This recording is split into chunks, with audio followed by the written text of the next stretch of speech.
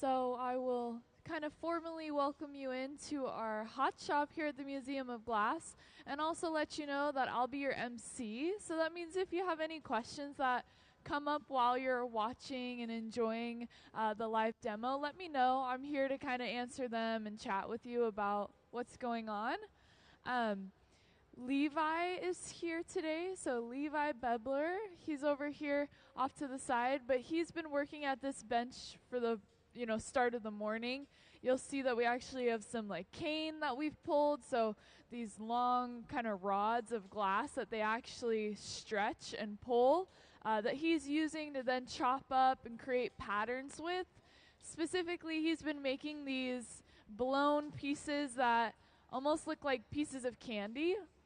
So that's kind of what he's been working on for the past couple of weeks in our hot shop. And I assume is what he's going to continue to be working on today. So that'll be kind of what's happening off to the side. I'm not sure if our Museum of Glass blowers will be out here supporting him in making these pieces of like blown candy, or if they'll be working on their own project off to the side. That's still kind of up in the air, but as soon as I know, I'll make sure to update you, let you know what we'll be doing.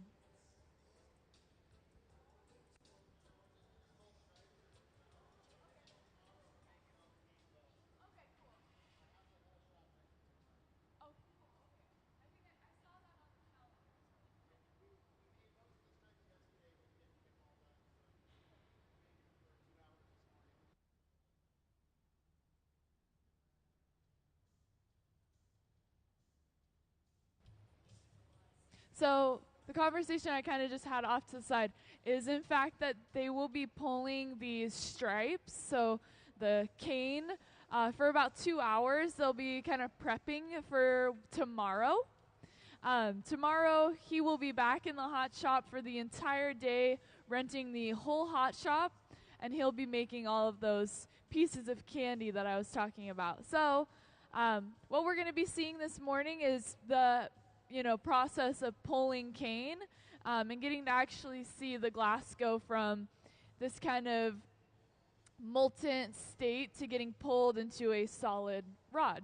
And then he takes these, and like I said, we chop them into about like 5 or 6 inch sections, and then he lays them out, heats them up, and rolls them onto the surface of some glass to create that stripy pattern.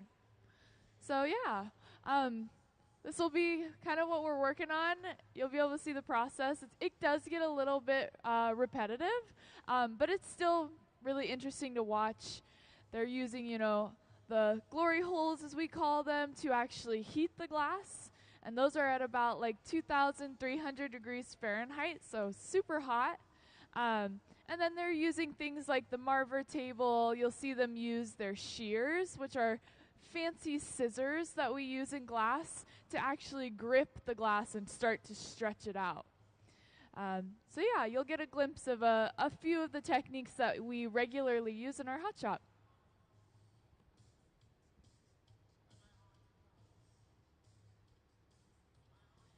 So I'll point out that right here, Levi actually currently has a rod of solid color on the end of his pipe that he's heating up and starting to manipulate. So all of the glass that we get out of our glass furnace, which is kind of this big kind of round furnace with the door on it, has about 1,000 pounds of clear molten glass. So if we want it to be colored in any way, we actually have to manually add our own color. You'll see that he's starting to prepare the glass over here to actually get pulled. And we can kind of watch as it already starts to stretch on its own. So it's already starting to, stretch itself. He's going to just encourage it even further by grabbing that end and again continuing to pull it long. Oftentimes when we pull cane in here, it's usually kind of a 2-person job where, you know, each person will have one end of the glass and kind of walk it away from each other here on the floor and then lay it out onto these wooden ladders. But he's actually doing it all on his own and actually getting some pretty long pieces of cane.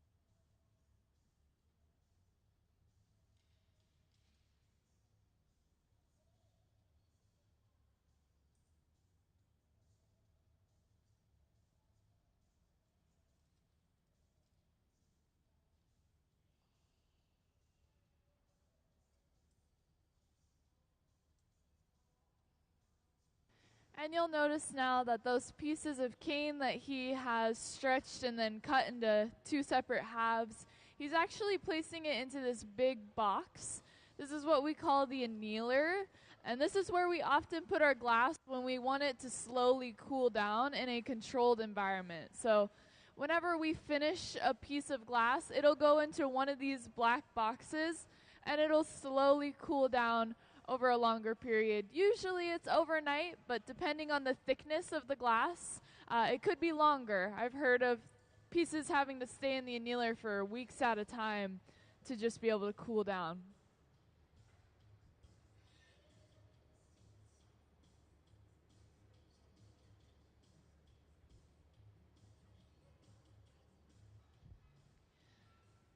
So it sounds like the rest of our hot shop, so our glassblowers here at the museum, are going to be working on some bowls, and they're also going to be working on some pieces for Pride Month. So down here on the table, we have some rainbow pieces of cane that we've pulled that they're going to be using to create a final product.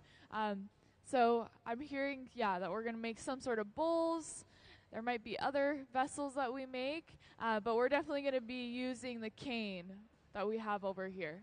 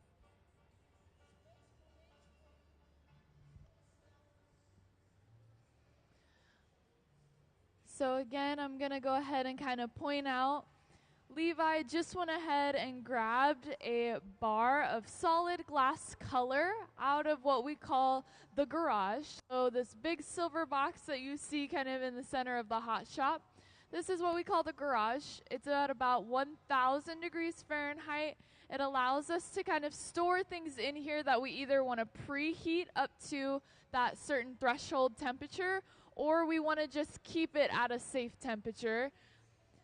So he went ahead and pulled out that color. He's starting to heat it up, starting to be able to actually manipulate it a little bit more. And then eventually it'll turn into what his assistant has currently on the end of the pipe, which is a mass of colored glass that he then coated in a layer of clear glass, so that when he pulls the cane, there's actually kind of this layer of that clear over and across the color that's then on the inside. So it's really hard to be able to see it now that, everything's super hot. All we're seeing is some sort of, orangey color. When in reality, I think that we're working with like a light baby blue almost. So it just goes to show that the heat really does distort what color we're actually seeing.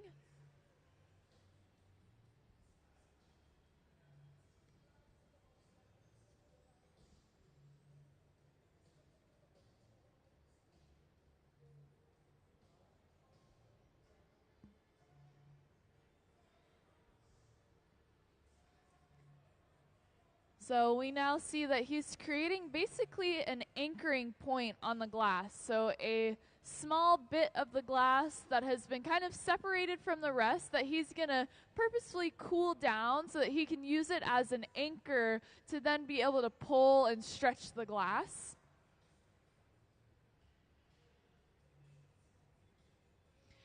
And you can see he does this by actually dipping that glass into the water. And now we're going to be able to see it start to stretch as he heats up the top, allowing the glass to kind of just fall, slowly allowing it to stretch itself. And then he grabs a hold to actually encourage it even more.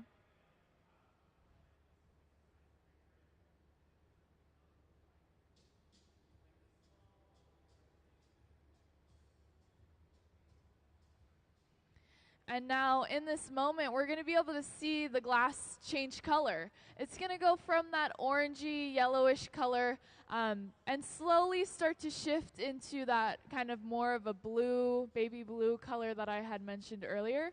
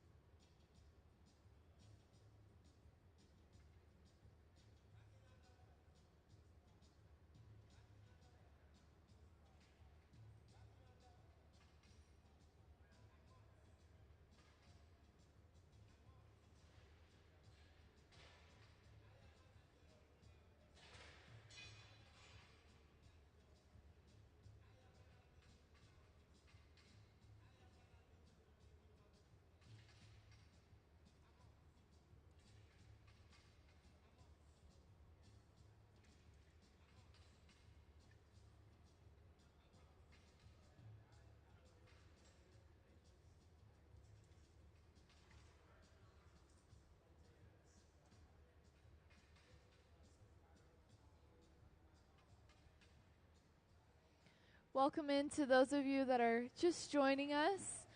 Welcome to our hot shop here at the Museum of Glass. If you have any questions that come up while you are enjoying the live demonstration, please let me know. I'm here to answer any questions that you might have. I'll be your MC for the first half of today. My name is Charlotte.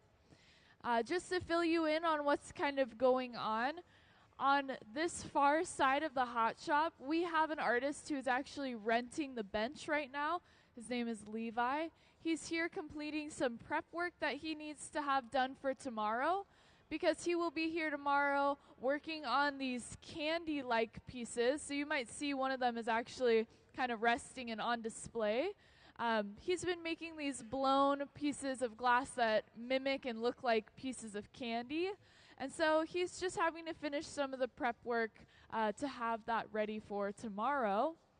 Meanwhile, our glass blowers here from the Museum of Glass are going to be working on some bowls that are going to be specifically for Pride Month. So you might see down here on the table, we actually have some cane. So this is pulled rods of glass. You can see it actually actively happening over here. So you can kind of get an idea of how that process is done, how we heat up the glass, and then how we stretch it into these long rods of glass.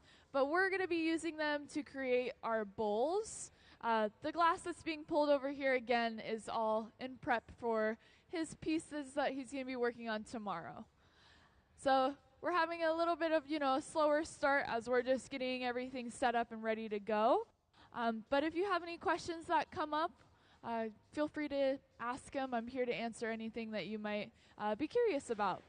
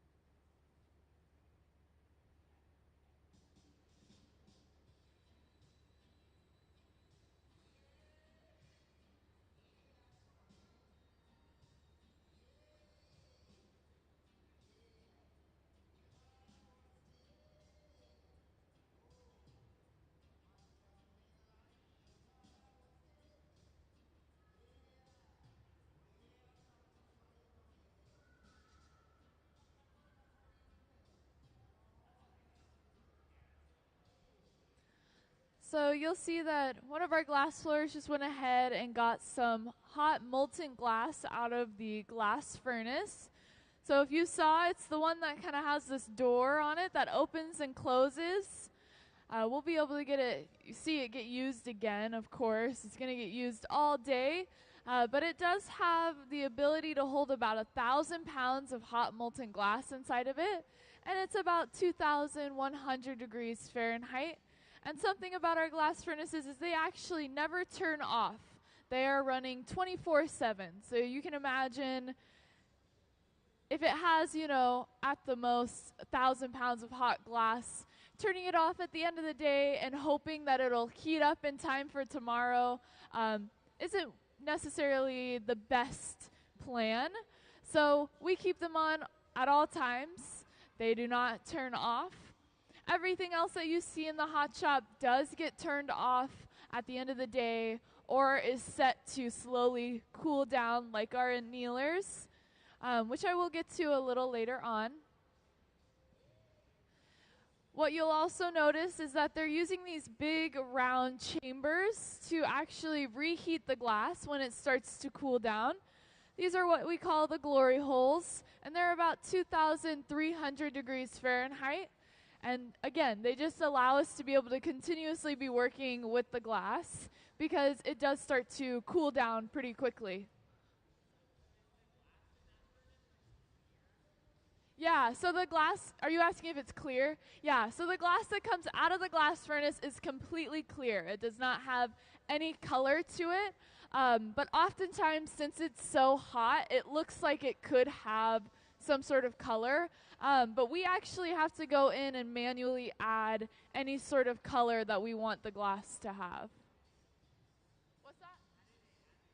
Yeah, that's a great question. So I'm being asked kind of how do we add that color? And we can do it in 3 different ways. So today, what you're going to see from this side of the hot shop is using a solid bar of color. So it's this solid color bar that we can break into kind of smaller bite-sized pieces, heat it up, and then actually kind of coat the entire surface in the color or just use that, concentrated true color. The other way is called frit. So it's kind of this rocky, crushed up, chunky version of the glass. So basically we took that color bar, that solid bar of glass, and we crushed it up.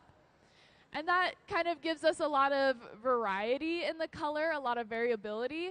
And then the last way is going to be a powder. So basically taking the sand that makes the glass all the way back to its original form into this powder that we can either kind of sift onto the surface or just roll the glass into. So yeah, there's definitely very interesting ways that you can get different effects of the color depending on what type of color technique you use.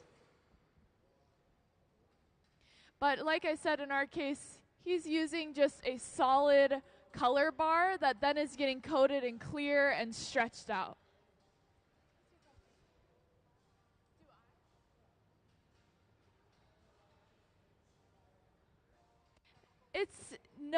It's not technically made here, so we get it pre-made, pre-packaged, and then we pour it into our own glass furnaces. So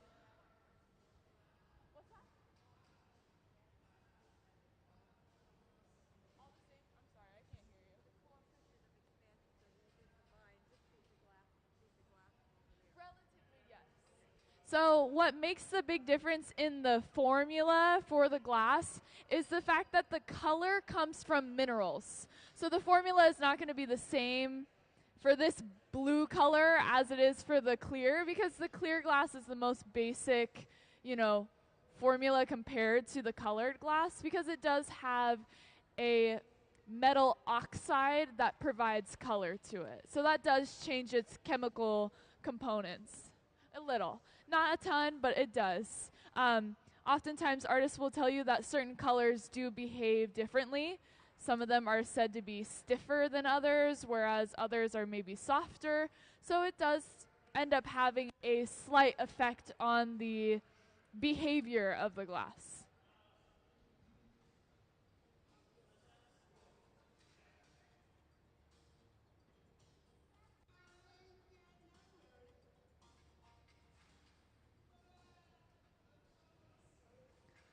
So you'll notice up at the front of the hot shop, one of our glass floors is taking this cane that we have on the table, so again, these rods of glass, and is actually using this tool to trim them down into about 5 or 6 inch sections that then can get used to create patterns on the surface of the glass. So they will get laid out and then rolled onto the surface of our glass to create a rainbow pattern, which is what we're trying to achieve today with the colors that we have.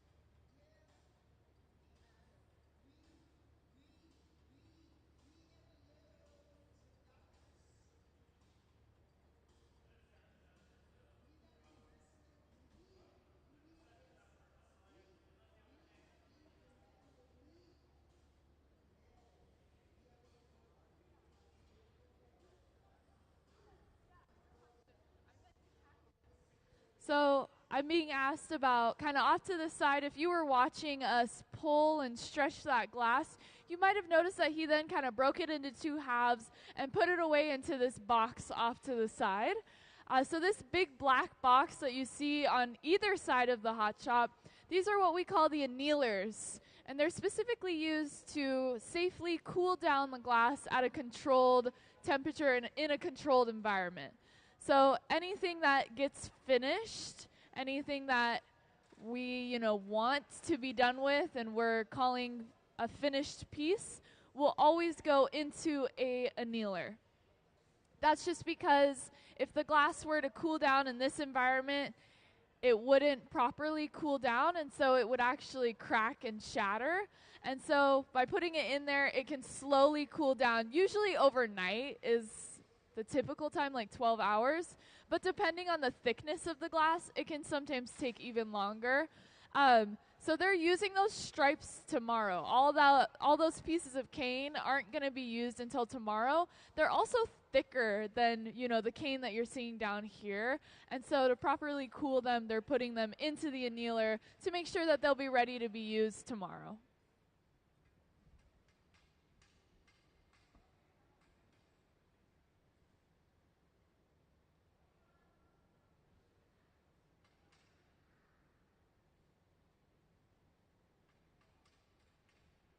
So meanwhile, in the center of our hot shop, we've started with a little bit of color on the end of a solid pipe right now, and then we actually just overlaid another color on top.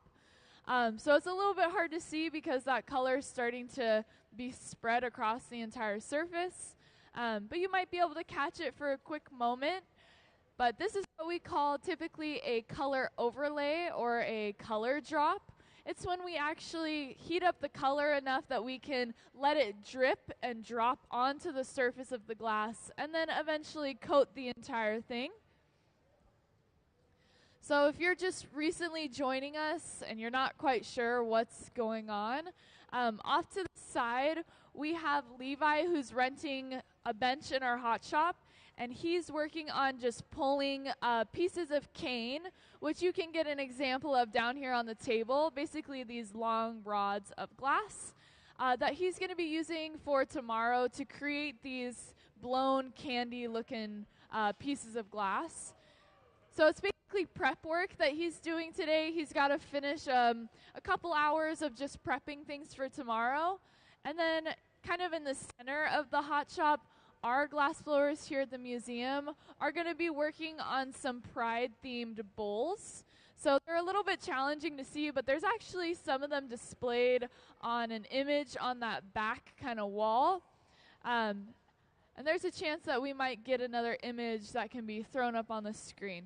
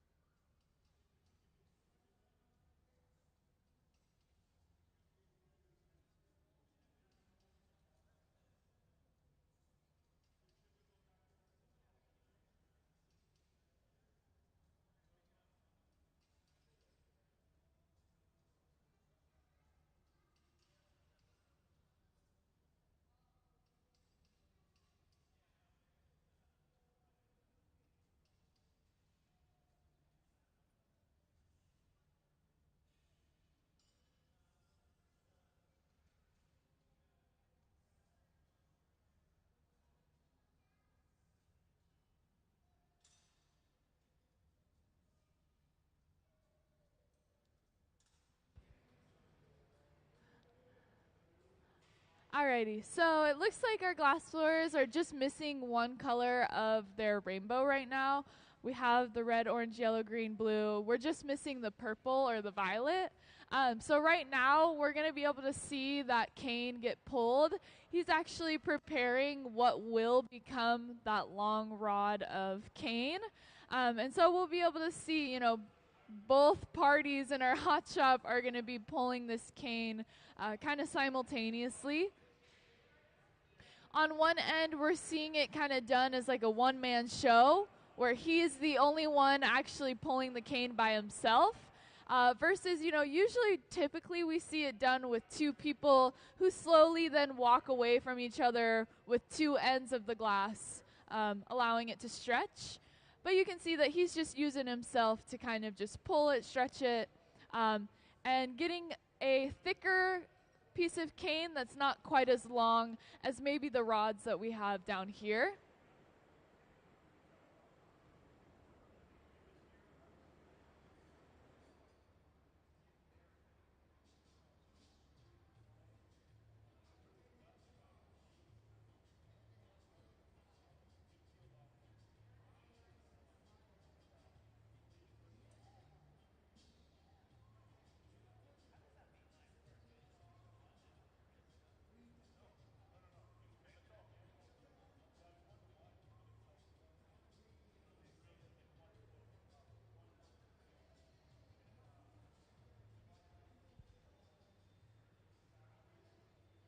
And then I will just say, once we have this violet color pulled and stretched into one of these rods that we're going to be using, we're going to be turning them into a twisted cane pattern on a bowl. So basically we're going to lay out all of these colors of the rainbow next to one another, creating that pattern that will get picked up on the surface of the glass, and then it'll actually get twisted so that everything is then kind of a new pattern. Instead of just up and down stripes, it'll become this twisted pattern, and it'll get blown and shaped into a large bowl.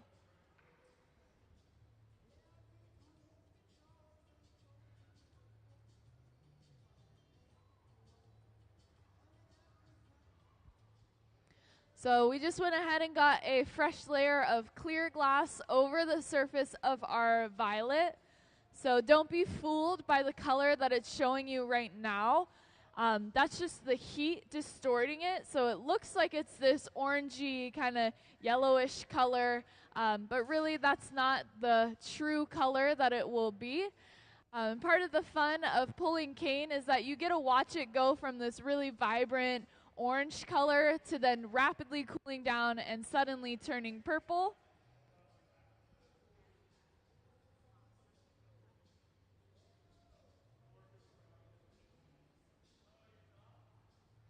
And then for those of you that weren't here and didn't get to hear about kind of what different things we're using in our hot shop, the glass furnace where we just went to get a new layer of glass holds about 1,000 pounds of hot molten glass that is completely clear.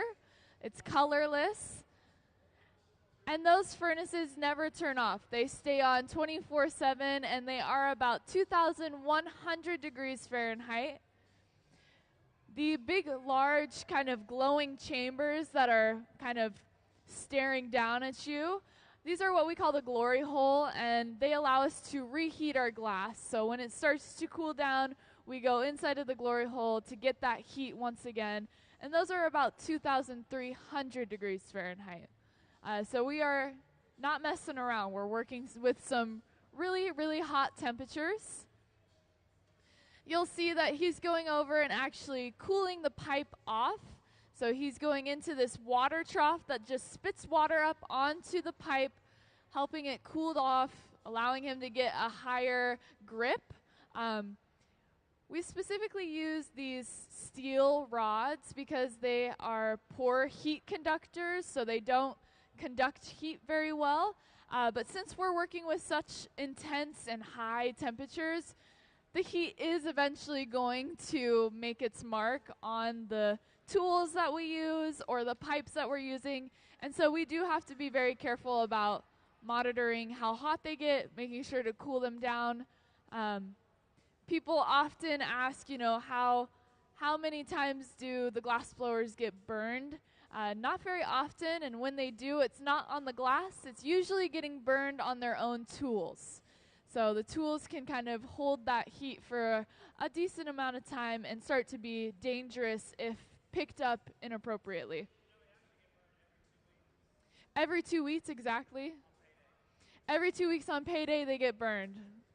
For those of you that understand that, but the other thing that people often say is, why aren't they wearing any sort of safety protection? And the answer to that is that they are. You just might not really recognize it. They're all wearing cotton t-shirts to make sure that they won't go up in flames if anything were to happen. And they're all wearing eye protection. Of course, they just are, their regular everyday glasses. But they are protecting their eyes from any glass that could potentially shatter or combust on itself.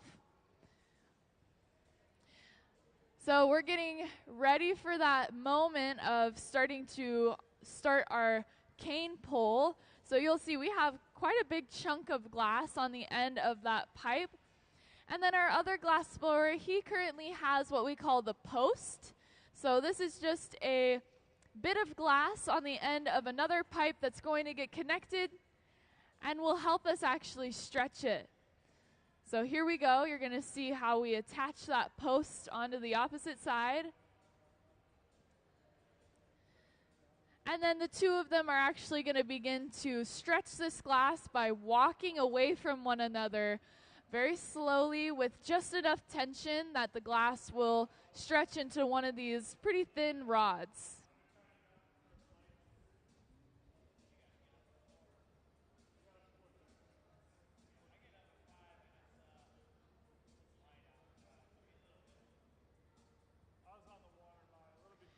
What I also want to point out is that you're going to see the glass go from that radiant orange, glowing orange color to now in the center, you can already see it turning purple.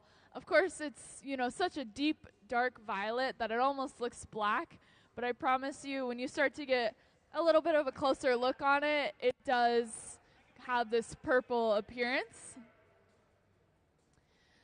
The other thing that's going to be really kind of spectacular to see is that they're going to be able to start working and touching and doing things with this glass rod pretty quickly after they have stretched it, just because what's happening is they are rapidly cooling both the core temperature and the external temperature at a similar rate to create, a rod of glass that's then going to harden fast enough that we can break it into our smaller sections that we need.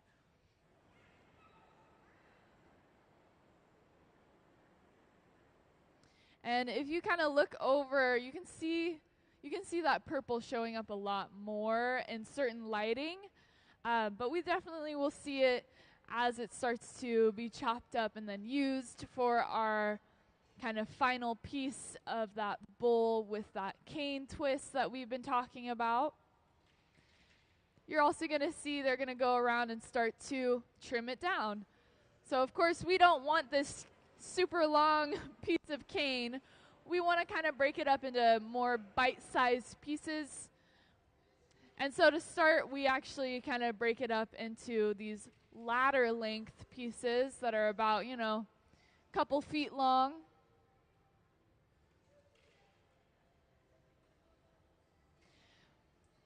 You'll also notice how easily he's able to actually just break them. And that's just because they're no longer extremely hot. They've, cooled down quickly. They've gone from being a liquid, right, from this molten liquidy state to now a solid.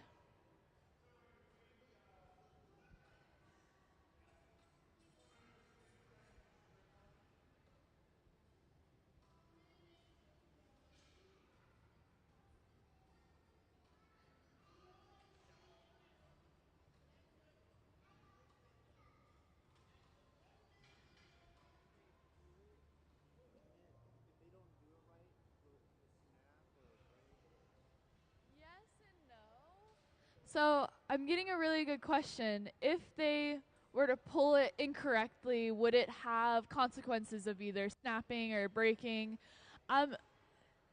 Typically, what happens is if they pull it incorrectly, a beginner glassblower would actually not pull it quick enough or not with enough tension, and it would actually not create that solid rod. It would instead create this kind of warped piece of string glass. Does that make sense? So it wouldn't be this very taut, rod of glass, but instead it could kind of be a little bit, like not quite the right shape. It's not often that I see the cane getting stretched incorrectly and then snapping, because usually the tension that they're putting into it is only about as much as like their body weight, and then once it stops stretching and it's not moving anymore, they set it down. So typically the glass won't just snap just because of their pulling. But we kind of almost want it to be broken because we want to break it into these smaller pieces. I don't think I've ever seen a glassblower use, a full long rod of cane for anything until it's been trimmed down.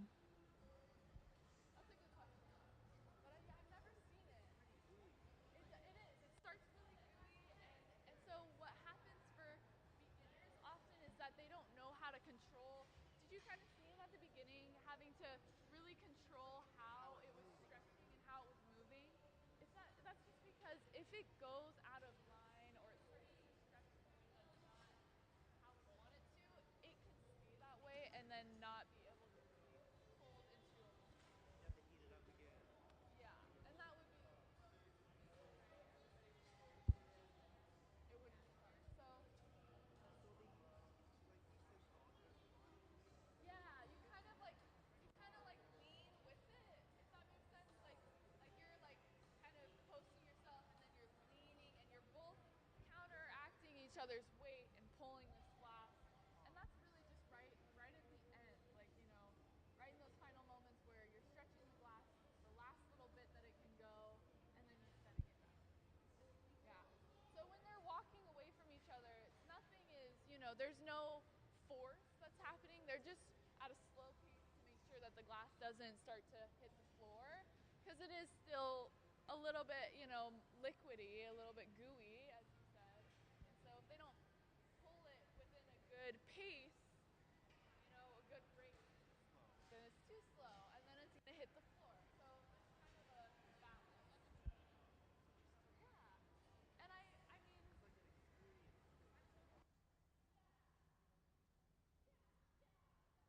I actually want to kind of point that out. So we're kind of talking about cane and how oftentimes, glass blowers who are beginners can run into some issues with being able to properly pull cane. And so this is my reminder to everybody in the audience that our glass blowers here at the museum are highly practiced and professionals. And they've been doing this for like over 30 years. This is their career, this is what they do for a living, and this is what they love. And so they are really good at what they do, and oftentimes they make it look really easy and effortless when in reality it's really not. So that's kind of my reminder to everyone in the audience that our glass blowers do a really good job at making this look simple and very effortless at times. But when it comes to the end of the day, this is something that people practice for years and years and years and still feel as if they could improve or learn new techniques. So yeah, there's my little kind of reminder to everybody. Also a reminder that our glass blowers here at the museum, so the glass blowers that you'll see working off on kind of this side of the hot shop, Ben, Gabe, and Sarah are all their own individual artists as well outside of the museum. So not only are they here, Wednesday through Sunday, 9 a.m. to 5 p.m., but they also are their own individual artists kind of here or within the museum. I do believe that one of Gabe's pieces is on display right now, right outside the museum for the Ikebong stuff, so you can kind of see some of his work, and you can also find them all on social media. So yeah, go support our artists that are here at the museum. Isn't it? It's pretty cool. I think that people often forget that they're, like this is their life. Like glass is what.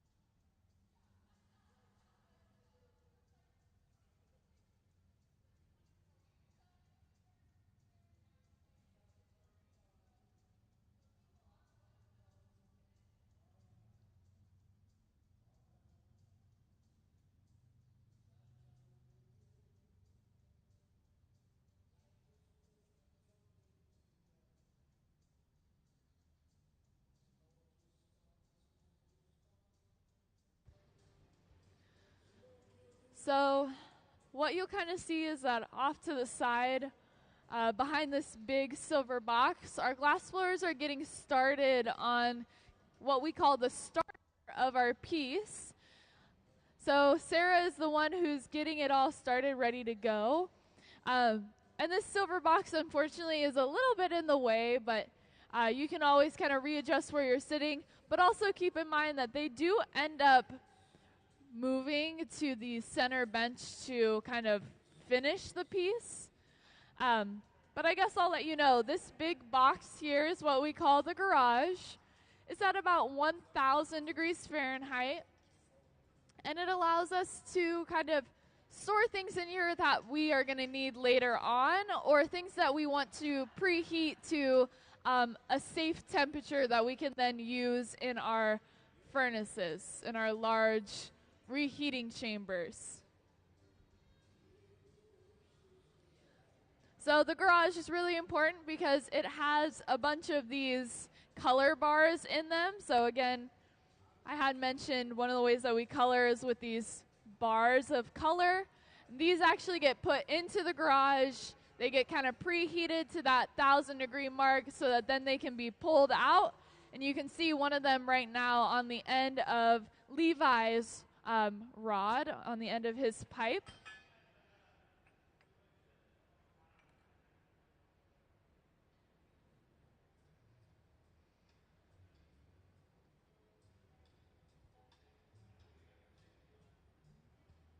And then for those of you that haven't quite seen it yet, what's happening on the other side of the hot shop is a hot shop rental where Levi is prepping and pulling cane for tomorrow, what he will be working on in the hot shop tomorrow. If you can see, there's this blown piece of glass that has these stripes on it that looks like almost like a piece of candy. That's what he's going to be working on all day tomorrow. And so to make sure that he's prepared for it, he's actually pulling a bunch of cane to be able to create those stripes in the surface of the glass. So you're able to create these patterns with these kind of rods of glass that we end up pulling.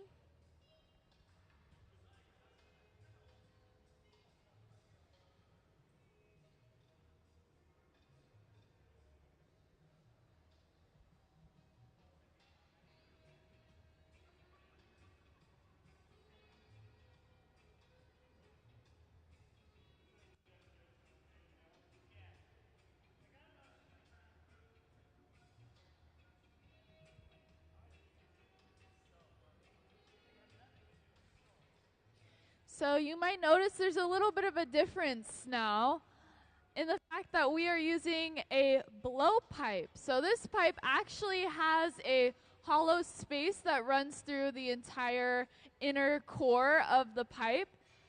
And it allows our glass blowers to do, of course, what's in the name, glass blowing. It allows them to blow into the glass and actually inflate it. So you're going to be able to see how we actually inflate the glass, how we shape it as we blow into it, as we start this first piece that we're going to be working on today.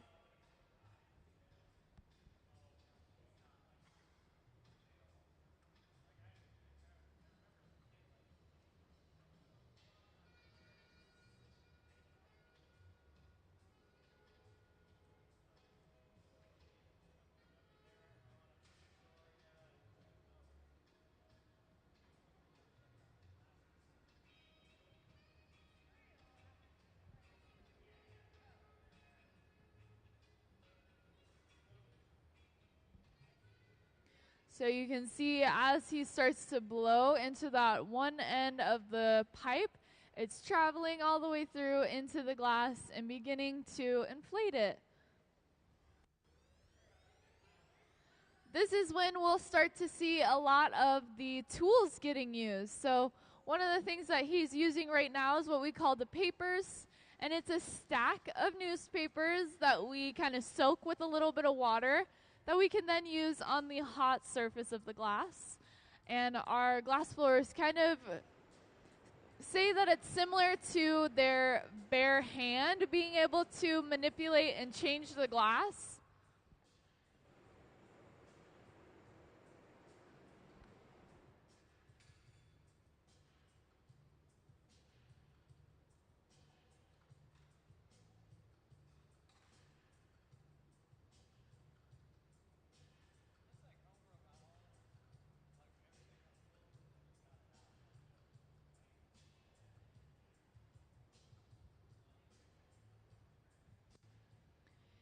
he is now going to go in with a different tool. This is what we call the jacks.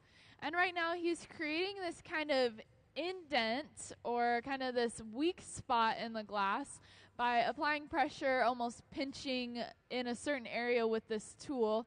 And he's creating something that we call the jack line. So you can imagine it as almost like the neckline of the piece. And it's eventually where we will be breaking the glass off of the pipe from. So it's really essential, it's really crucial to be able to create this weak spot where eventually we'll be able to actually break the glass off of the pipe from.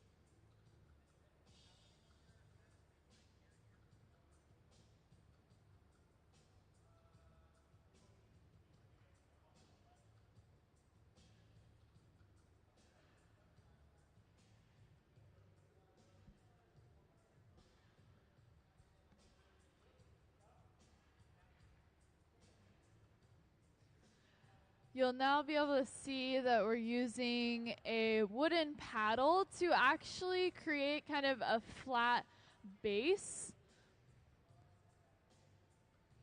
So it's a little bit hard to kind of imagine it right now, but the end that is connected to the pipe, where we have kind of this opening to be able to blow air into the glass, that is actually kind of where the opening to whatever we're making will be. So whether it's a bowl, a cup, a vase, that'll be its open side. So the side that they just went ahead and used the paddle on to flatten it is actually going to be the base or the bottom of whatever they decide to make.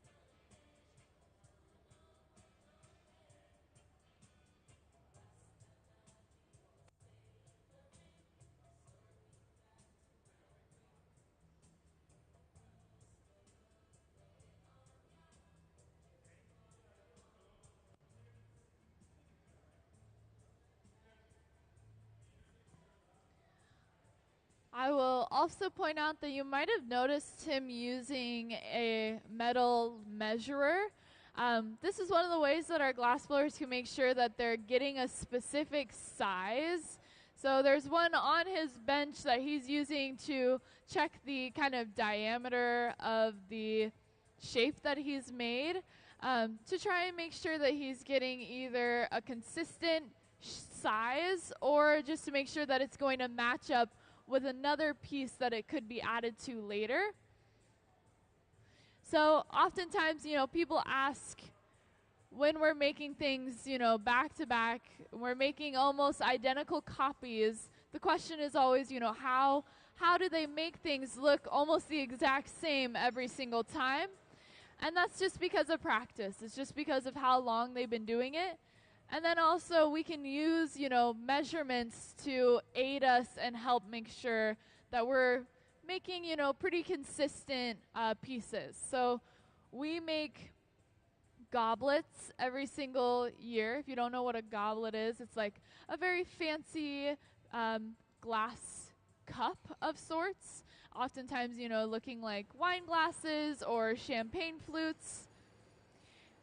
And we make 50 of them, and they go on auction, and we specifically pick out 50 of those goblets that look nearly identical to one another.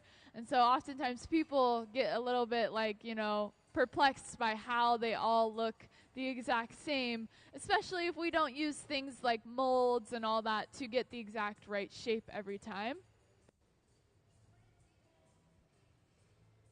Over off to the side, he's pulling cane, so he's prepping for tomorrow for a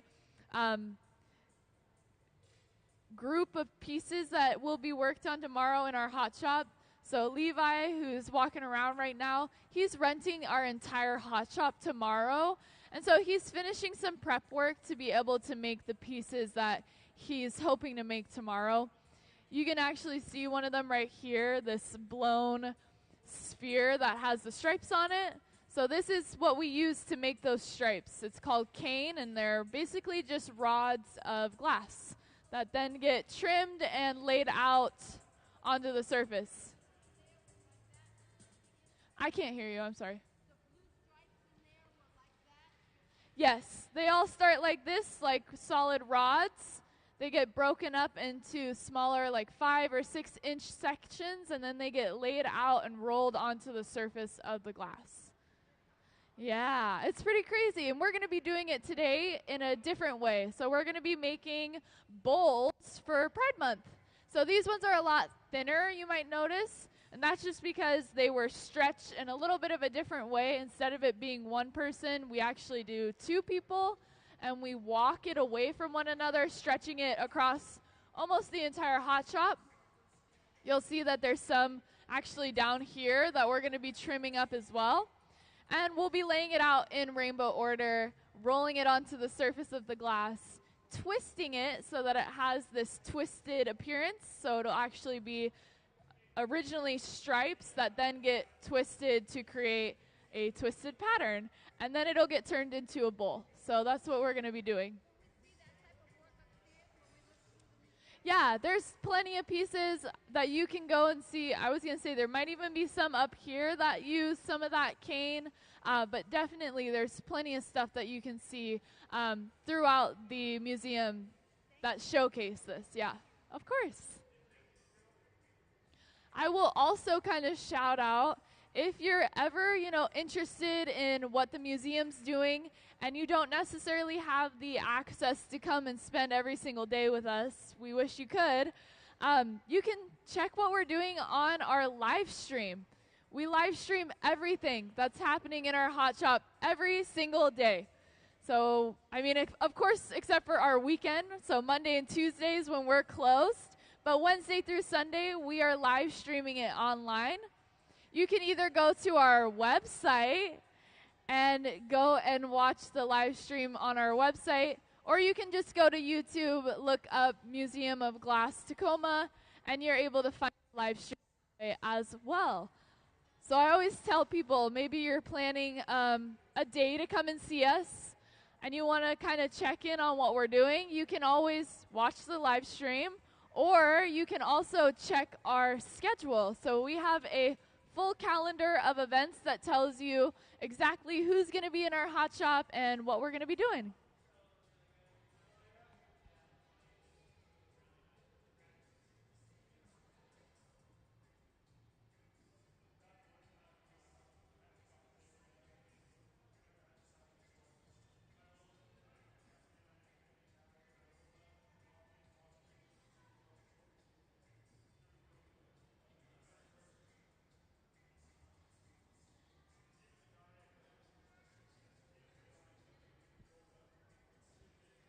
So you might notice that we did rotate onto a new pipe, and now we actually have access to that open side that I had talked about a little earlier. He just went in and used a tool that we call a sophietta to actually blow some air back into the glass, kind of re-inflating the top half. But you'll notice that there's actually an opening. There is a access point into that hollow space that we blew into the glass.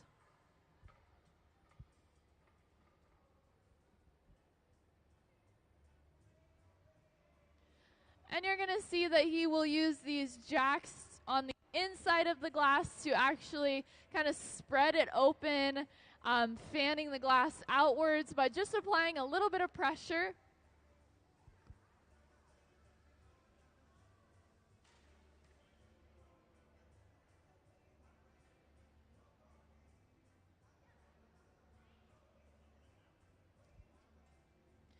And you'll also see that that violet-colored cane that was pulled earlier is now getting cut and trimmed to the size that we need.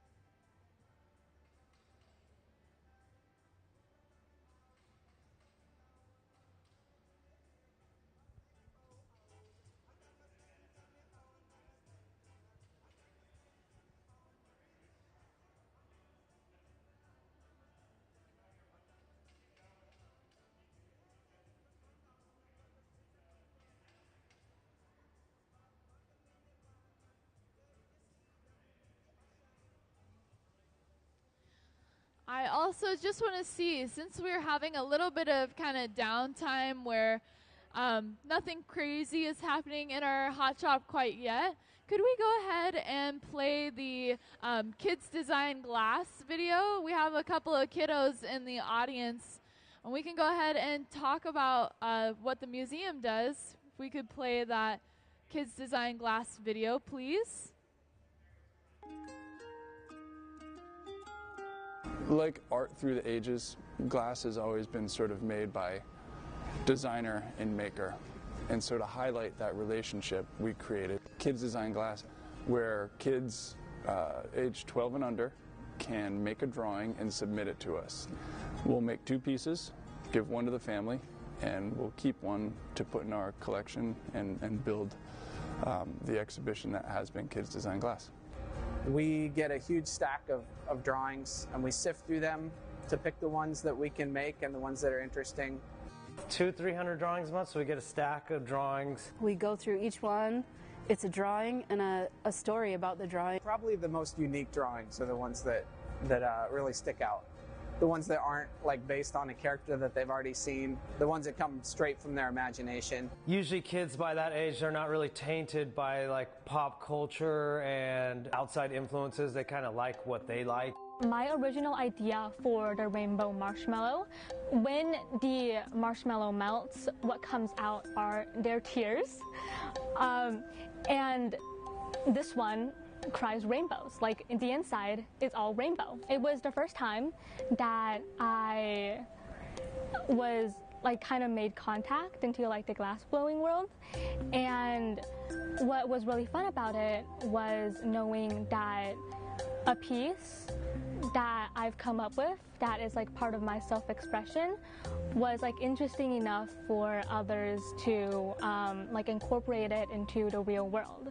Being in a creative environment, I think that builds self-esteem, and the fact that they're going to have this thing that they're going to have the rest of their lives of something that they had as a child, and then knowing that they're actually like in a museum collection, which is pretty incredible when you're under 12 years old.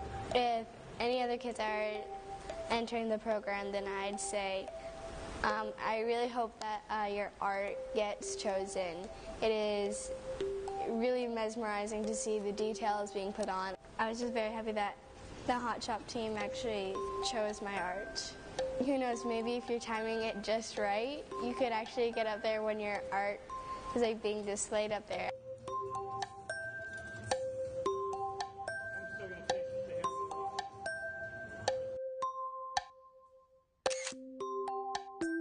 For 20 years, we've made some wild things.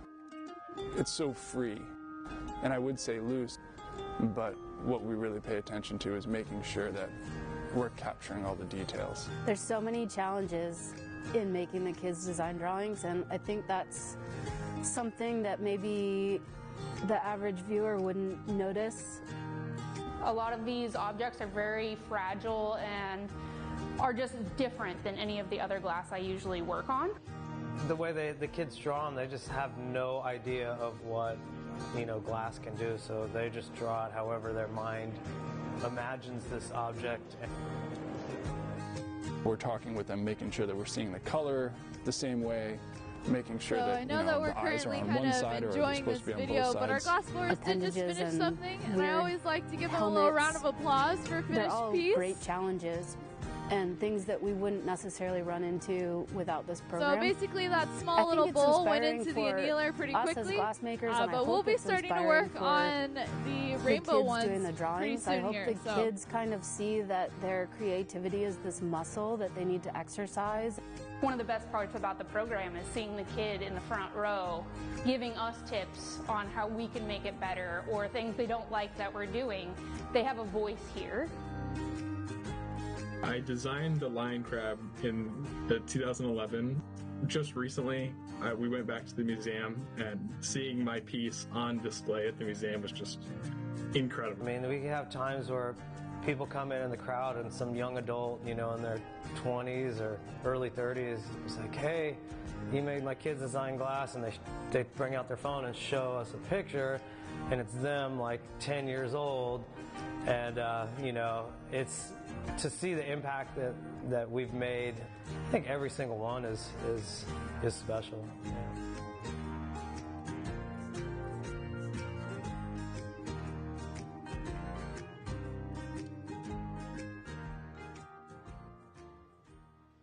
Alright, so yay, there's our Kids Design Glass program that we do here at the museum. It's probably, you know, the most unique thing that we have at our museum that isn't, you know, like any other. And I also will say that we just recently, like last week, changed out which Kids Design Glass pieces are on display. So we have a whole new arrangement of pieces from our collection that we put on display, kind of rotated out the old ones that we previously had, and you can go and see them in our Art Alley installation. You can kind of walk, read the stories that the kids wrote, and be able to see their drawings come to life in glass. The other thing that I'll kind of talk about, since we were a little bit, you know, preoccupied, they finished off that piece, so you might have seen that bowl that they were working on. They finished it, and then it went over into this black box off to the side of our hot shop. Oftentimes, you know, people are curious what that black box is, and basically it's what we call the annealer. It allows the glass to slowly cool down in a controlled environment. So without it, our glass would not properly cool. And so in this environment, it would actually crack, break, shatter everywhere. And so we have to put it inside of that kind of specific environment to slowly cool it down over a longer period of time. Usually it's overnight, so about 12 hours. But depending on the thickness of the glass, it can take even longer. So if you have a piece of glass that, you know, has really, really big thickness on it, or maybe it's solid and doesn't have, you know, any blown part, then it could take, you know, days, weeks. I've even heard of it taking months. So it really just depends on how you want to, you know, properly cool the glass slowly from about 1,000 degrees until it reaches room temperature. So anything else that we see getting done in our hot shop today will all end up going into the annealer, fingers crossed, as long as nothing, you know, cracks, breaks, or ends up on the floor, which we always hope never happens, right?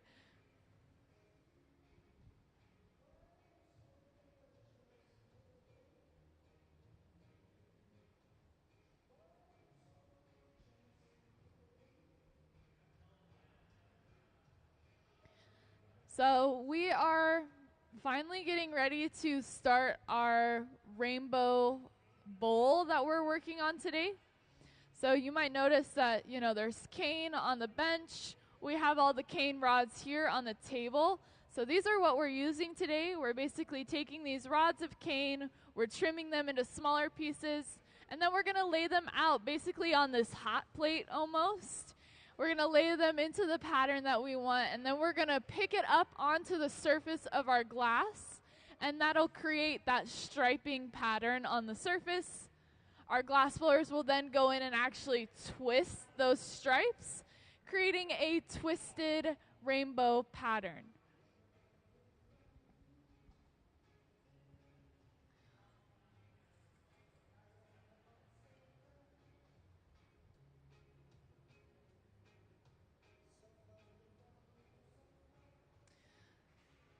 So you're going to be able to see he's going in with each of those individual pieces of cane and is starting to lay them out, creating that pattern of the red, orange, yellow, green, blue, purple that then will be picked up onto our glass. So of course, we have to actually heat up this cane. We can't just pick it up when it's, at this room temperature, because it would actually shock it, and so we would end up with most likely cracked pieces of cane, and we wouldn't get the, nice clean stripes on the surface of our glass. And so we just make sure that we lay it out on this flat surface so that we can properly kind of heat it up, kind of preheat it, get it ready to then be rolled onto the glass. You can see Sarah is kind of off to the side starting to prepare what will pick up this cane pattern. So she has a little bit of glass on the end of her blowpipe. She has established a small bubble on the inside and is now going to begin the process of shaping it and starting to build up mass. So she's going to get multiple layers of clear glass so that she's prepared, to have enough glass to pick up all of that cane.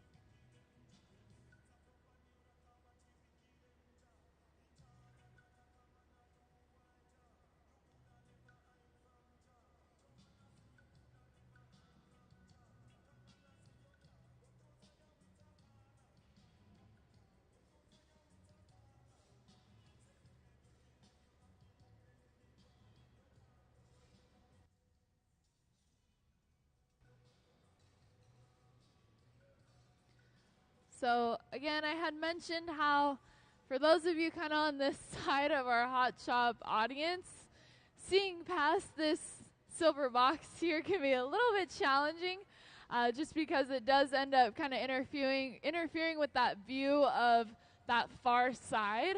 But all that's happening over there is Sarah is just preparing the starter for our bowl. So she's gotten that glass, a clear layer of glass onto the blowpipe, established a bubble.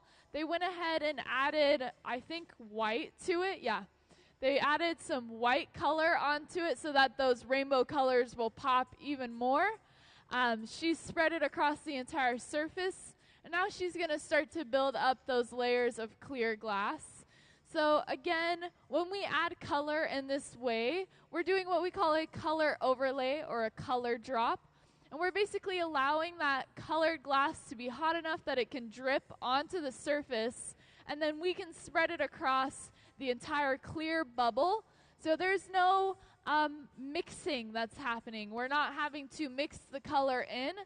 So if you were to take a cross-section of what we currently have, you would actually see that there's only a very thin layer of color, whereas the rest is clear glass. So clearly, I think we can all say there's not enough glass for us to be able to pick up all of these rainbow cane pieces down here. So what's going to happen is she's going to continuously build on top of this by adding more layers of the clear glass. And then eventually it'll actually become blown and it will expand even more. So right now we're just allowing that glass to cool down a little bit since we added the color. We don't want it to be too hot because as we go into the glass furnace, if it's too warm, it could actually have risk of stripping off and ending up inside of our glass furnace, which of course, all of the glass in our glass furnace is completely clear. The last thing that we want is any sort of cross-contamination of a color inside of our clear glass. For those of you that haven't seen, she's inside of that glass furnace now, coming out with that fresh layer of hot glass. And then she's going to take it back to her bench and continue shaping it, making sure that it is, ready to then have another layer added or to be blown and start creating our final piece. So if you're more recently joining us, you might see on this middle bench here, we have some rainbow rods of color laid out. So this is what we call cane. And we're making a bowl. So we're going to be rolling those colors of, the rainbow onto the surface of the glass, blowing into it, and making a Pride Month themed bowl. So should be really fun. We will start with a striped pattern, but then our glass blowers will actually go in and twist those stripes, creating this twisty rainbow pattern. So it'll be really, really cool. The base of the bowl is also white so that those colors pop even more. And the other thing I'll mention is that while the glass is, extremely hot, the colors will be distorted. So it'll be really hard to see that rainbow until a little bit later on when it starts to cool down, right before we actually put it away. So if you're just joining us, you came at the perfect time. We are just starting on our first Rainbow Pride themed bowl for today. You can come and see all of the colors that we have down here on the table. These are all of the rods of cane that we pulled, and then we cut them into smaller pieces, laid them out on this board over here so that we can then heat them up and roll them onto the surface of the glass.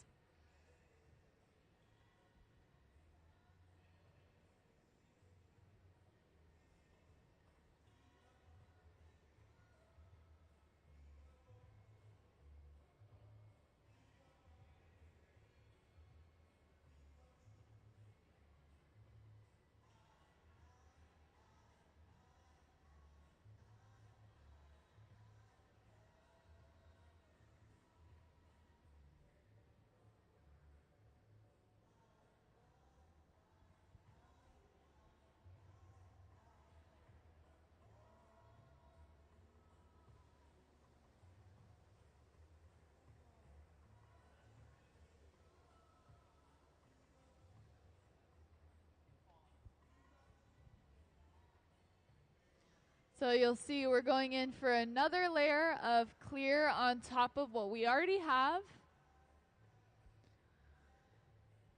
So we're just basically establishing more layers. We're trying to build up our mass and the amount of glass that we have to work with.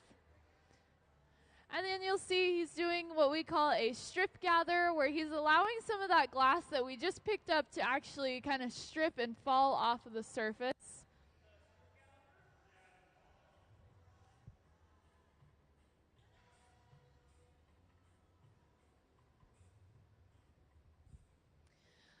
So again, I continue getting some new people in the audience. So if you're just joining us, we're going to be using these rainbow pieces of glass to create a rainbow-colored bowl. And so it'll have these stripes of the rainbow on it, and then we'll actually twist it, and it'll create this twist rainbow pattern on the outside of our bowl. So you came at the perfect time. We're just getting started. So if you have any questions about the process as we continue on, please let me know.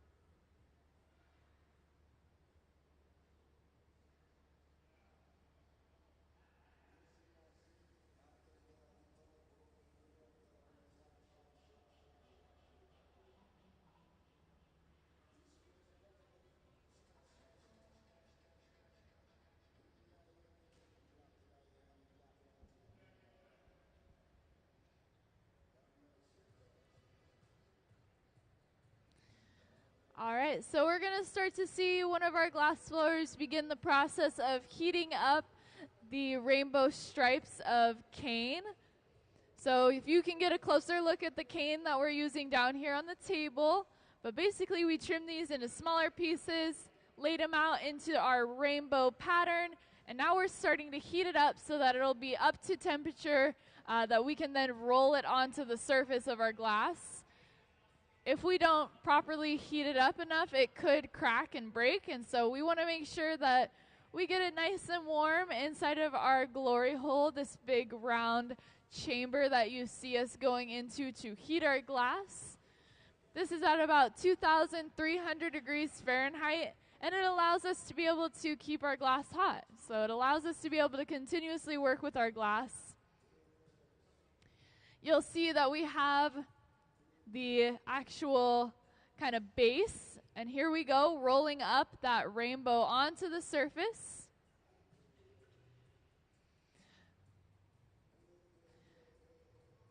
And then a reminder that the base of our bowl is white, so we will be able to have those rainbow colors really pop on the surface. But he's going to begin to kind of roll the glass and get all of those rods of cane to adhere themselves onto the surface and kind of become one with the rest of the glass.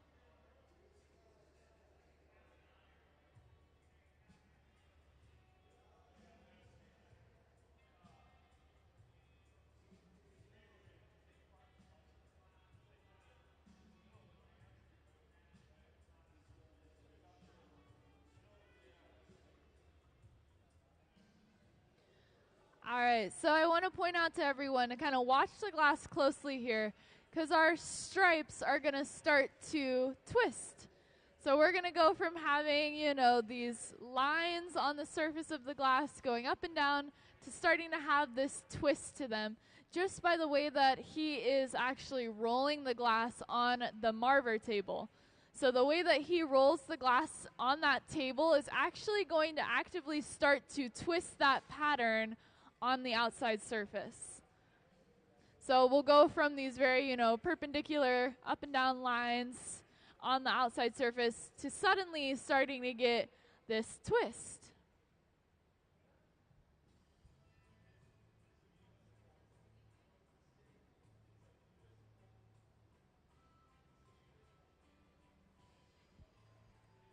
And like I had mentioned, right now, the rainbow doesn't seem to be there anymore, right? We've lost all of those vibrant rainbow colors, and that's just because the glass is extremely hot.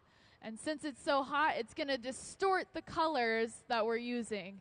So all those stripes that we added are now looking like they all are maybe, like a red or a black. And that's just because of how hot they are. We'll be able to see that as it gets blown as well, we'll start to see those colors show up a little bit more again, and then also as the glass cools down.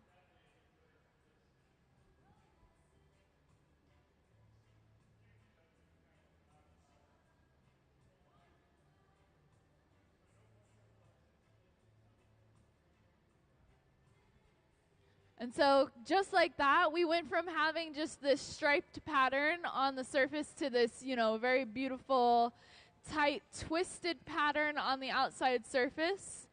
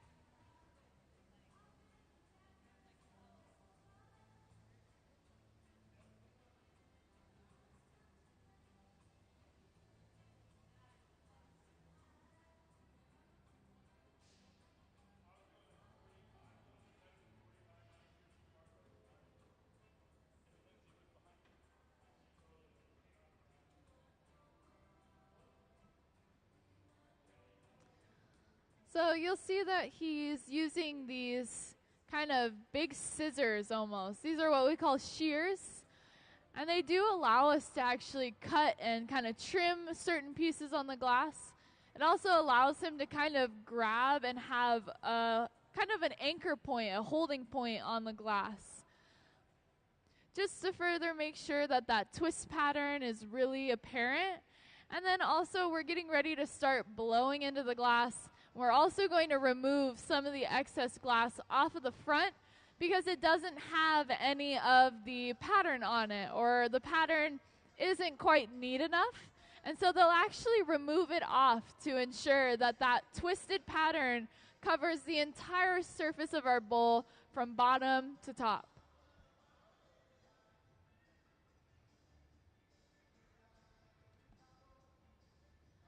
So here he goes with those jacks. So these are kind of like big tongs that we can use to create indentations in the glass, specifically allowing us to kind of separate certain pieces out and away so that we can then go in and trim them off.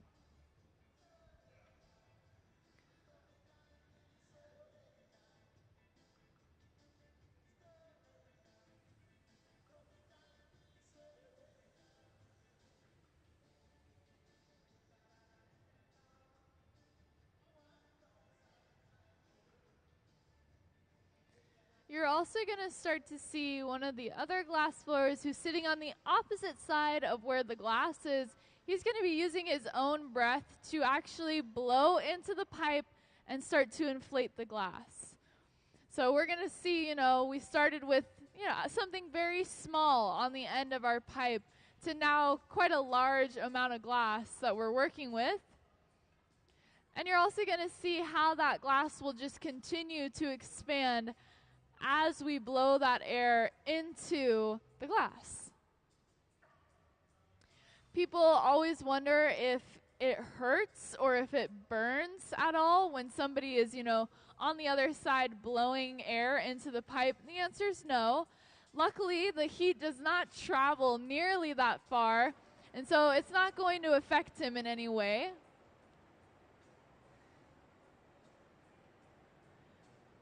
And now we're just going in, we're using our blowtorch so that we can actually get some more heat back onto the glass. So oftentimes we use the blowtorch to give us some specific heat in certain areas that are cooling down faster than the rest.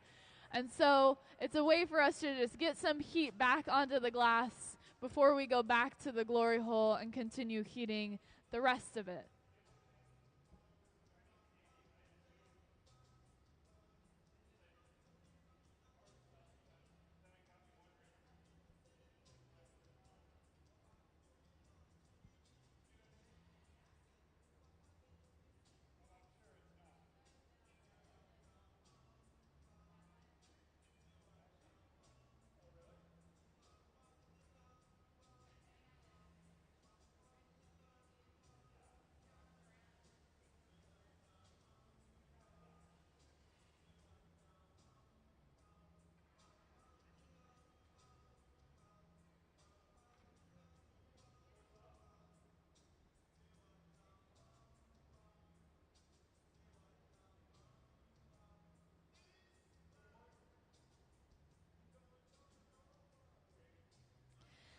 And for a quick moment here, now that the glass is, starting to cool down a little bit more and it's been blown into and kind of stretched, we're starting to see the rainbow show up a lot more. We're seeing that, that red and the orange really shine through. And then we're also starting to see more of our cool tone colors show up as well. Of course, they still look a little bit almost muddled in a way. They don't look quite as vibrant as they once did. And that's just still because of the heat. So we will be able to see, all of those colors will turn out just as vibrant as they are down here once the glass is back to, room temperature, which does, take a little bit of time because it does have to go into one of these large black boxes called the annealer, where it slowly cools down over a longer period of time, usually overnight, so about 12 hours. And it's just a controlled environment for the glass to slowly cool down in.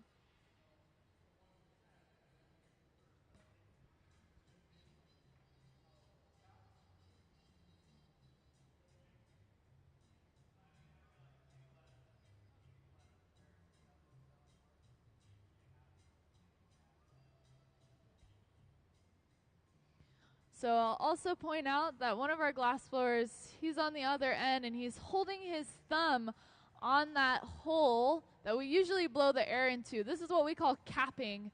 So he's basically not allowing any of that air that is inside of our glass to escape. So he's making sure that as we apply that pressure with the wooden paddle, none of that air is going to escape and therefore deflate or cause the entire thing to close up on itself. So he's actually able to make sure that air won't go anywhere.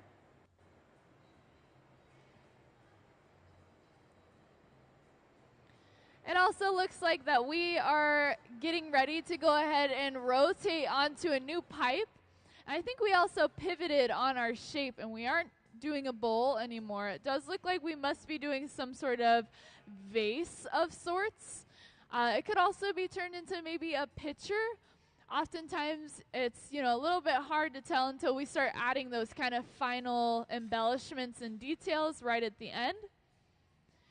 But right now we're starting to get a new pipe that we're going to attach to the bottom of our piece. and actually break it off of its original blowpipe. So that's when kind of this weak spot that you see, almost like a neckline to the vessel that we've made, is going to become really important, because it's a weak spot that we can then break the glass from, causing it to then come off of its original pipe.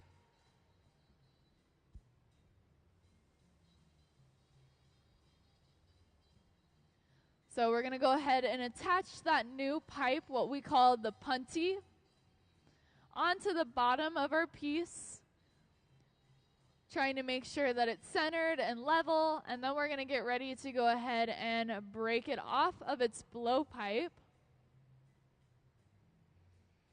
So he's going to grab a little bit of water in his tweezers, creating some small cracks in the surface of the glass, and then he's going to tap it off. And so by just tapping on that pipe, sending vibrations through to the glass, it encourages it to then break at that certain location. And that's why we weaken it so much. We want to make sure that it's going to break in that one spot and nowhere else. He now has a short period of time to kind of make some final adjustments while that glass is still warm enough. So he's going to just make sure that our glass is centered on that new pipe, and then they're going to continue to work on the other side of the glass. So we have an opening left over from our blowpipe that gives us access to the inside of our vessel, and therefore will allow us to kind of open up the walls, create a mouth or kind of a lip line for the vase or the vessel that we're working on.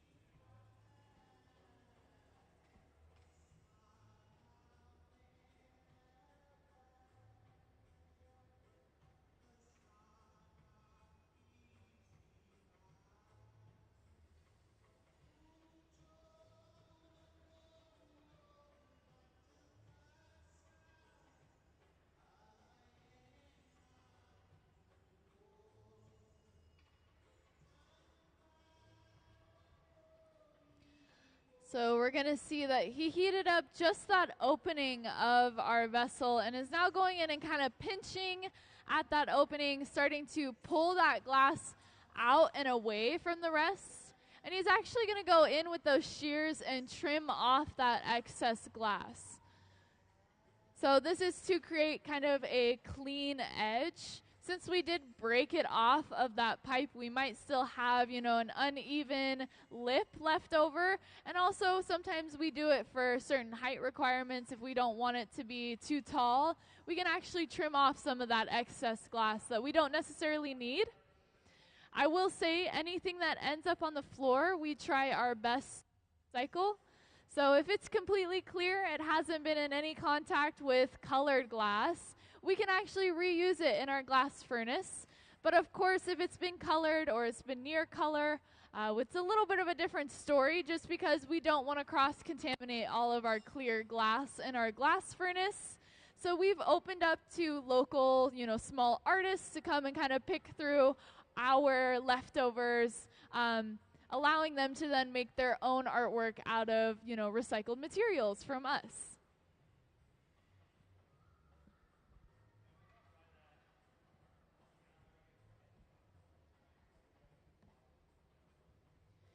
You'll see that he's now going from the inside of this vessel and actually kind of spreading the walls outwards, almost fanning them out. So we're basically just opening and kind of expanding where we would be able to, pour a liquid into it, or maybe it's a vase for some flowers. This is where we would be able to put our flowers into it.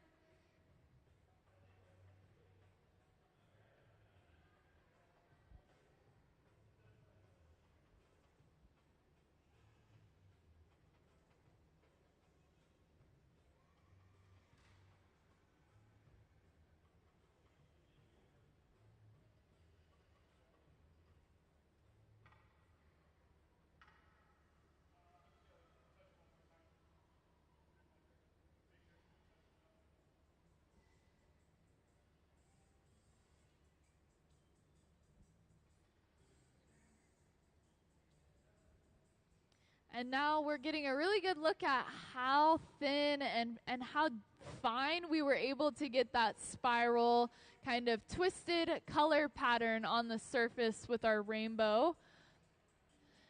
Because we now have light that is actually entering the inside of our vase, we're able to see those colors a lot more. And we're also getting a pretty good look at what this will look like fully finished once it's been cooled down. This is relatively as close as we're going to get to kind of the final product. So they're going to make some quick little final adjustments. They're getting ready to actually break it off and call it finished. You're seeing that we're using that blowtorch just to heat up that kind of location where we're going to break it off from again. We want to make sure that that glass is hot enough that it will react to the water that we're going to add to crack the surface. And then they're going to get ready to actually put it away. So tapping it off of the pipe, going ahead and torching the bottom just to get rid of any of those rough edges. And then we're going to go ahead and stamp it with our Museum of Glass logo, because this is a piece that will actually go straight into our gift shop here at the museum. So they go ahead and walk it off to the annealer, where we can all say goodbye as it safely gets put away. And let's give them a little round of applause.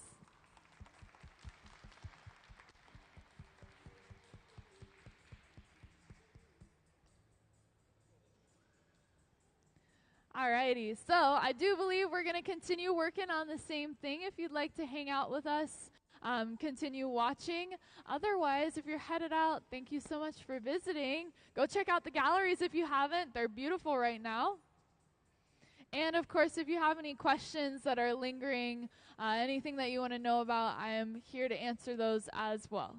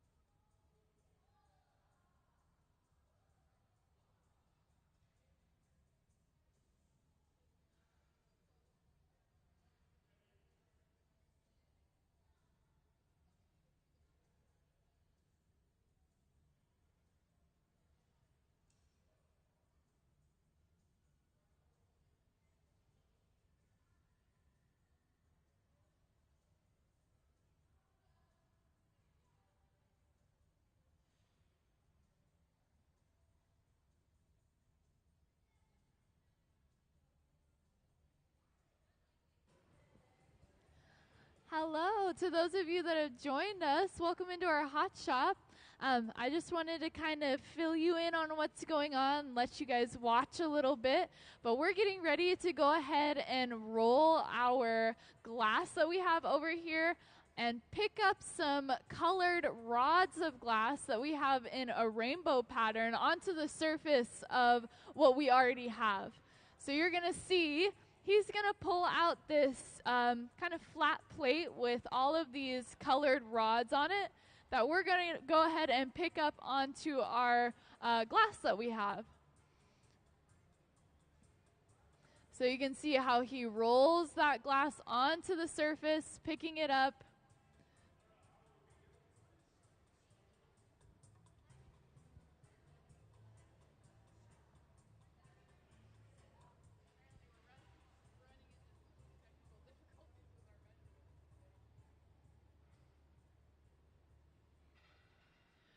But now what you're going to see is we're going to go ahead and make sure that we roll that pattern onto the surface, ensuring that it has proper connection, and then we're going to actually twist it. So we won't just have stripes on our surface, but we're going to twist it so that it creates almost this spiral kind of twisted pattern on the outside of our glass that we're going to be blowing. And then we're going to shape it and create a object. So we're going to see it go from just being, you know, kind of a mass of glass into a vase of sorts, some sort of vessel that we then are going to shape.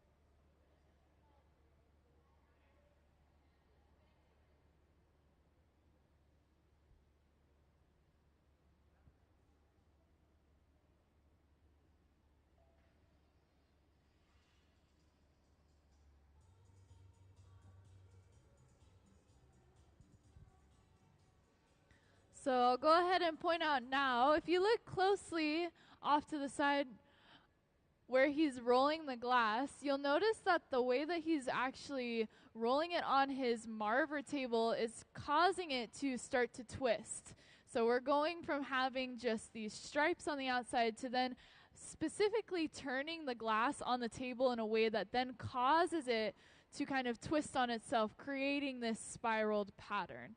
So he's going to do this quite a few times over because we want to make sure that we get a really kind of tight spiral of those colors. Again, we used all the colors of the rainbow because these are special vessels that we're making for Pride. So all of the cane is down here on the table if you want to get a closer look at all of the colors that we're using and how they will eventually turn out once they are, you know, at room temperature. Because, of course, since it's so hot right now, we're not seeing the true accurate color of our glass. It's showing up, you know, a little bit different than it'll actually be in the end product.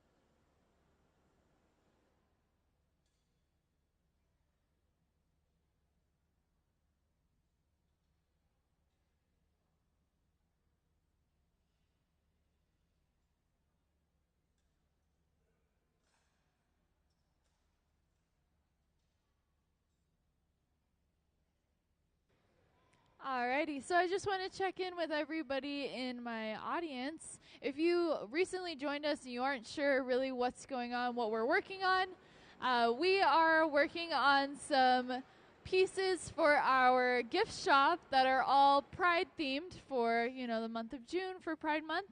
You can see down here on the table up at the front, we have all of our rainbow colors that we pulled. So this is what we call cane down here on the table.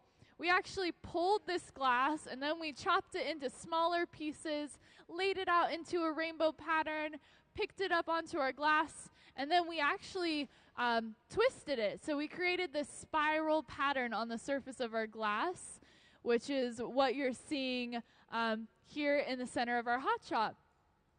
Our glass blowers then shaped it, got it ready, and now it's going to be rotated onto a new pipe. So we're going to be switching onto this new pipe that we are attaching now. This allows us to then get access to the opposite side of the glass, where we will have an opening into the inside of our vase. So you can see how we went ahead and we added a little bit of water to the weak spot, cracking the surface of the glass. And then we actually tapped on the pipe, sending vibrations through, causing it to break at that weak location. So now he's going to be able to kind of make some small adjustments and then get ready to start opening up the mouth of our vase and finishing it off. So we're going to see kind of the last few steps in our process here as we finish off this second vase of today. So if you have any questions about, you know, what we're doing, how we're getting that pattern, again, we used the cane and kind of spread it out in that rainbow order and twisted it. But you're going to be able to just see the kind of finishing steps that we take to finish off a vase. So he's going to heat it up inside of the glory hole, so this big round chamber that you're seeing him inside of, which is about 2,300 degrees Fahrenheit and allows us to reheat our glass so that we can continue to work with it. He's currently trying to target the front half of the glass, so the opening of the glass, so that we can actually go in and manipulate it and change it.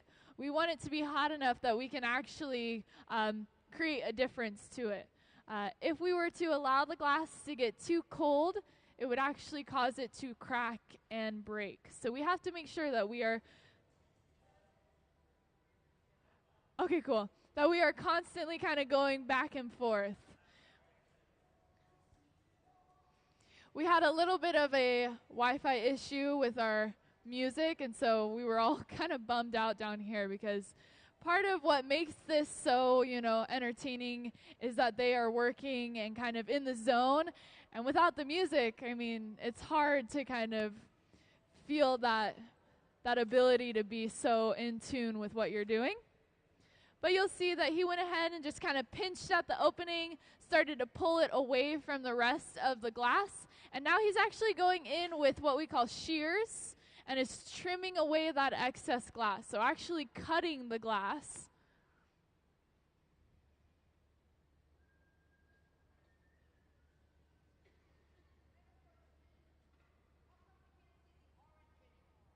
Yeah, so I've mentioned it previously, the heat. So since we're working with such high temperatures, it's going to distort the colors.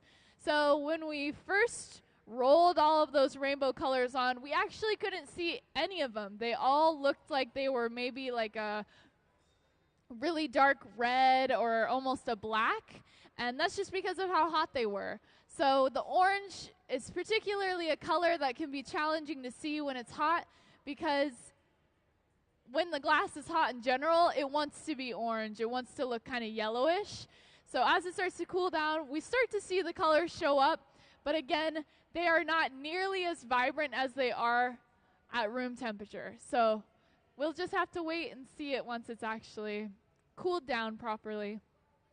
And then for those of you that had not heard, to be able to properly cool our glass, it cannot be cooled down in this environment that we are all comfortably in, because this environment is not comfortable for the glass and actually causes it to cool down far too quickly.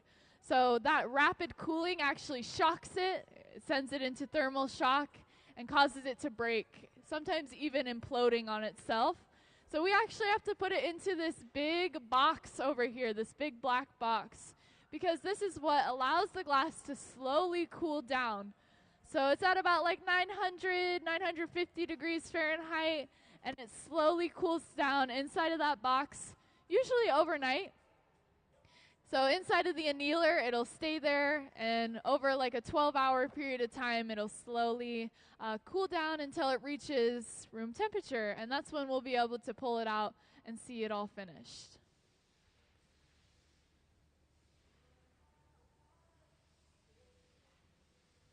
So we can all see that we have this, very beautiful, unique shape of our vase. He kind of actually fanned the opening outwards a little bit. So he's just going to continue to finish up any, final touches, finishing details, and then we're actually going to get ready to call it finished and put it away. So this is the time to really get a good look at it before we call it finished.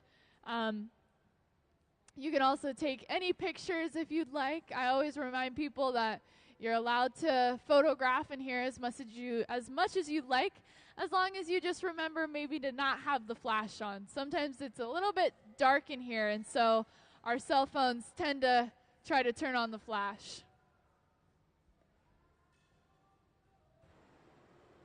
You'll see that he's pulling out the big blowtorch to start heating up the back end of the glass. He's specifically heating up the glass that we use to transfer onto a new pipe, because this is where we're going to be breaking it off from. So he's going to heat up that glass, get it ready to be broken off, and all of our other glass artists out here are going to start to prepare as well, because we are just about finished with this vase.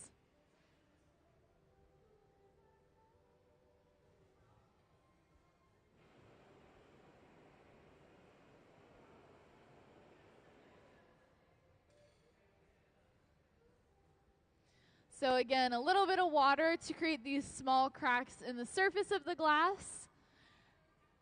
And then he's going to get ready to go ahead and tap it off of the pipe, sending those vibrations through, encouraging the glass to go ahead and break off. We're then going in with our torch, starting to torch the bottom, getting it hot enough that we can then stamp it and send it off to our annealer. So one last final look, and a round of applause for our artists.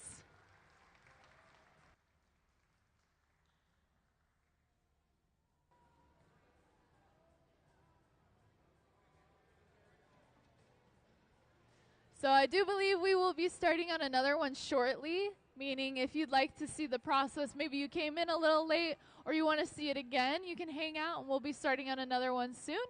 Otherwise, thank you so much for coming in. Hopefully you enjoy the rest of the museum if you haven't yet.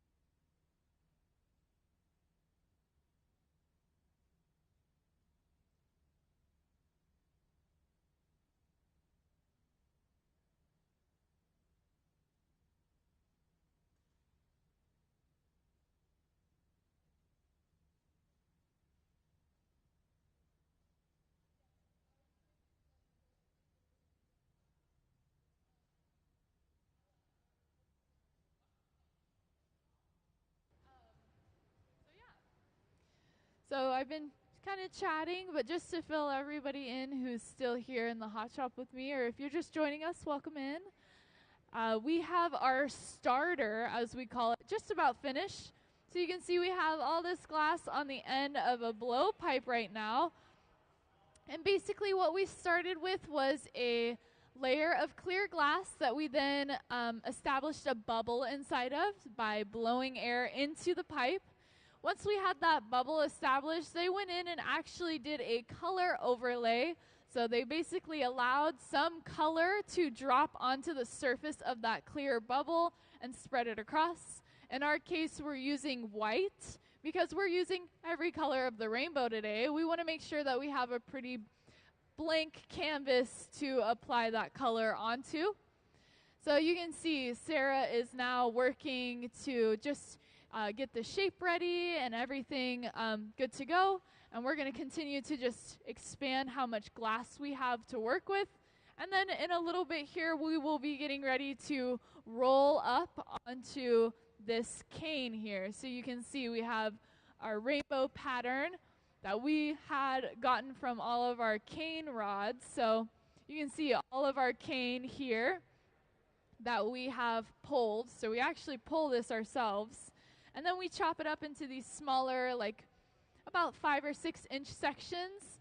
And we lay those out flat next to each other like you can see in the center. And that's how we create those striping patterns on the surface of the glass. To then add even more interest to it, we're actually going to go ahead and twist it. So we'll create kind of this spiraling rainbow effect on the outside of our vase. So we're making beautiful vases to go into our gift shop here at the museum. So you can see on the big screen, because I do know that this big box here is kind of in the way. But you can see Sarah was using a wooden tool that we call the block. It's a tool that we keep soaked in water at all times, and we're able to use it on the hot surface of the glass because as the kind of water evaporates, it creates this almost this boundary between the wood and the glass.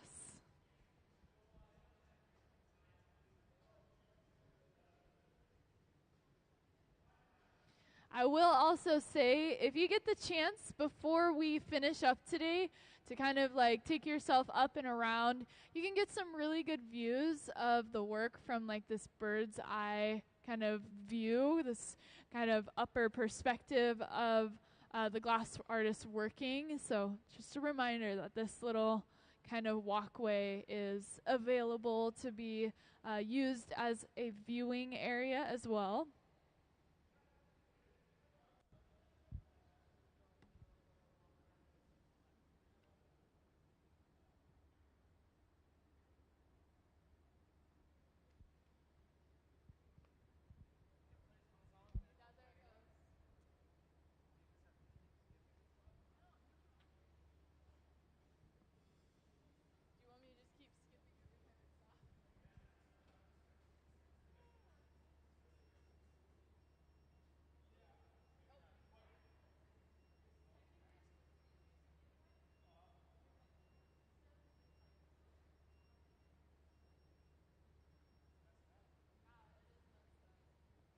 So you'll see now we're going into our glass furnace off to the side. You can see that we've opened that door. He's going inside of the furnace and is rotating that pipe to gather a new layer of fresh glass. The glass inside of our glass furnace is completely clear. It doesn't have any color to it. And the glass furnace holds about 1,000 pounds of hot molten glass. And we never turn them off. They are on 24/7. We have 2 of them in our hot shop that are always on. Everything else in here gets kind of, turned off and shut down at the end of the day. But the glass furnaces are always on. About 2,100 degrees Fahrenheit.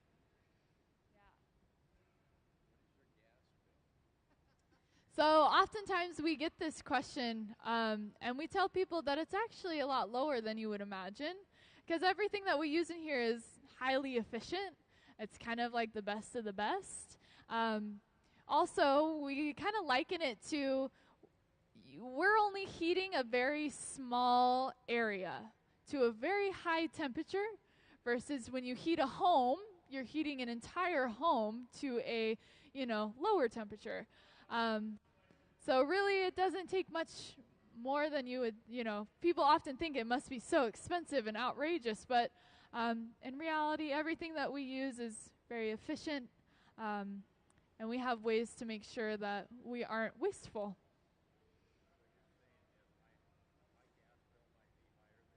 There is a chance. I won't lie to you, because we're also, these aren't on at all times. They're just on during the times that we're here blowing glass. So from that 9 a.m. until 5 p.m., man, they're done. They're turning everything off and they're getting out of here. So.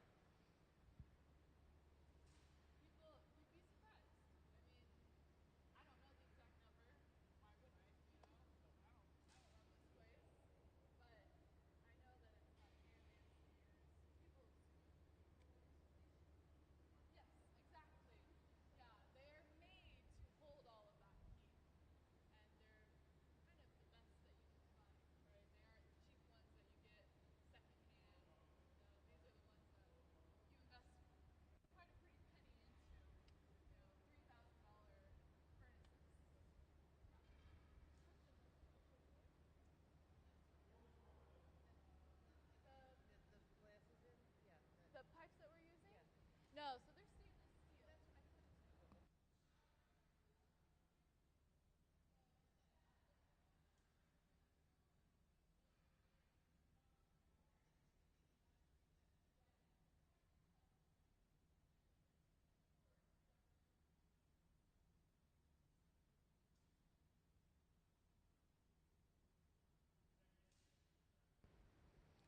All right, so we are going to see that we are just about ready to go ahead and roll onto this rainbow pattern that we have.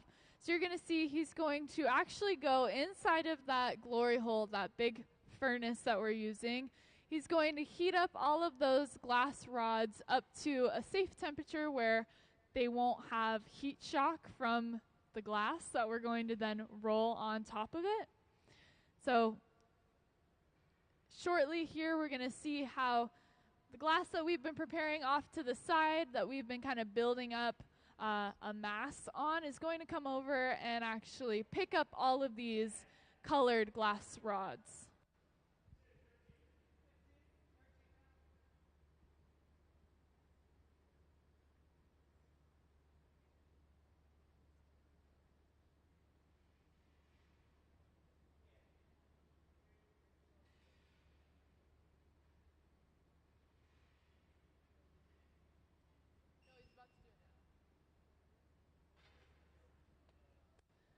So you can see that he comes over and he goes ahead and rolls the glass onto the colored rods.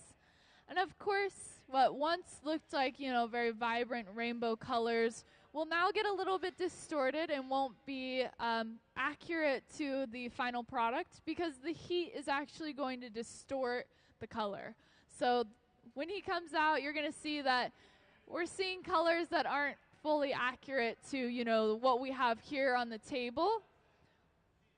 And that's just because of how hot it is. We're working with over 2,000 degree temperatures.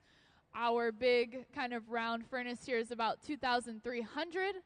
And so things start to change color at high temperatures like that. You're going to also notice that we have this striping pattern on our surface. But I had mentioned that we're going to be making a twist. So you're going to start to see him actually roll out the glass on his marver table in a certain way that then will cause the glass to twist on itself, creating this kind of spiral effect. So you can actually kind of watch it as each time he goes to and fro from the marver to the furnace, how that glass is slowly starting to get more and more twisted.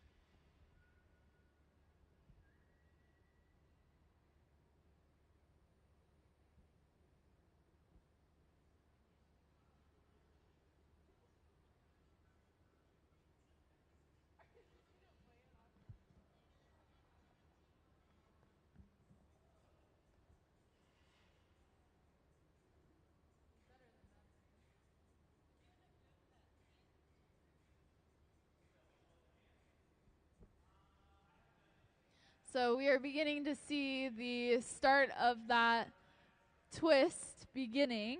And again, you can see how the way that he is actually moving it and using the Marver table as a tool to get the glass to twist in that way so that we can then create that pattern that we're looking for.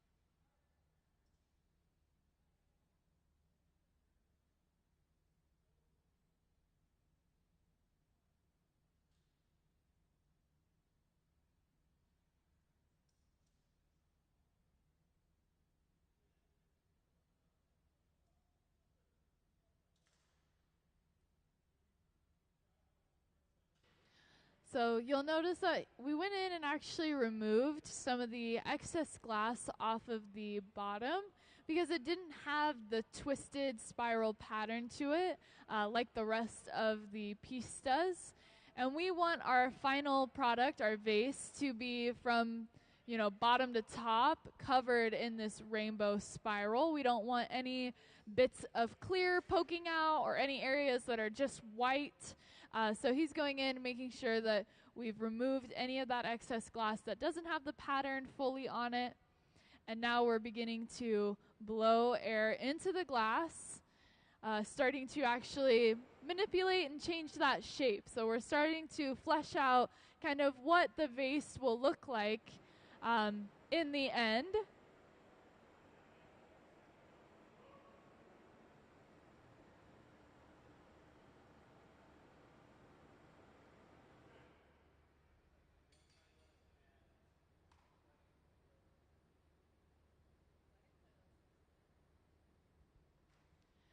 And again, if you weren't here before we actually rolled that rainbow pattern, it's a little bit hard to see it because the glass is pretty hot and so the color has been distorted.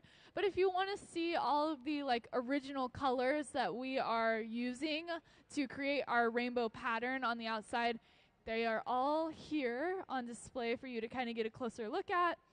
And this will be how they show up once the vase has fully cooled down and we see it sometime tomorrow.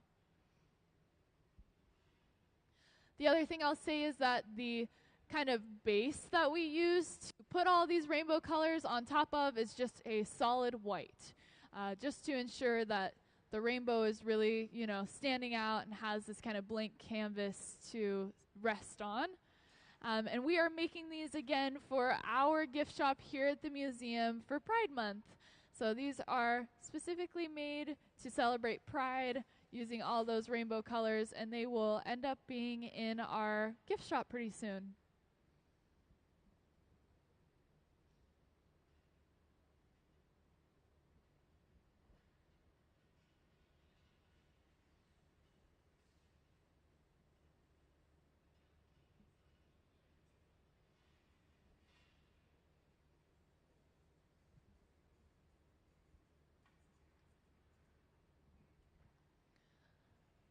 You'll see that Ben, who is our head gaffer, sitting at the workstation, what we call the bench, is going in with some tools, starting to continue shaping the vase that we're making. So he's using newspapers, so a stack of newspapers that we keep soaked with water allows him to actually get pretty close contact with the glass and further manipulate it and shape it. And then also creating the jack line in the piece so that we will be able to eventually break it off of the pipe and rotate onto a new pipe so that we can continue to shape the opposite side, so the open side of our vase that we currently don't have any access to. So there it is. He's going in and kind of pinching right up towards the top of where the glass meets the pipe, creating this jack line, almost like a neckline in the glass, which is acting as a weak spot. So it's eventually where we will be able to actually cause it to break and come off of the pipe from.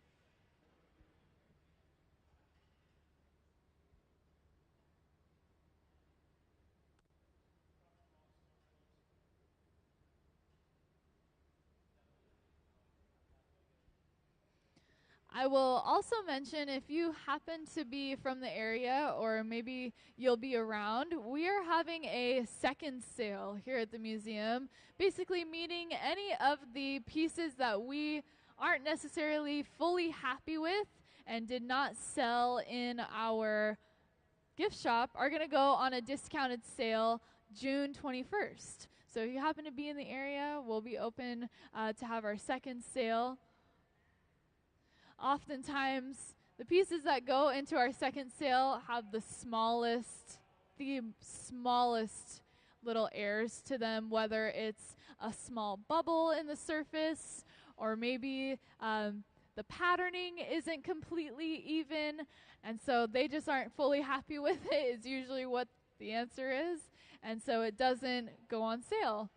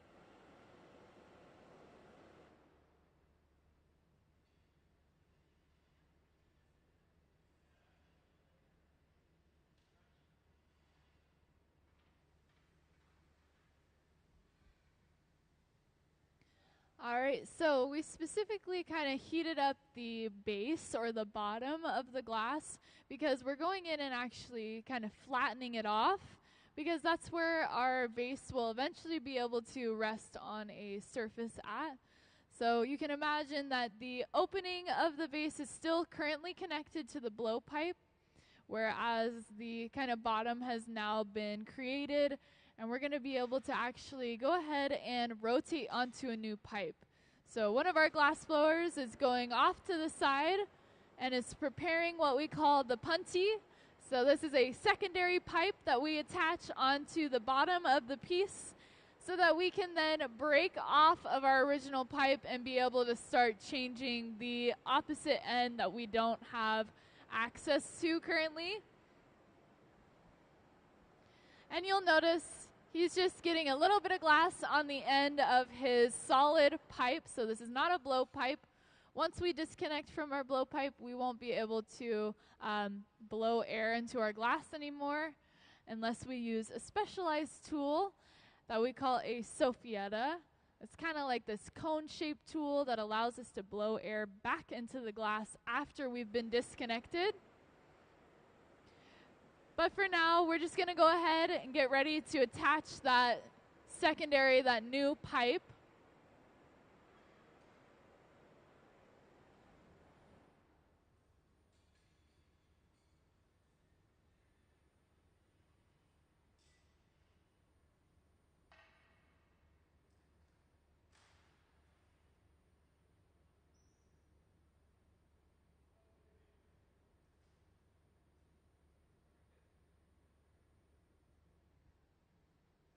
So he's going to come in and go ahead and attach it onto the bottom of the vase.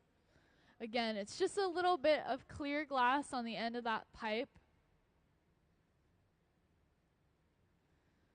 Once we have a solid connection between the two and it looks relatively centered, he's going to go in and get ready to further weaken that jack line that we made earlier.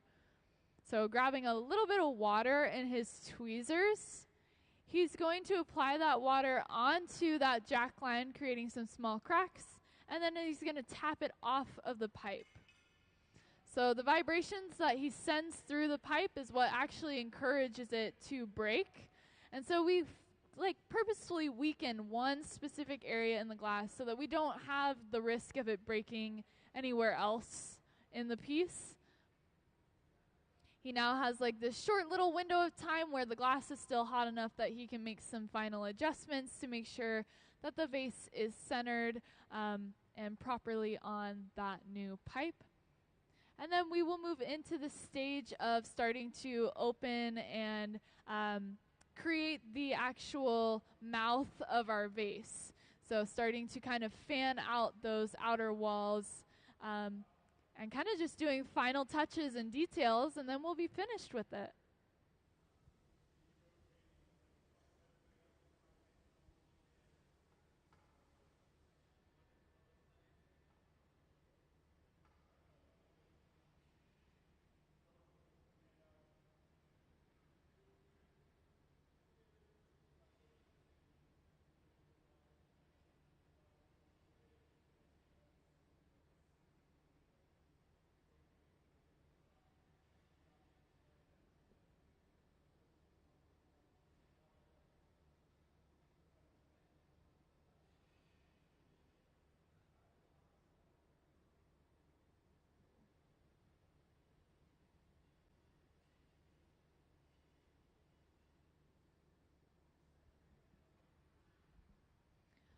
This is also the time when that pattern, that rainbow kind of spiral that we created on the surface is going to show up the most, because this is when the glass is going to get the coldest before we put it away.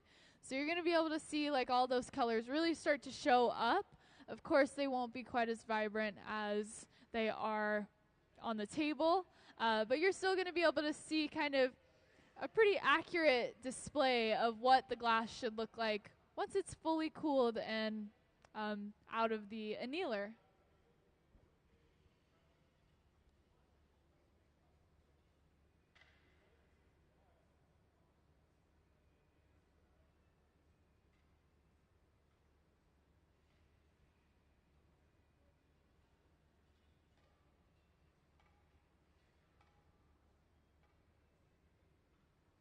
So we can see that he heated up that kind of opening quite a bit. so that he can go in and start to almost pinch at it and kind of separate it away from the rest of the vase. And then he's going to go in with these shears, basically big scissors that we can use on glass, to trim away that excess that he just pulled away. So we're trying to make sure that we get a clean edge. Again, since we had broken off of that pipe, we could have had a little bit of, a spot where maybe the pattern wasn't quite right, or it wasn't a fully, even lip line. And so he went ahead and just trimmed it up, made sure it was nice and clean. And now we'll go in and actually create the opening of the vase.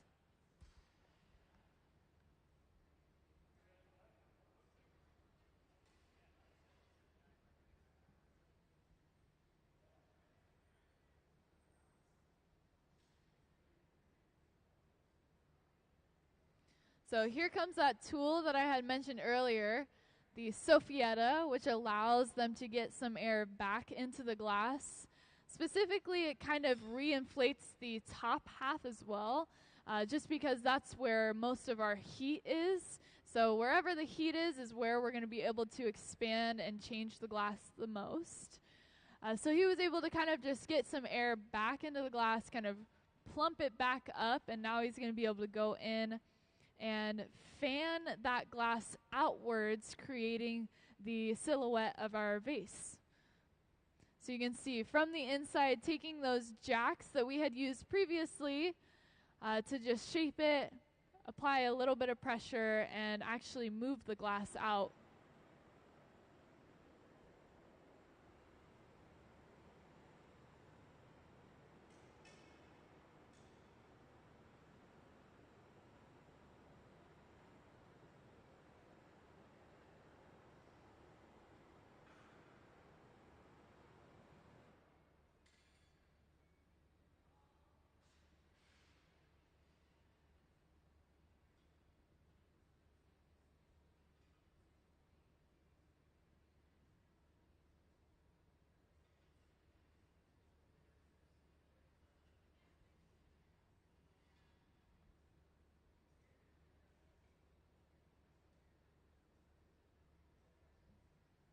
So again, like I had mentioned, this is really just the time when some final kind of finishing touches end up happening, because we have the entire shape finished, everything is ready to go.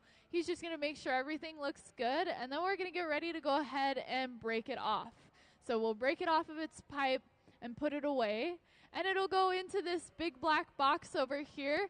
This is what we call the annealer, where it will slowly cool down over a longer period of time, usually overnight. Sometimes it can be longer. It depends on the thickness of the glass. So the thicker the glass, the longer it's going to take to cool down.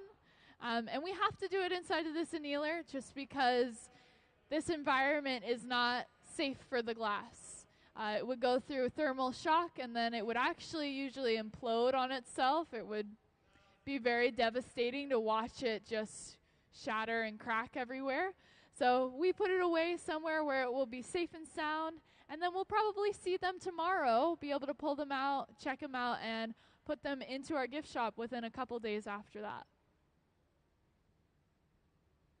There is a whole nother half of a process that happens once the glass is cooled that you guys unfortunately don't really get to see.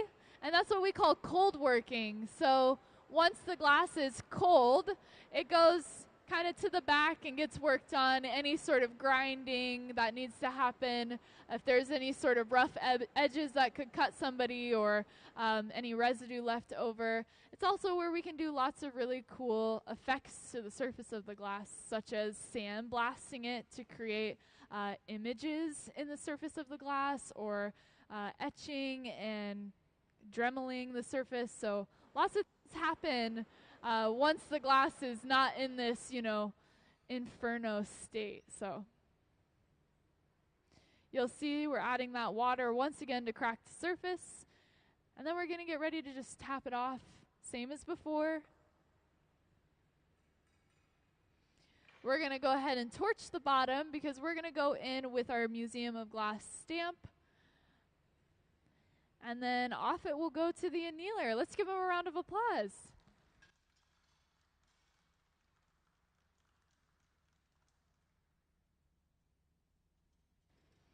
All right, so I do believe that is the last one for now. We're going to go ahead and go to an hour lunch. So we'll post the time up on the big screen if you want to go check out the gallery, go grab a quick lunch, and then we'll be back after an hour.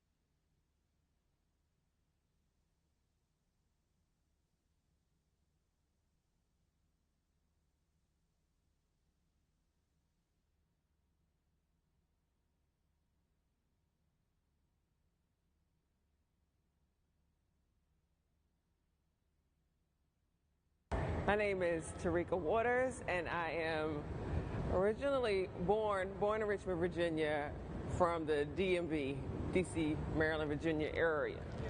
I am making a windshield for my rocket ship. So I have a solo exhibition coming up at the Seattle Art Museum.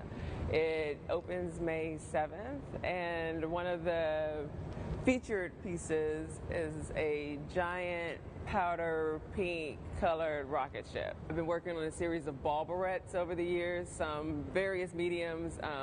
My recent series, they were all done in glass.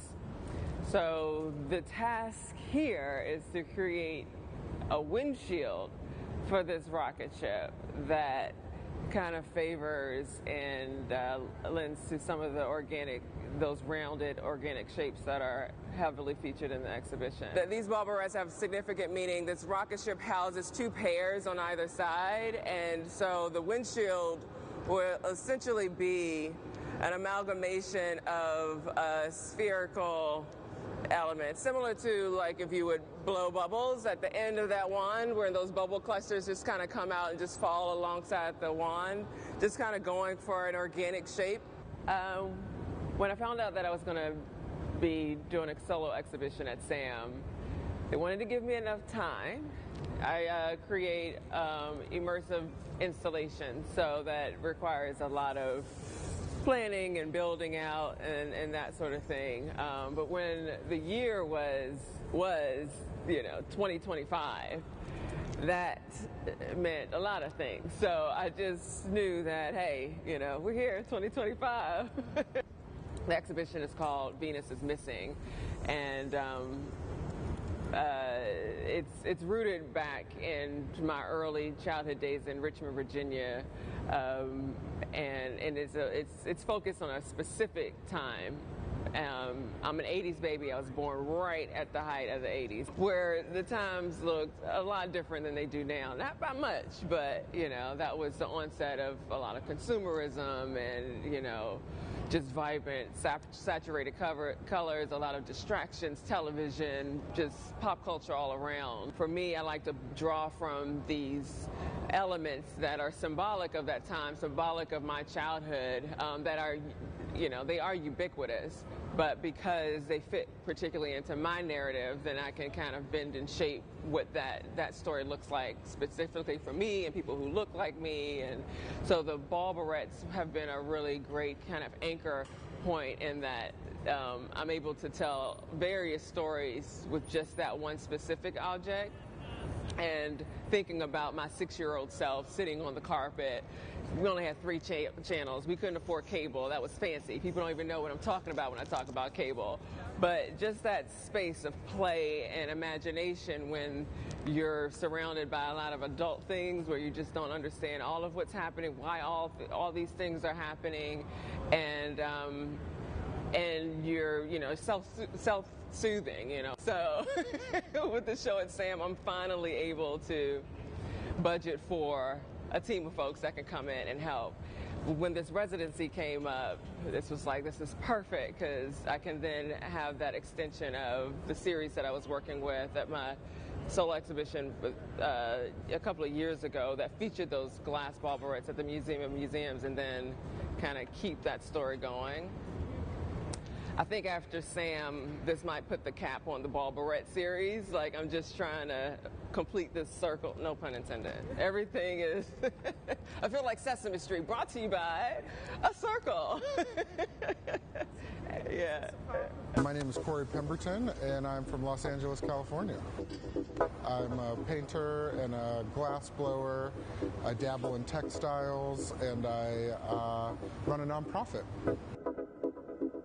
This week at the Museum of Glass, I am working to translate some quilt patterns that I've been studying into glass Marini patterns, making some intricate sort of tiles that will eventually adorn the surface of some vessels.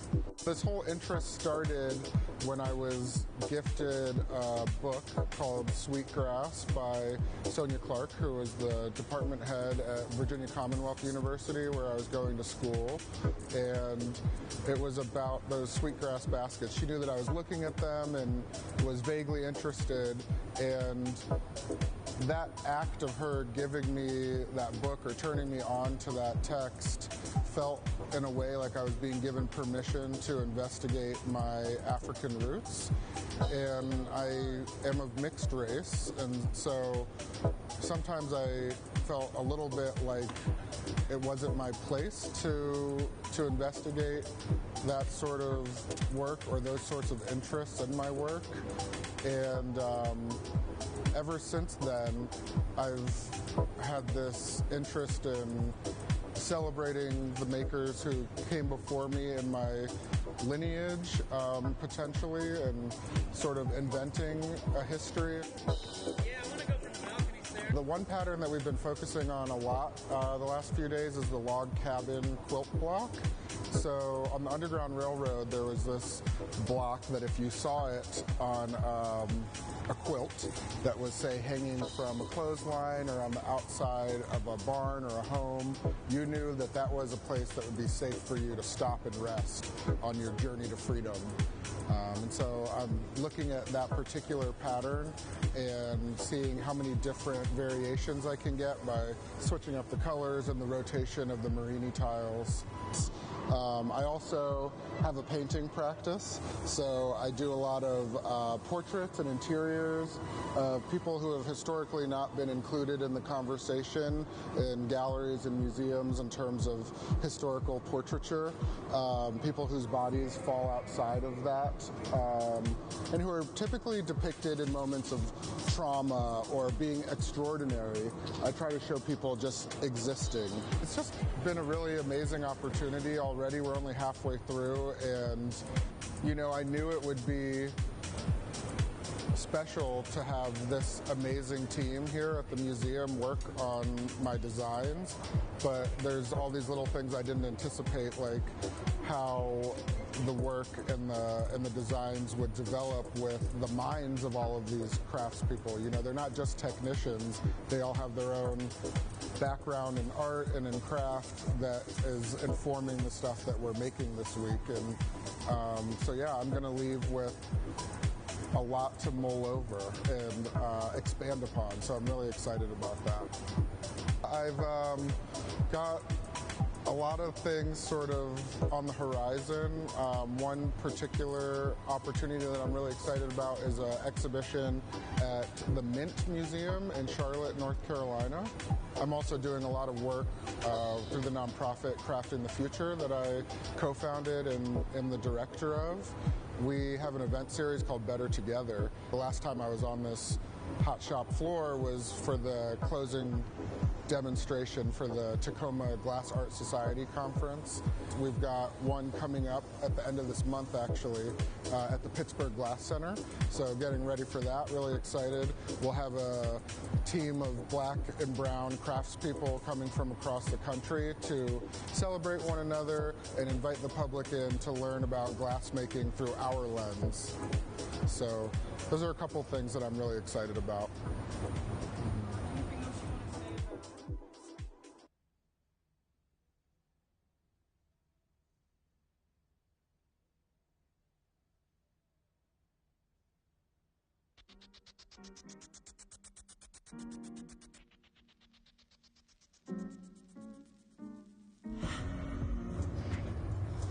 Well, thank you guys all for being here and being such an integral part of my career. I tried to narrow my focus down to, it's basically two ideas. Stop. Yep. Do you guys all understand cameo engraving? So I'm cutting through layers of color to make an image. The more white glass that I remove, the darker the shading. It's a black cylinder with a white sheet on it, and the imagery all comes from photo booth pictures. So this is a cameo engraving on a blown form, but instead of just a white rectangle, it's these kind of blobby forms. Where the white sheet glass is will still be cameo engraved, but in between there'll be a line drawing to continue the image. So it's an interrupted image. I've been trying to figure out how to explain this to everyone in a way that makes sense, but you all might just have to see it when I'm done. Yeah, I actually went to college for 2 years for animation before I got into glass. And I think that's one of the reasons I'm really drawn to engraving, is it gets imagery that I enjoy drawing into glass blowing. I love the physicality of the glass blowing and the teamwork, and then I love going home and sitting by myself for hours. It's really meditative for me to do the engraving part, and then this is like loud and fast, and you don't really have, you have to just react, you know? So this process for me really feels like it kind of encompasses both things, the way my brain works, you know?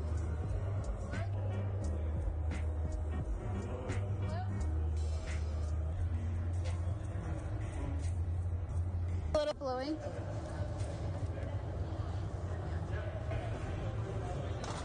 All right, we'll put a jack line in that. Are you okay? Yep.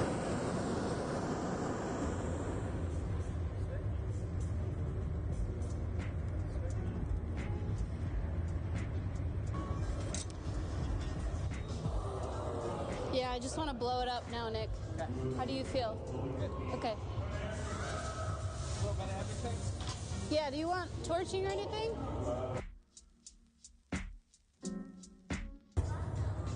Is that the cerise? The cup? Yeah. Yeah, left side. Can you do one more? Yeah, I got it. Take.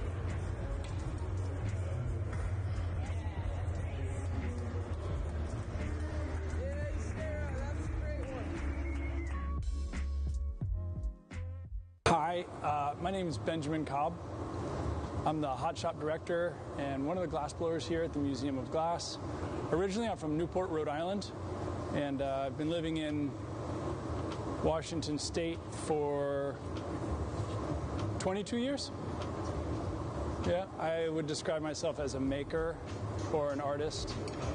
I pursued glassmaking in art school as a material, and then I was always interested in the process of glass blowing, the pursuit of sort of technical excellence, sort of a lifetime learner, if you will, and a problem solver. So I like to have all these techniques sort of packed away in my brain so that as I think about what I want to make, I might be able to pull from that to realize my ideas. I spend a lot of time outdoors with my family. We spend a lot of time on the water, fishing, hiking, camping.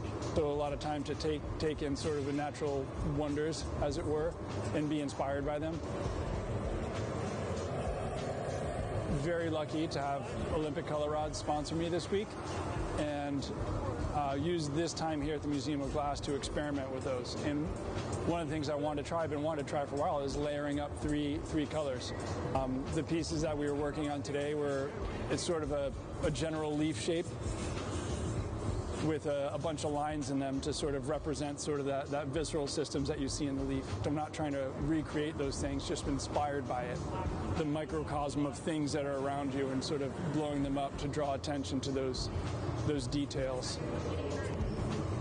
When I first started showing work, I made a variety of things that were sort of based on human anatomy.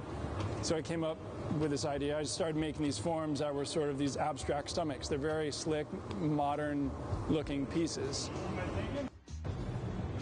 When I first started sort of making these, it was two colors, right? So a transparent over an opaque, and you get this hyper-saturated surface. But that would just make the interior that one opaque color, which was typically, in this case, it was blue.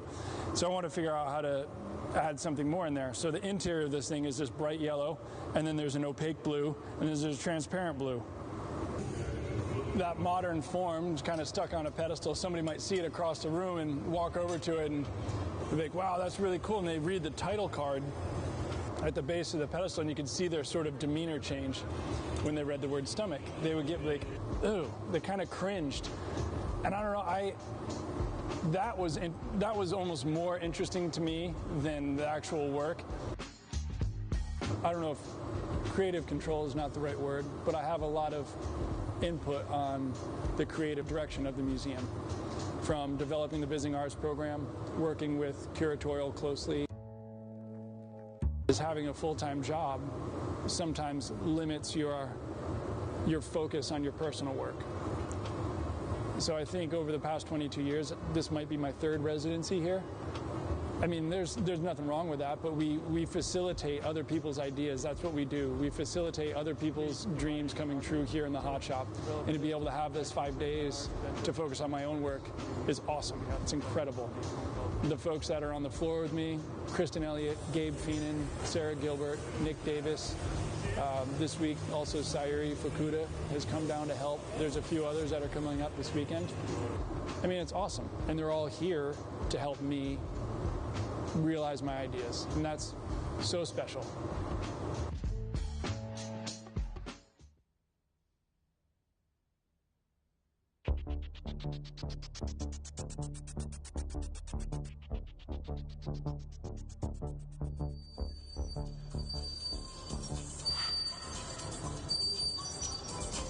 All right, start to go flat, Nick.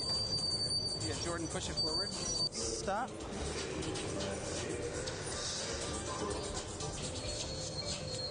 Yeah, I got a little bit of an angle there. Just give it a light one. We got to sandwich it one more time. Whew, I got to put a glove on. Oh, I said it's like punning up on the inside.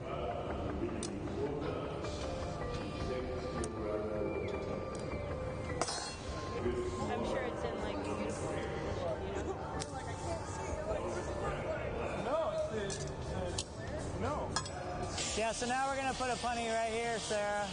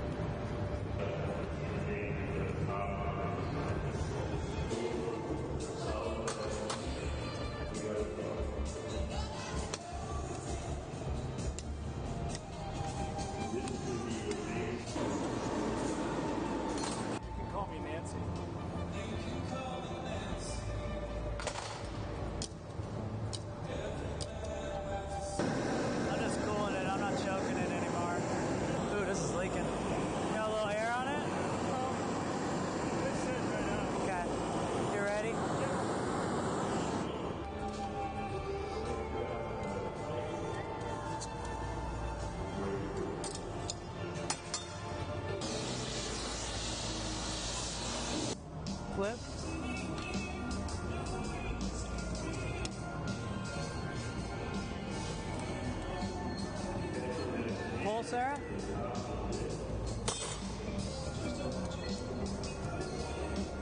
Keep pulling. Good.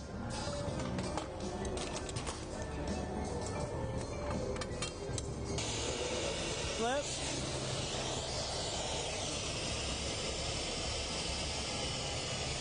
Take it. I got it. To the side. Go up again. To the side. And go this way, Ben. Either way. Nice. Flip.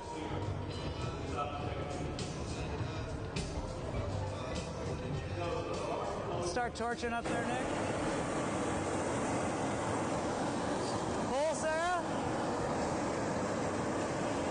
Stop. Let me get the other torch. Good. Now I'm going to get out real quick. Hui. Give me some tweezers. We'll make some small stuff tomorrow.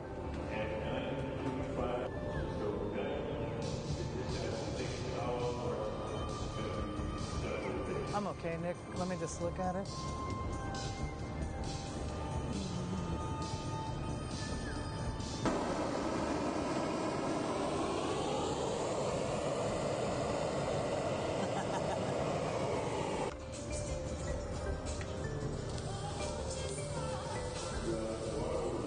How's it coming off? You want it flat or on edge, Nick? Edge. Flip. One more flip. All right, take it.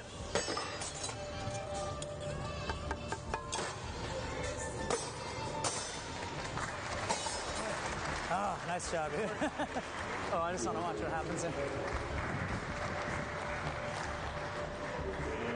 You got it, Nick. Perfect. That looks great. Nice job.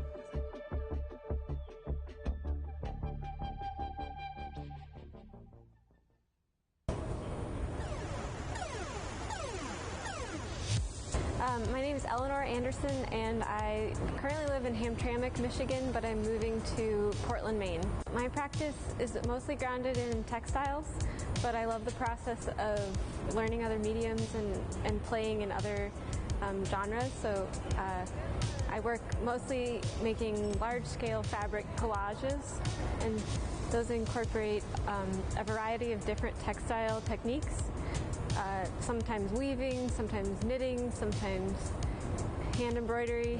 I think a lot about the human urge to play.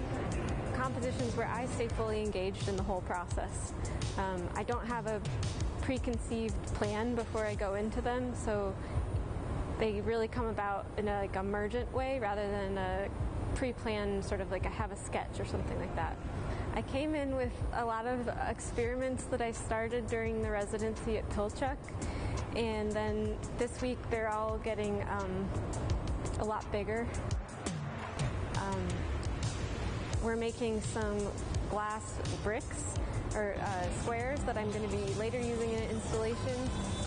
And I've also been experimenting with flame working stringer into a knot pattern, and so these are getting applied to different vessels, like some bowls and vases. I think this afternoon we're going to do a smushed cup, a bunch of cups that kind of get compressed.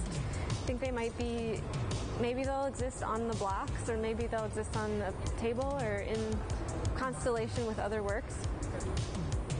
But I just love that. I love that they're so vibrant. I love that they stay luminous, and they can be both matte and transparent and sandblasted or shiny, and the light reflects and they glow. It's really like a collaboration between me and the material, or me and machine. I'm Cedric Mitchell. I'm a Los Angeles-based glass artist. I think, as an artist, it's just, you have to one, believe in yourself. And then, you know, I spent a lot of time with perpetual practice. You know, I come from a production background. A lot of my influences come from Editorial Sotsas and the Memphis Design Group, Nickelodeon, so like childhood cartoons and like old school 90s and 80s toys that came from that era. And then also playground equipment, incorporate bright and vibrant colors and, you know, with a mixture of like these black and white stripes and these crazy like busy patterns. Glass was like a wide open lane. Like when I first started blowing glass, just doing research on like famous black glass artists and realizing that there weren't very many of those people. So like my search results generated like Deborah Moore, Thurman Statham, and Shay Rhodes. Those are like my 3 reference points. And then just realizing that that needs to change. So instead of like looking into them, it's just like becoming one myself. I was like, so it's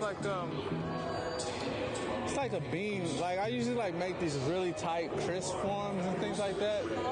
But you know, I started talking about this thing called the modern funk aesthetic, and then I started looking at my stuff, my work, and it's like it's not funky enough, you know. So like making it a little more funky, like adding like this crazy wild pattern and like some softer type shapes where it's not super crispy and then maybe off center a little bit, and then some elements are still like straight, like it's straight here and straight here, but it's like a little funky in there. And then you're still using like those traditional techniques like Marini and Kane and then the Encamo technique, but then like trying to make it mine. Yeah. In the background, is that Kane or is that opaque? It'll be opaque, so like opaque color. So the first one I think type effect. And then also like playing into like how can these vessels or these patterns that I'm creating with traditional techniques also roll over into like fashion. You know, fashion also plays a role as me being like a former musician or rapper. So like being highly involved in fashion and staying in tune with those things. And then also like hip hop as well, like the graffiti art, the cheetah print came from like fashion, like back in the 90s and the 80s where that was coming about. And then also like wrestling, so like those, my favorite wrestlers also had like bright colors like Macho Man and then like Sting. Trying to incorporate some of those things in my work. You know, everything that we're doing is like experimentation, so we've been just like trying new ideas of like shapes and then just, you know, figuring out what the Marinis are doing. They're like in the spaces where they're hot, where the Marini are, they create like this weird like bubbles and things. So it's a little lumpy, like a tortoise shell, which adds to the funkiness and the irregular shape. And then embracing that, you know.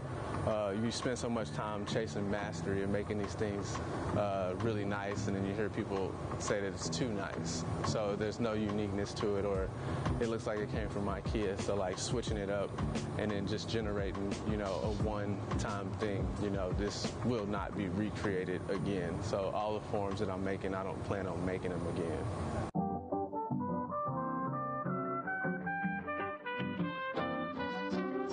My name is Nate Watson, and I live and work between San Francisco and Louisville right now. I work between disciplines and mediums. I work intuitively and through research.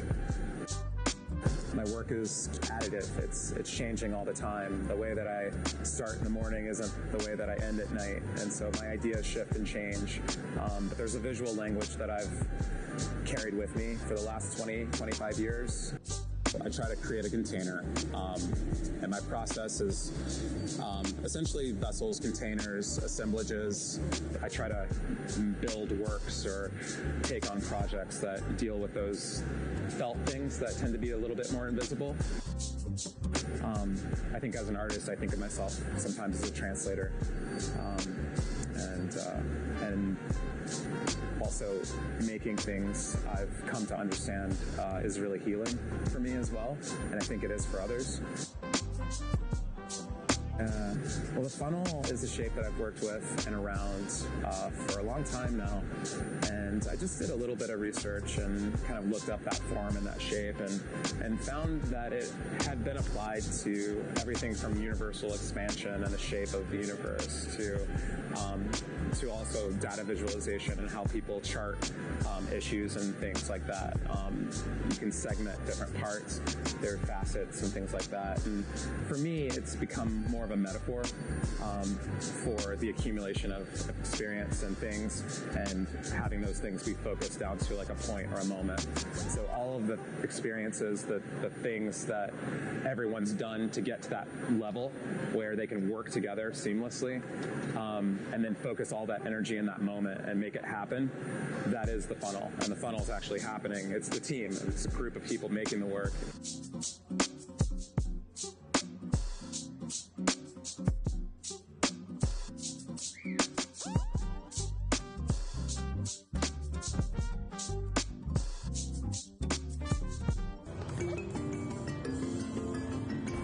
My name is Victoria Amadizada Melendez. I'm from Philadelphia, Pennsylvania. I'm an artist who works with glass, and I work with the medium in multiple different ways. Right now, I primarily work with glass in the hot shop, blowing, also neon and flame working, and then I utilize or combine these ways of working with glass depending on the idea for my piece. I'm half Puerto Rican and half Persian, so I was looking at a lot of the Middle Eastern glass in Corning's collection and taking inspiration from that. And also my mother was a collector. My mom's Puerto Rican, but she was a collector of American glass and things like, we had objects like that in our home growing up.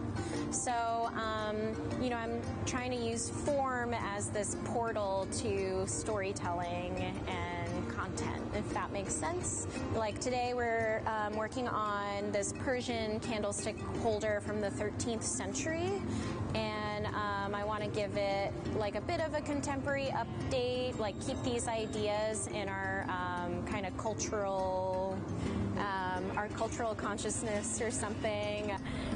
So I've been really inspired by these forms that are 13th century Syrian mosque lamps, and they were always very elaborately gilded and enameled and decorated. So in looking at these historic forms, I kind of wondered what my ornamentation on the surface would be and why. And so here at Museum of Glass, I'm using this stamp that looks like an eye, and for me it's referencing the idea of the evil eye, an emblem that offers the wearer protection from jealousy or ill will.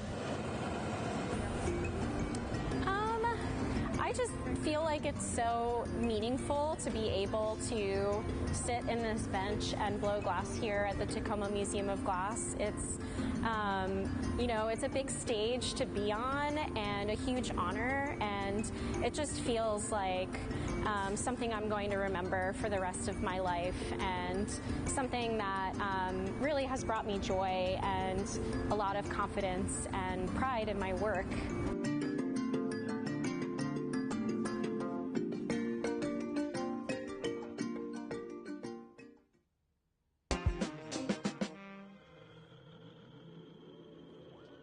I like to explore many different techniques in glass making. I feel like glass just has an endless amount of techniques to learn, and I like to sculpt glass, and I like to play with different techniques, and I like to combine different techniques too. In making the ammonites, they're kind of a challenging form to make. I think that's why I keep making them. It's like maybe trying to find the perfect wave. Yeah, what I like about the ammonites is that it's just kind of a cool index fossil that dates the layers of Earth. So I think it's an interesting idea that makes me think of our past. I feel like in making the ammonites, I started to cut them open and see what was happening on the inside. So I felt like what do I really love from that? What do I really love from that? Does it really have to be an ammonite or a shell or a thing? And then I felt like, well, let's just play around with the glass and let it do its fluid thing and make Marini and do color folds and chop it up and see what that looks like on the inside. I love how you can see them turning in the shop. It's flat as it's been cut through or something, and on the other side you have this beautiful pore surface. The surface of the glass hasn't really been touched, so it has this really beautiful quality of magnifying what's behind it. So I just want to see both of those sides, so I need to figure out a way to display those.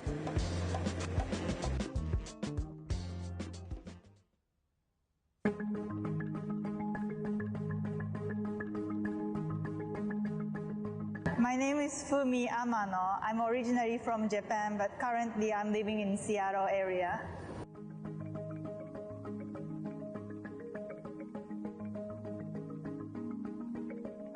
It's my first time doing the visiting artist program here, but when I moved to the US in 2013, I was in Seattle and helping lots of glass artist friends. So because I really wanted to experience in glass studio, so I was kind of helping lots of glass artist friends in this hot shop as well. I was assigned to make a sculpture with glass for a new concourse C at SeaTac Airport. So I'm working with the museum team to create lots of rondelles for that sculpture.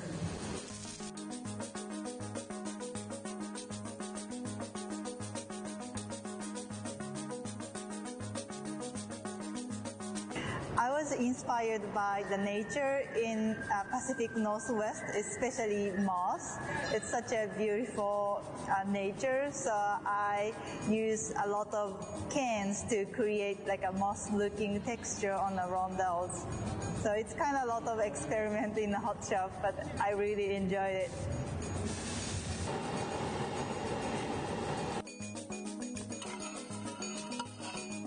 Yeah, I can't wait to make rondelles with it. It's a kind of like a patient time, like, you know, pulling cans 1 day, 2 day, all days. But, you know, after that, we can just roll up and making lots of rondelles. So I can't wait to do that.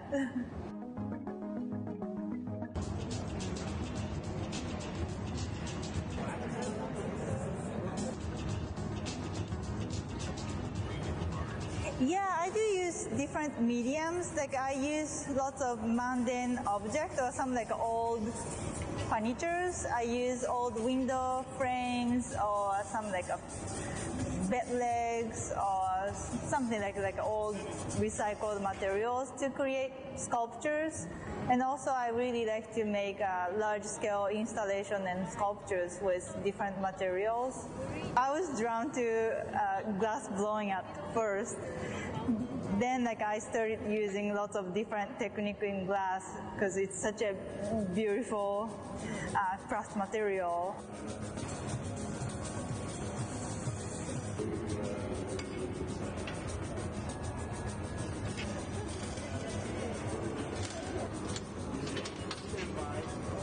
Yeah, it's so satisfying to see like a really good glass artist like manipulating glass so smoothly. It's so satisfying to watch. So, yeah.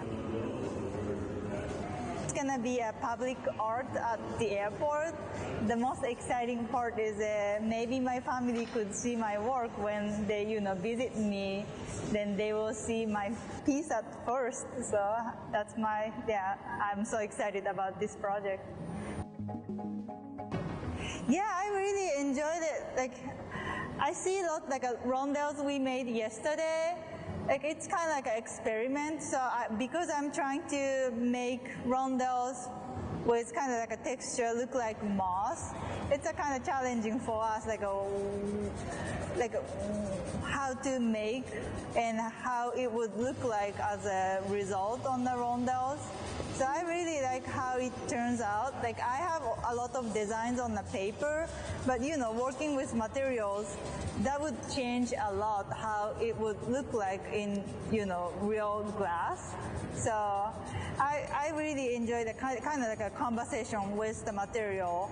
Okay, I want to do this, and the material answered. So now I see the answer, and now I have to, go back to the material, what I'm gonna do. So I really enjoyed that conversation with material so far.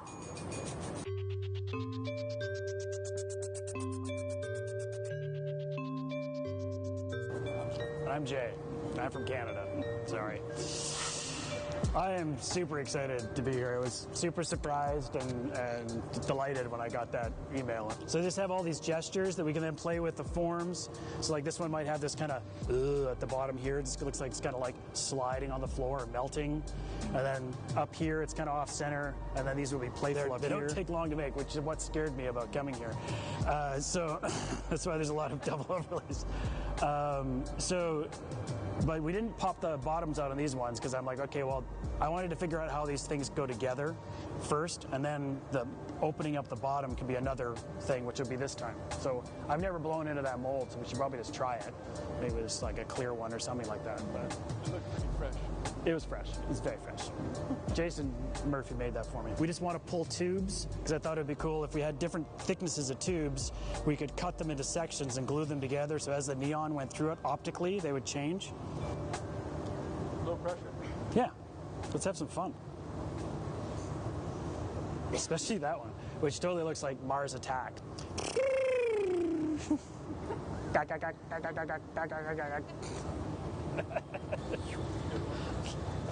That's where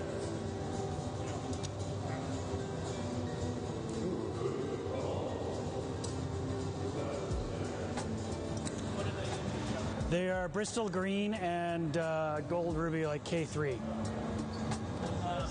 Yeah, and we're gonna do the long pull up up from there, like maybe tomorrow or something like that. What do you mean? We're gonna try basically pulling this out, but then just doing it from up top, so it drops in, and then just bend it into a U there and try and manipulate it. Okay. We've been trying. Yeah. No success. We've had some turned brown, which is an interesting color. Yeah, that's the selenium coming out of solution. When it gets heated up, basically, the different molecules of the different chemistries that are in there come out of solution, and they basically go out of phase, and that's where that milkiness comes from. So it's about how you heat your color up.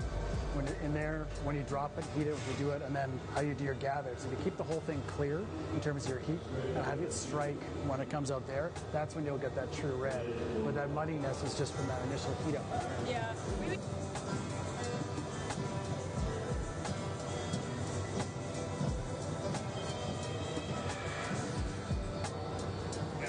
It'll be great.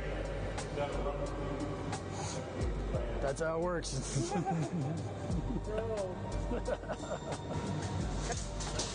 might want to break this one and see what she looks like in the middle.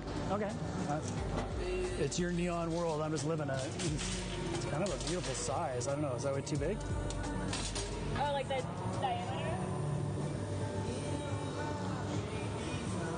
The diameter is fine. I am worried that It's too thick. a little thick.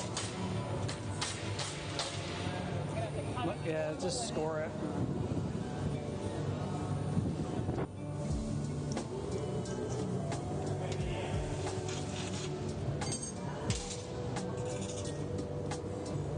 She might even be a little thin.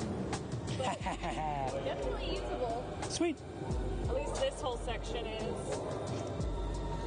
Well, it'll be interesting to see, like, if we did with like the difference between the opaque and the, you know what I mean? This will be a really light, nice. Soft. Oh, lovely. Like, you just. Not ideal, but not bad. Well, it's our first pulse. We'll get better. Exactly. And for poles, these are good too. Sweet.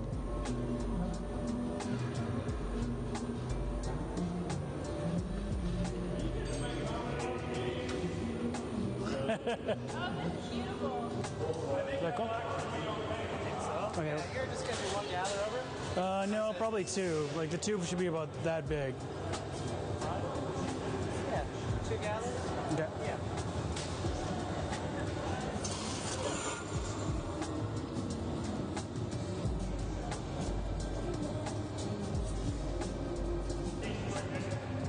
YouTube. This is a thicker thing, right? This smallish thing? Yeah. Yeah. So I think maybe the tube should be about like that wide. Okay. And how finished you is like? It doesn't even have. That seems big, but. Yeah. It could be big. It could be big, I guess. But, well, I don't know. I mean, so 2-inch diameter. The green is denser than the pink, so. It's a good question. I think I got 2 gather.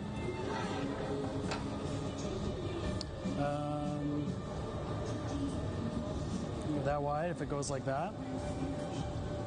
It'd be kind of funny if it was like a short one. Well, I'd kind of always be short. Yeah. That's where you cut it. That's true. That's fair. So just try to make a nice bend. Yeah, it's just You get really artificial looking ruby. So you want a color sample of this guy? Sure. And then one of the cobalt. Do you want neon and argon of both of them? If we do that, then I'll know what it looks like. Yeah. Yeah. This will turn gray. Okay. That will turn purple with our neon. Yeah, we'll do 2 color samples of each. Okay, cool. Then we can see, we can look through different colors and see what they look like, sort of thing. Cap? Yeah. No cap. No, I'm just kidding. No cap. Jay.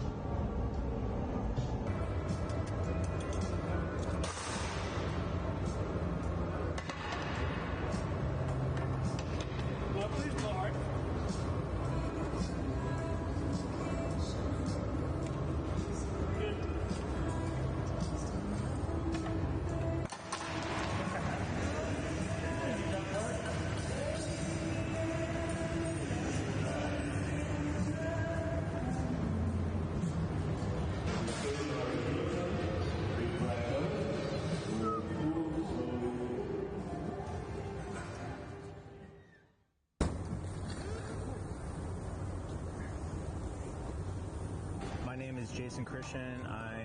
I reside from Ballard, Washington, originally from Coopville, Woodby Island, Washington. I've been making glass for 28 years. I started in a factory called the Glass Eye Studio in Seattle, Washington. I was lucky enough to be in Seattle where it was the golden era of glass in the city. There was lots and lots of studios, so I could at any given day walk into a studio and just open the doors and learn. I started coming here months after it opened, so it's been fun to grow with the team and know everyone and meet all the people that have come and gone and stayed, and it's a part of me and part of my career, so I'm grateful for having me and being a part of my life.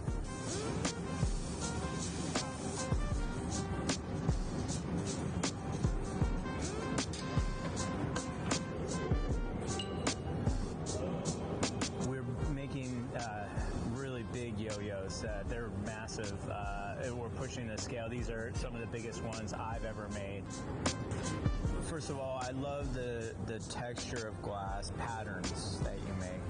The traditional patterns like radicello and merletto, the filigrana patterns, and I love to be able to actually like touch those patterns and feel that. It's like a fabric. patterns and colors, I make those all by myself. So like the reticello and all the marini and stuff, I can make that. I've taught myself how to make that by myself. So when I was designing these, it was really important to me to be able to have that visually, that texture being exposed, and to be able to touch it, to get that sense of touch in the piece. There is a deeper meaning to those pieces. My stepfather, when I was 12 years old, kind of brought my mom and I back together. My mom had left my life when I was 3, and then we were able to kind of mend that with my mom. My stepfather bought me this yo-yo, and one that lights up red and blue on either side, and you throw it, it lights up. And it was this object that forever I have a memory of us coming together. And it's funny when we're making this object here in the hot shop, when those two sides kind of come together, there's some kind of metaphor within that. I met a lot of these guys, when they were in high school, Trenton and Jack, and I have a 4-year-old son. It's cool to kind of get in touch with the youth that way too, so I kind of know what's going on in my son's life a little bit, so yeah.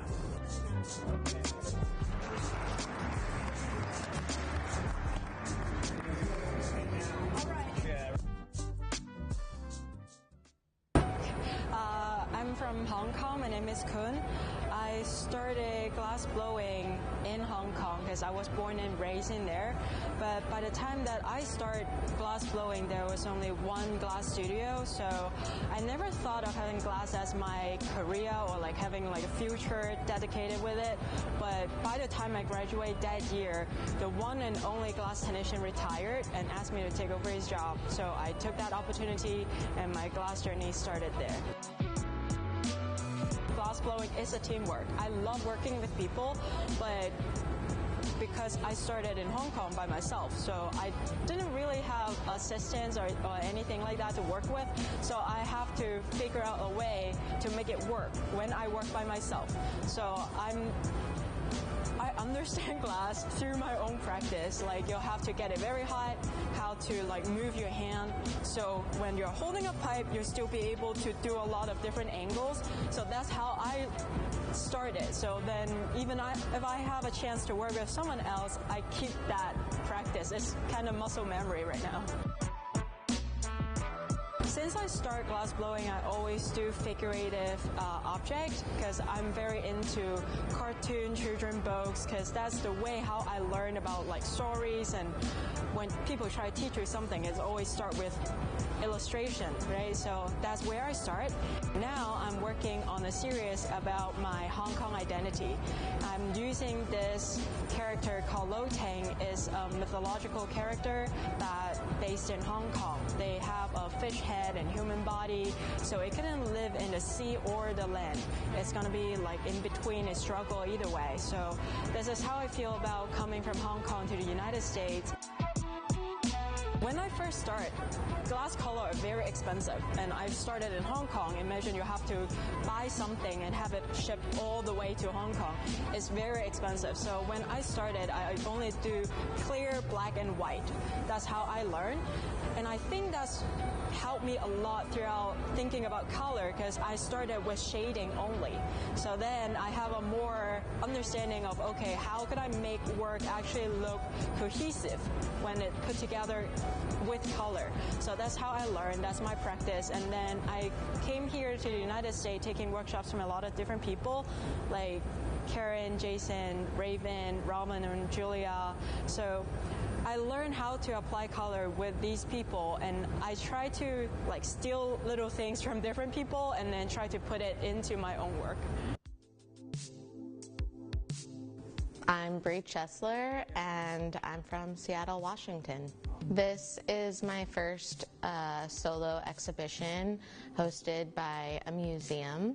So the Museum of Glass put a lot of faith into my ability to pull this off and do a full-on installation in their space. What makes it special is not only that it's an institution founded in glass as a medium, but the fact that they were willing to allow me to push the medium to the limit and put it outside of the box of tradition.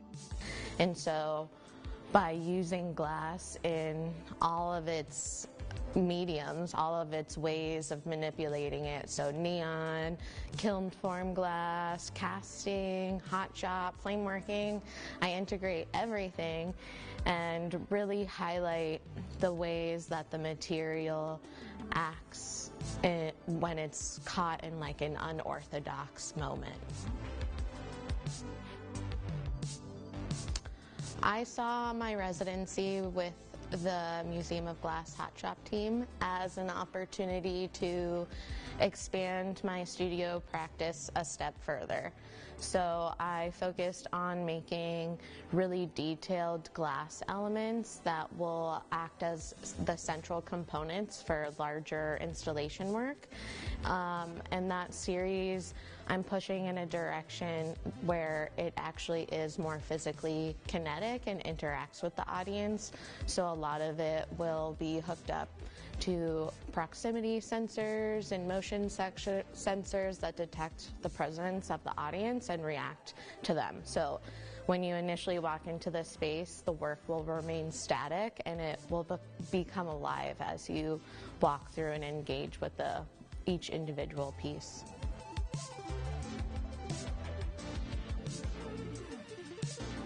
In a way, all of the work in here speaks to that, speaks to how I use the medium and how I highlight it in different ways. I would say specifically the things that people don't recognize as glass usually are. So I think that's kind of a fun play on the material, is sometimes I hide its identity and it really makes people question what it is. The aesthetic that I put onto my work that has that kind of whimsical, it could look childlike, or it could look like pre-teeny a little bit sometimes. I do that intentionally as a distraction to the audience. So it is meant to lure you in, kind of like a sugar-coated candy that's sour inside. You're gonna walk into this space kind of mesmerized and excited, but if you spend time with the work, you start to reveal these darker layers and complexities that make up the bigger picture. For me, the future of my career, what I really want to do is have a solo exhibition at the Guggenheim and be a Guggenheim Fellow. I really want to bring glass to an arena in the art world where it's not just isolated as a craft medium and as a medium that's seen as this delicate and fragile kind of material. I really want to amplify and show off the qualities of glass that speak to that kind of gestural, emotional narrative that you can really capture. And I feel like the art world hasn't really given glass that opportunity yet. There hasn't been that many people that have pushed outside of making a beautiful object. And so that's really what I'm focused on doing as far as advancing the material as I grow my practice. So my hope is just to make my work more and more interactive, to the point where it can't be ignored. You have to have an encounter with it, and it's just close enough to living where it has a fantastical kind of energy to it. But I still think that I'll always draw from my personal experiences when it comes to concepts and the ideas that kind of underpin the work.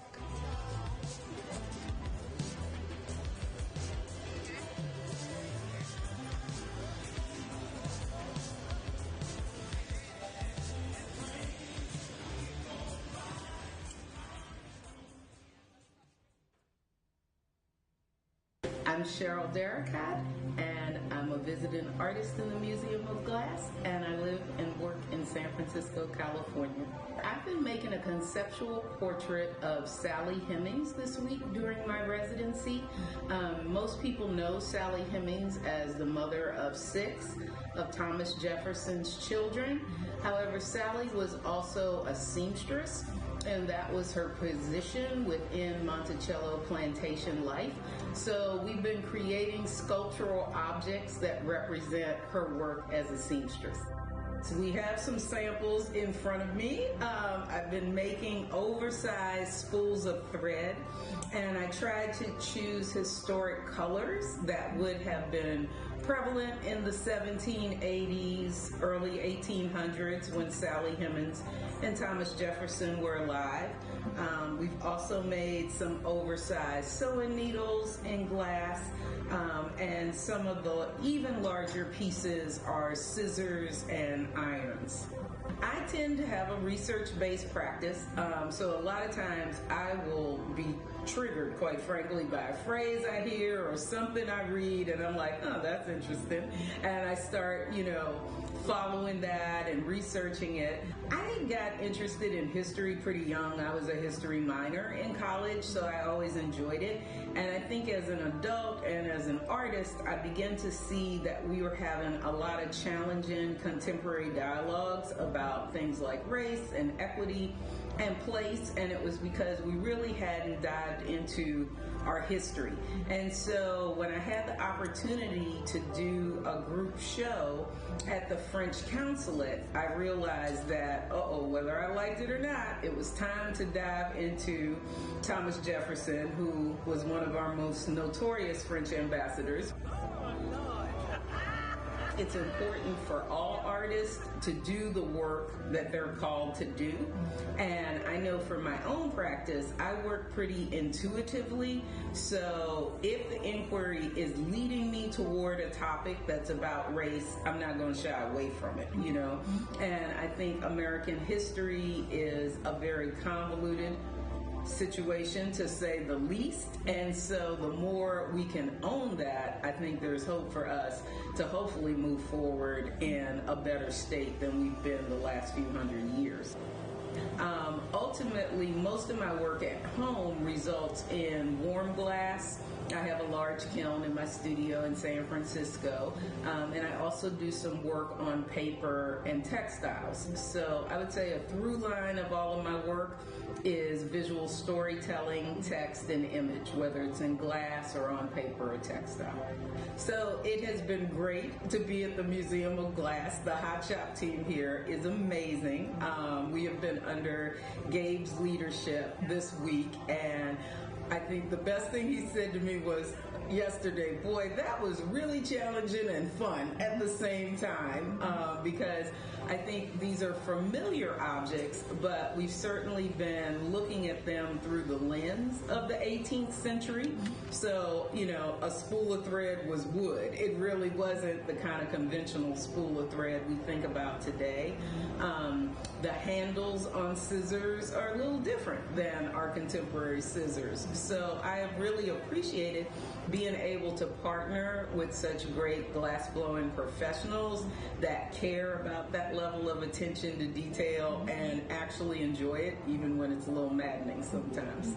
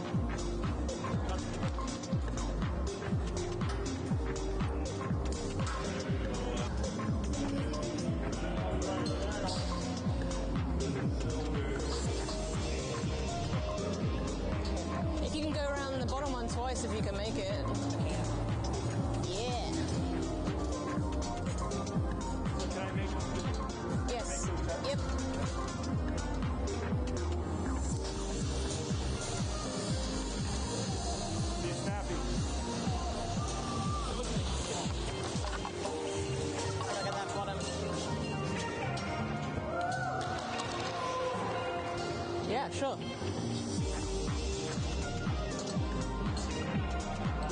Yeah, just once is fine. Just got the once. Awesome. Can I touch those?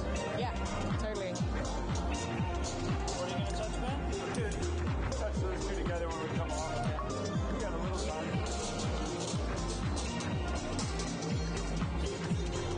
You say when? Do you want to touch those or not? No, because I need to take that out.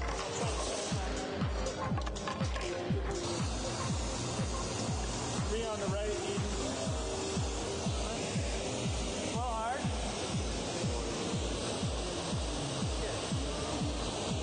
Wait for this. Maybe I can pull it out, take a touch here, curl. Or do you want me to keep it free floating? What about if you like bring it like across, bring it across these ones? Bring it over the top? Yeah. See Let it this touch? Yeah. Okay. Will you just stand by on the hot guard? Yeah, totally. Stop.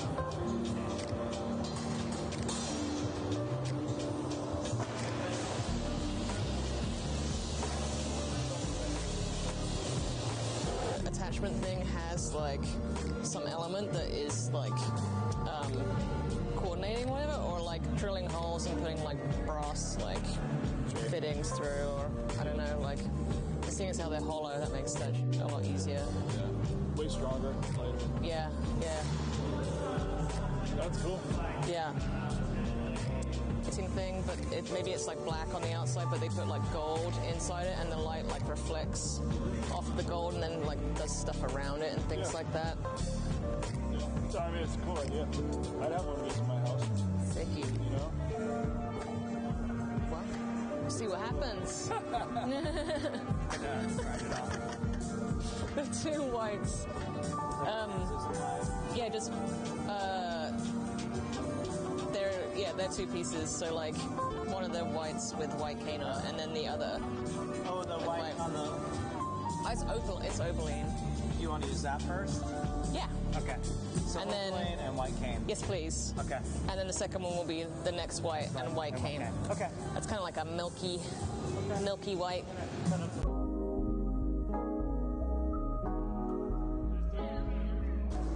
So I'm getting ready for a show in the fall at St. Louis Art Museum, and I'm trying to work through these apothecary vessels. So they're sort of multi-part blown glass pieces. I just told Nick that I saw one at the Corning Museum that was 4 feet high. So we'll see how much we can sort of pull off there. But they do have sort of different stands and displays. It was meant to signal to people who were illiterate that this was a pharmacy. So I'm interested in that sort of aspect of form and color and messaging, and how that sort of relates to conversations around healing today.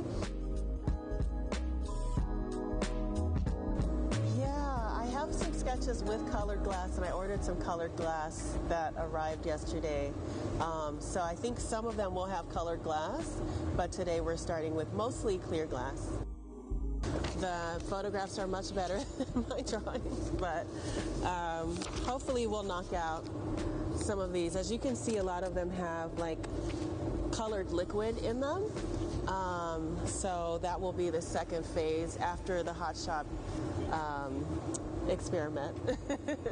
So I'm excited to be here. Thank you, Jabari, for really making this happen. We met probably 15 years ago in New York City when Jabari was at Mokata.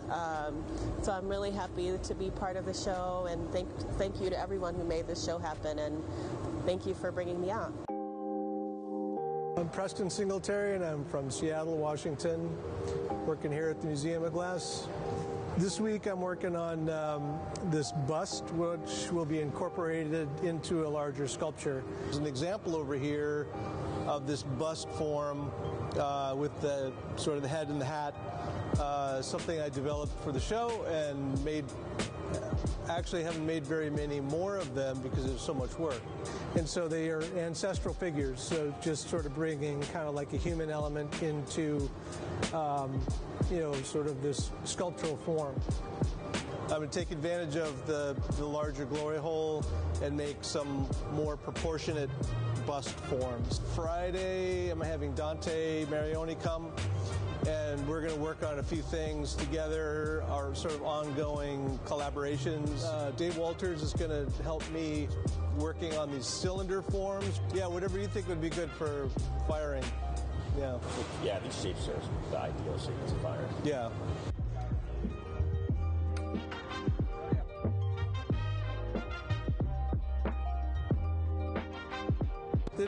It's a way of working. I'm very heavily influenced by modernism and Henry Moore and Calder and that whole modernist era, and because in a lot of cases they were really inspired by indigenous.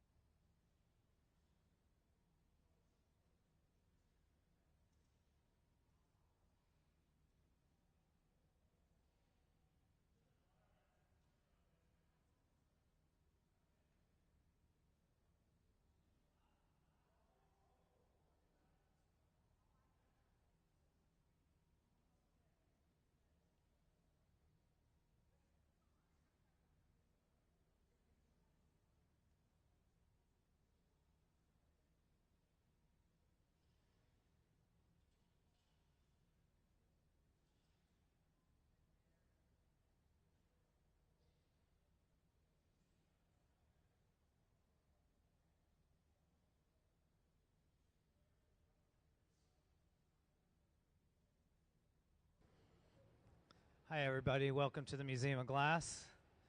My name is Gabe, and today we are working on some rainbow vases. So I've just heated this plate and I'm going to put some rainbow colored stripes of glass on there, so give me one sec. And first of all, I apologize, our MC is out sick, so I'm going to try to fill you guys in what we're doing, but give me one sec.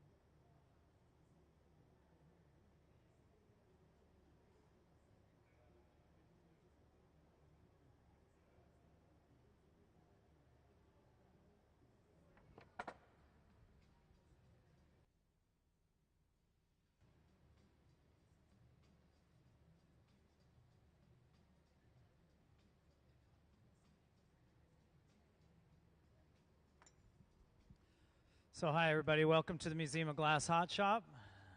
Today we are working on some rainbow colored vases. So we're just getting started over there on the left side of the shop. They're applying the color. There's a lot of different ways that we can apply color. The way we're applying it today is through the use of something called color bar.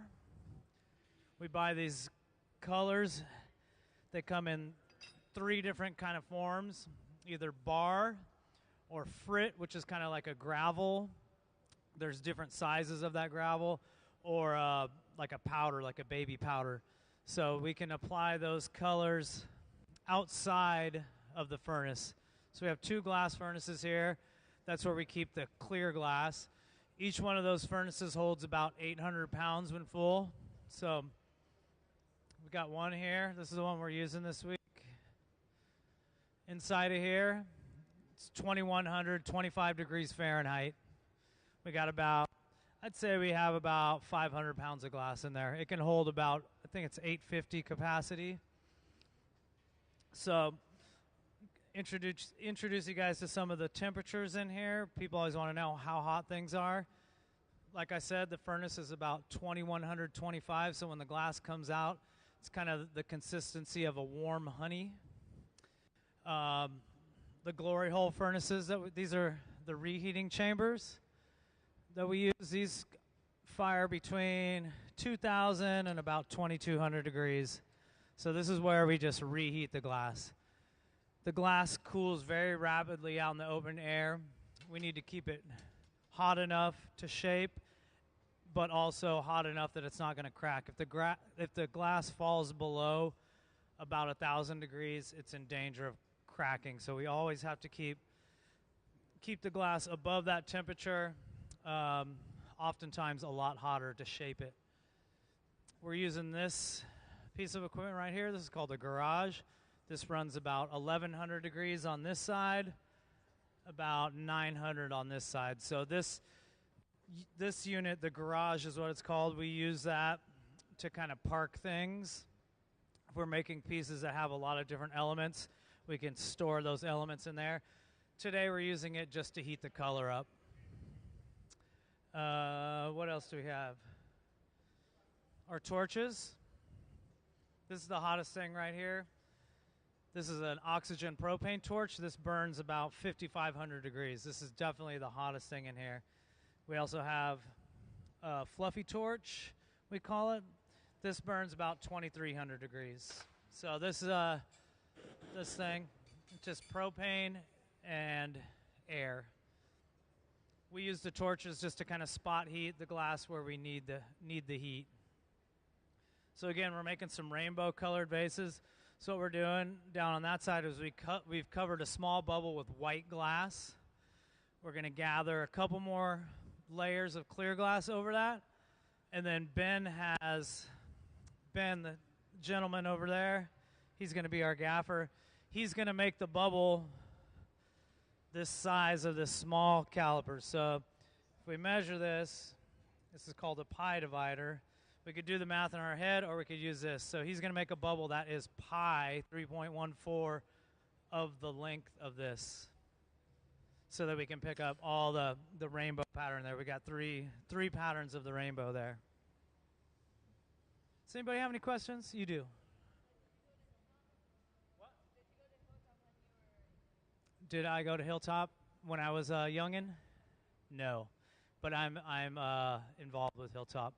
I'm the pitcher on their softball team too. For those of you that don't know, Hilltop Artists is a local organization that teaches kids how to blow glass. Kids, I think, as young as 11 up to, I think, 20 years old. So they use kind of glass as kind of a way to help kids like kind of stay out of trouble, things like that. Any other questions? Cool. So everybody here on the floor that you see working, we're all professionals. We've been doing this. Sarah's been doing it about 26 years. Ben, over 30. Myself, 29 years. So everybody here has been doing this quite some time, more than half of our lives. So Sarah's gotten that first gather first step is to usually get that glass into kind of a uniform shape. We use these wooden tools. These are called blocks. They're made out of cherry wood. They're used wet. That just gives the glass like a nice kind of even shape to start with. We always kind of trying to keep everything on center in uniform. So Sarah's just going to doll that up, and then we're going to put one more layer of glass over that. And that is a hollow massive glass right now. There's a small bubble in it. Your question. How hot does cherry wood need to be to catch fire? Probably about 450 degrees, but these are soaked in water, so they're actually when we add the glass to them, the water turns into steam. Actually, the glass kind of just rides on that layer of steam. They're burnt too, so there's a layer of carbon there. I'd say these things last 3 years if we use them nicely. Yeah, a lot of the different tools we have, we use metal tools, wooden tools. Probably the most common thing you'll see us use is this tool, and this is about 15 sheets of the Wall Street Journal. That's kind of the closest way we can get to hand shaping the glass.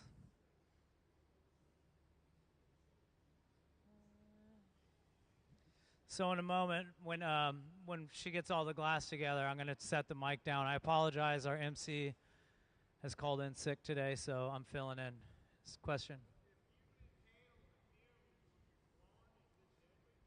No, you can't inhale. There's no fumes coming off the glass, so you're not going to inhale.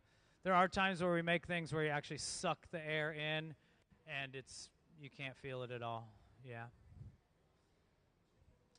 A lot of people ask, like, what are some of the dangers in here? It's not anything you think. It's not inhaling fumes. It's not getting burned. It's actually repetitive motion injury. Same thing that would happen to you if you sat at a desk on a keyboard all the time. So wear and tear on your wrist, forearms. That's probably the number one danger in here. We like to say we don't get burned very often, only on payday. And usually we don't get burned by the glass, we get burned by our tools. The tools get hot, you touch a tool, little sparks come off of that newspaper, land on your arm sometimes. It's pretty, we don't get burned too often. You learn to stay away from the hot stuff real quick.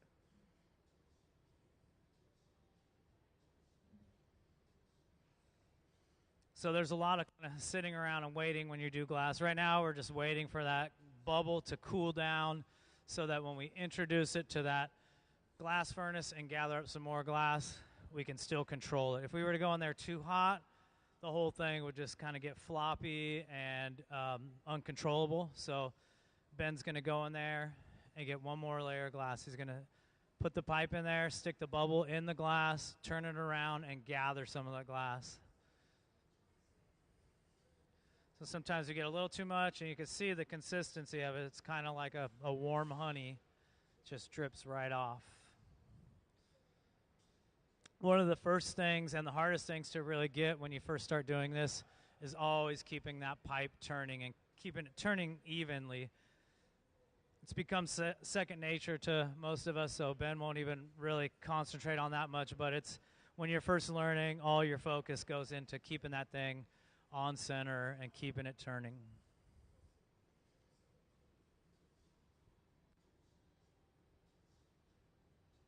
So I preheated this iron plate, and what that did is it's just going to heat up that glass that I put on there. If we were to take room temperature glass and go into a 2100 degree environment, it would thermally shock, it would just crack. So if we put the glass on a heated plate, it's going to heat it enough that when we introduce it to the really hot atmosphere, it's not going to shock.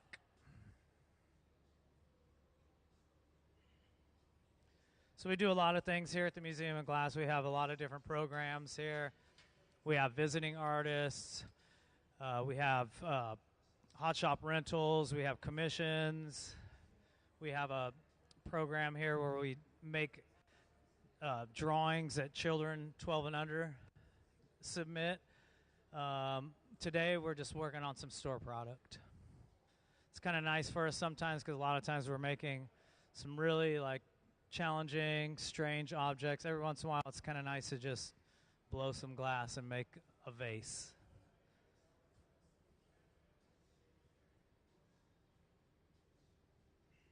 So Ben's he's going to get that thing right to about pi of this, and then I'm going to give that a good heat, and he's going to come over and roll that up.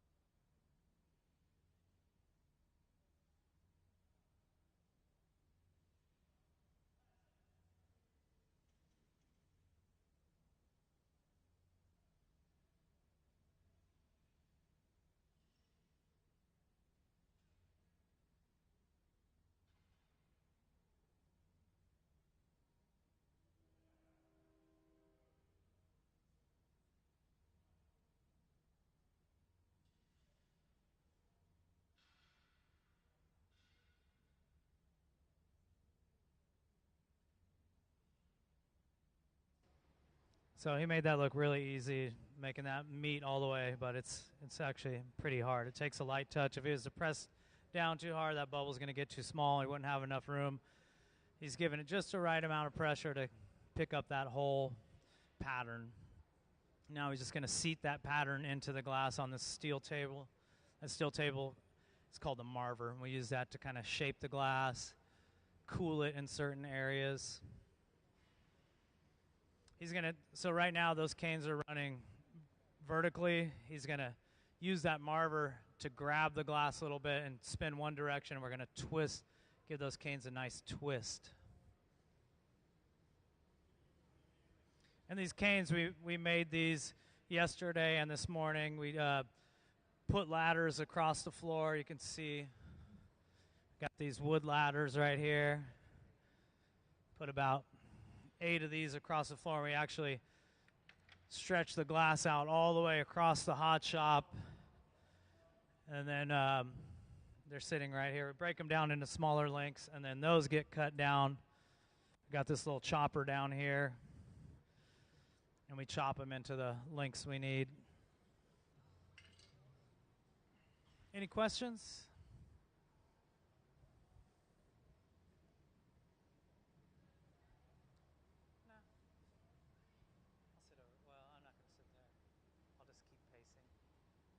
Down in this chair.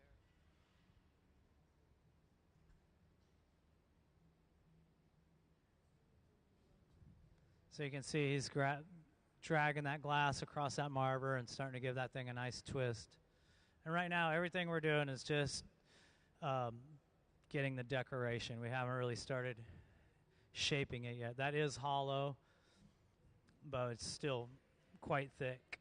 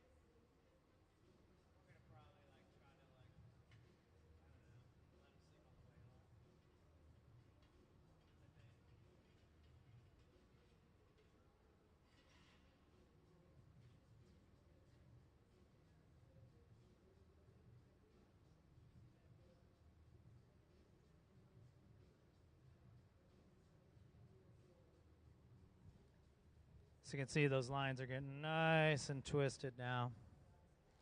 Once we get them twisted to that desired tightness, then we'll start blowing that up. There's always a little patch at the bottom that the canes don't come all the way to the bottom, so he'll cut that off so that the pattern kind of comes to a point there.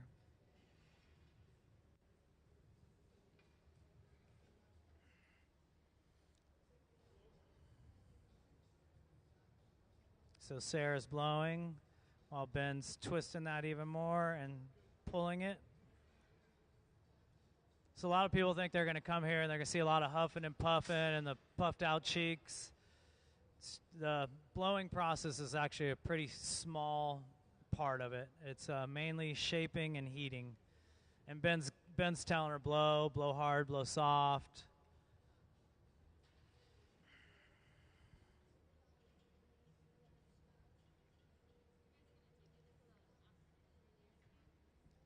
I want to, yeah. I need to look at the schedule.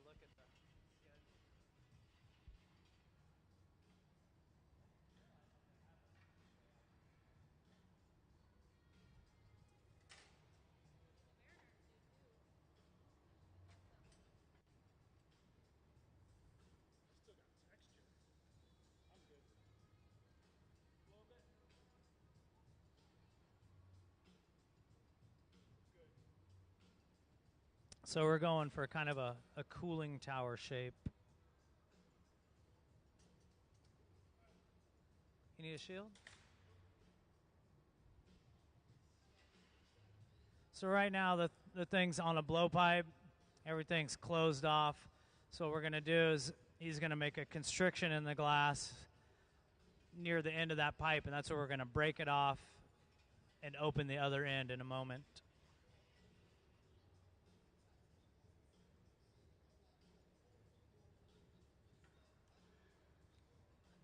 So there goes that constriction.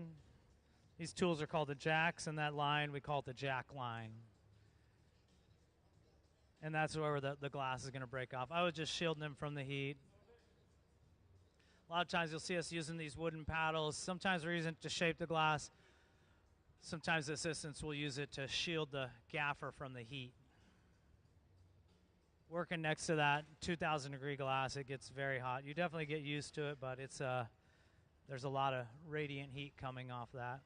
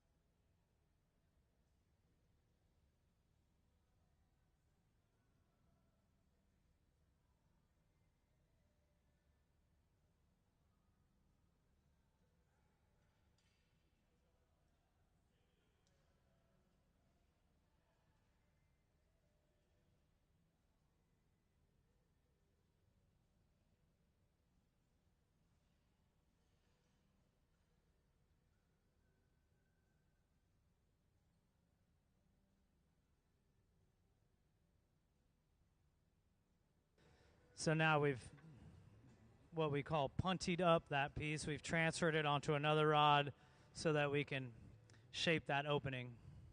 Right now, Ben's just making sure everything's nice and centered. So the first order of operation will be kind of to address the lip of that piece. Usually when we transfer it onto the punty, that lip is pretty thick, sometimes uneven. So first thing we're going to do is stretch it out a little bit to thin it out and then trim it so it's nice and even.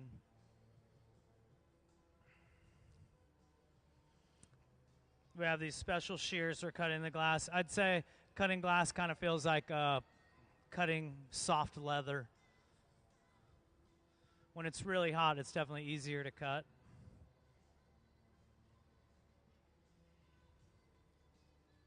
So that transfer that we did, that connection right there is pretty fragile.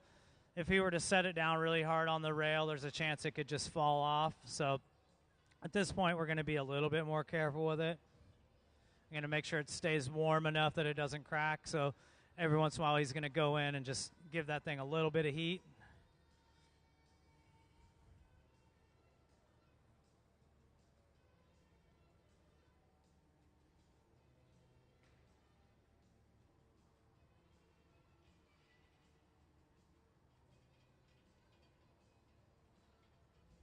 And if anybody has any questions, just let me know too. And for those that just joined us, we're making some rainbow colored vases.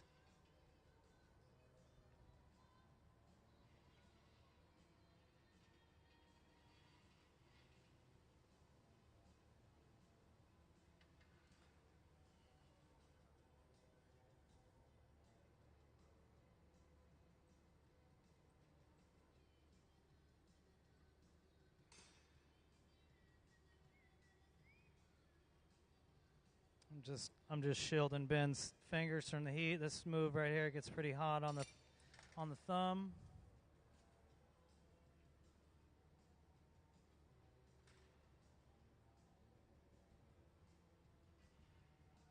There are times when we're on this rod right here where we like to introduce some more air, but we're not on a pipe anymore, and we use this tool right here. It's called a soffietta. A lot of the tools have Italian names. A lot of this style of glass blowing that we're doing here comes from Venice. Not really Venice. What's that?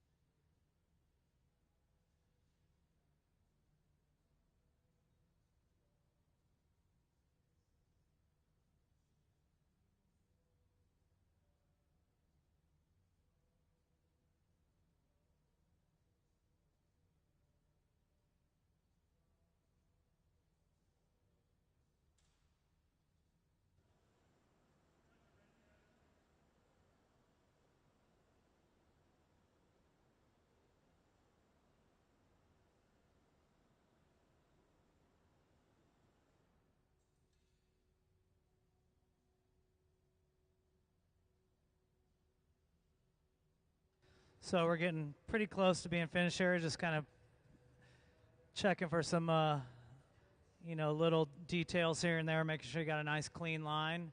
Once we were finished with this, the glass has to be placed into an oven to cool down slowly. That process of slow cooling is called annealing. And the glass will have to cool according to its thickness. These pieces will cool overnight. It's nice and thin. We'll put it into this black oven on the side of the shop. We've got 3 annealing ovens out here. We're using this one over here. When the glass goes away, it's about 800, it's about 1,000 degrees. This annealing oven is set at 890 degrees. If we were to put the glass away in there too hot, it would move when we're in there. If we're going to put it away too cold, it's going to crack. So this is where, all that experience comes in. And when you first start, a lot of times you open the oven in the morning and your piece that you made is cracked. So you're just trying to figure out that temperature. It just takes a lot of time to kind of understand how the glass heats and how it holds heat. Different colors hold heat differently. Different thicknesses hold heat differently. So it just takes a lot of experience. And again, Ben, he's been doing this for over 30 years. He's demonstrated glass blowing all over the world and also exhibited his glass kind of all over the world. Yeah, it looks good. So in order to get this piece off successfully, what we're going to do is heat that joint a little bit. We're going to use a torch to heat that joint. And then we're going to put a little bit of water right at that joint. That's going to shock the glass, make it brittle. And then we're going to tap the pipe.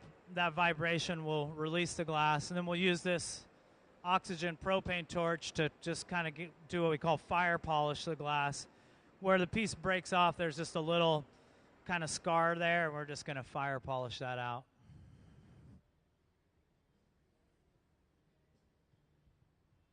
Sarah's got some tongs here, some modified fireplace tongs, and we're going to use those to put the piece away.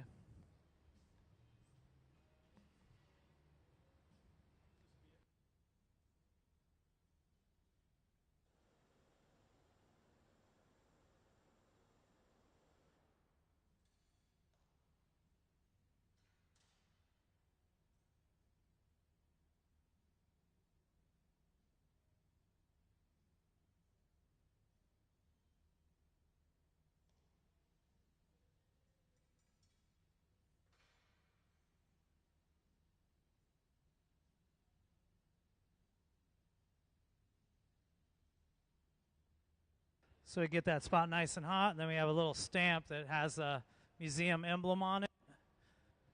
And then we're going to put it in this 890 degree oven to cool overnight.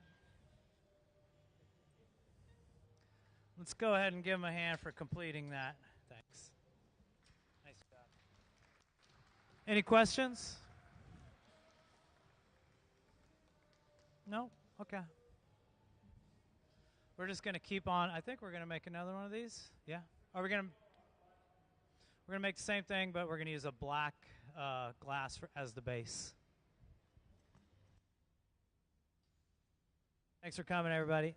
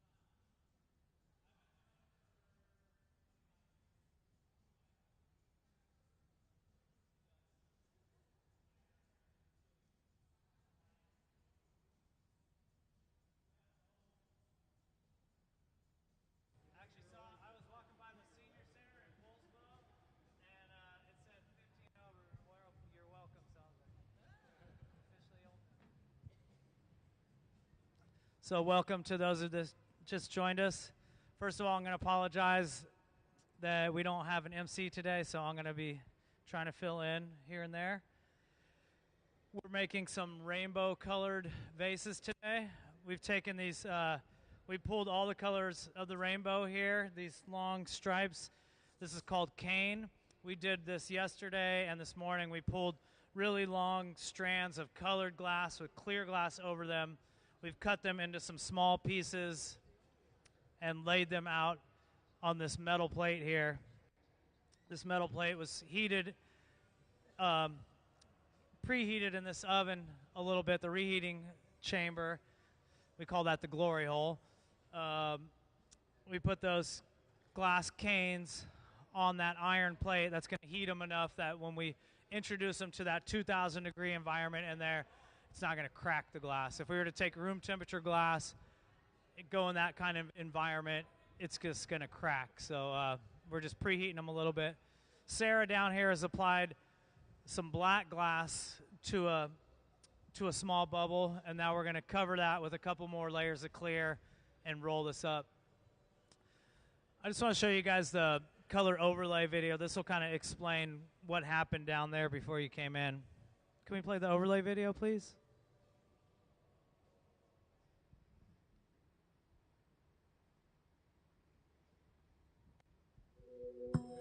The color in glass comes from adding various materials to the mixture of raw ingredients called batch.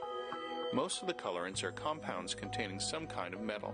For example, adding cobalt to clear glass creates a deep blue. Tin and antimony can be used to create white glass, and gold chloride can produce a rich red or pink-colored glass. Colored glass is melted in furnaces, just like clear glass, and then is usually rolled into bars for storage and easy application. In order to apply color bar to a bubble, we first need to preheat the color to approximately 950 or 1000 degrees Fahrenheit in a color oven or garage. Once warm, the color is then picked up on the end of a punty rod using a little bit of clear glass as a support. The color is then heated in the 2300 degree glory hole to soften it and make it malleable, while another artist creates a small bubble of clear glass on a blowpipe. Once warm, the color is dropped over the clear bubble, and then using a variety of hand tools or the steel marver, the color is rolled back over the clear in an even layer. This process is called dropping color, or creating a color overlay. Depending on the project, that bubble is then usually gathered over with clear glass and blown into the final form.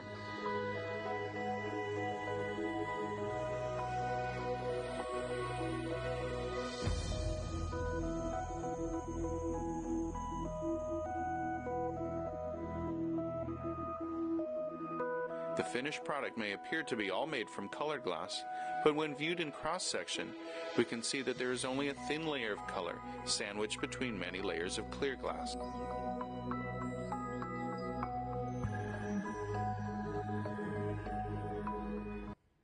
So that's one of the most common ways you'll see us color the glass here in the hot shop.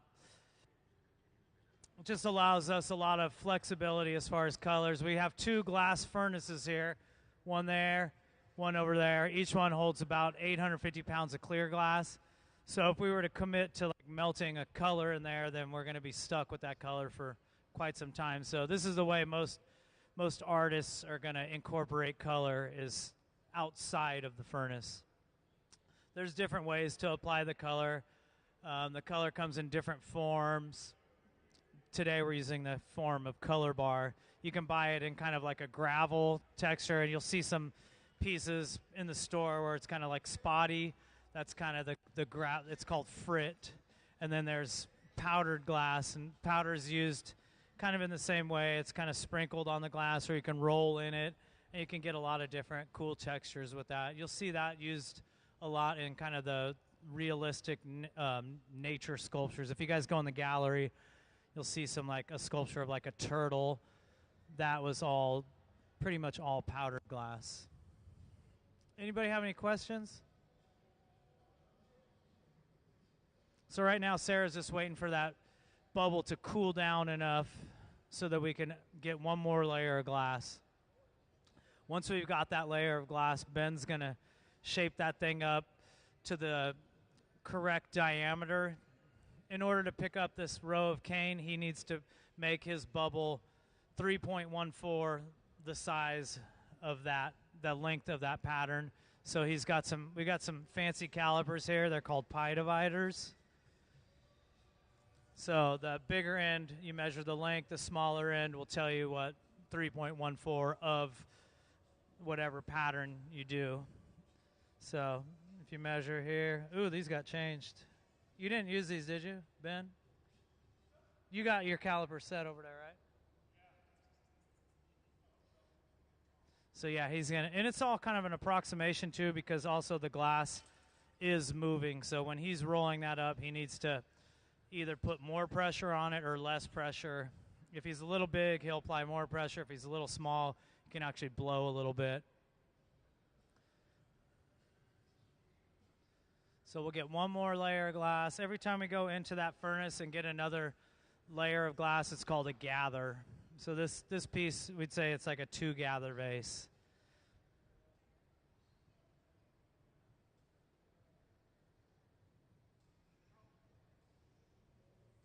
So Ben's been blowing glass for over 30 years. Myself, I've been doing about 29. Sarah, 26 years. So a lot of people want to know if we're students, if we get paid to do this. Yeah, this is our job. This is how we pay the bills. Question?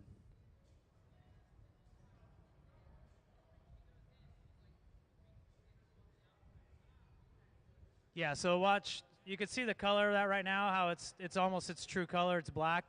Watch when it comes out, it's going to be a little bit bigger. And he's probably going to drip some off because he doesn't need a full gather. So he's going in, he's turning it. It's kind of like gathering honey. And then he's going to come out and he's going to drip some of the excess clear glass into that bucket over there. You can really see the consistency of the glass. See how it's like warm honey. So if he was to stop turning when he comes out of the furnace, it would just fall right on the ground. So people always want to know, like, oh, how do you guys hold the pipes so the pipes get hot? The pipes get hot when we gather the glass, especially the lower that furnace gets, the further we have to stick that pipe in there. So when we come out, we usually cool the pipe, and then after that, the pipe really doesn't get too hot. Stainless steel is not a great conductor of heat. If you have stainless steel cookware, it usually has copper on the bottom so that it can radiate the heat around the whole surface of the pot or pan. So now he's going to skip out a little heat. We shape the glass with a lot of different tools. Kind of the first tool we use when it comes out fresh usually is this wooden block. These are cherry wood blocks. They're kept in water. They're burnt, so they have a nice layer of carbon on there. The glass actually rides on a nice layer of steam. If you use that block wet, the glass actually rides on a layer of steam on that carbon. We use this is probably one of our main tools. This is about 14 sheets of the Wall Street Journal. We have these tools. These are called jacks. These are used to shape the glass. We use them to constrict the glass. People compare them to tweezers sometimes, but we don't use them like tweezers. We use them to constrict the glass or to lay on the side, shape it, or to open up the mouth of a vessel. We do have tweezers. These are one form of tweezers. Got these, and these are used for grabbing the glass. We'll use these to put water in places where we need it. Use a variety of different shears. These are called diamond shears, and these are kind of unique to the glass world. They close in the shape of a diamond. So I'm going to give this thing a heat, and he's going to roll these up.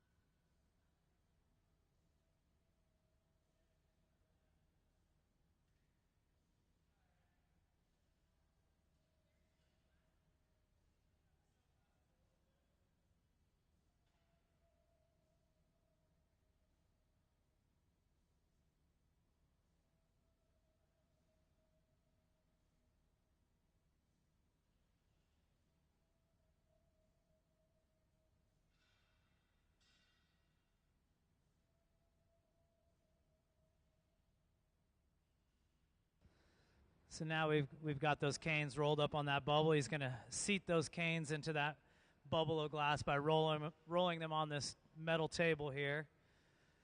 Once he has those canes like nice and seated in the glass, then what he's going to do is he's going to roll it on that table, but he's going to kind of stay in one place and just drag those canes a little bit so that they start to twist.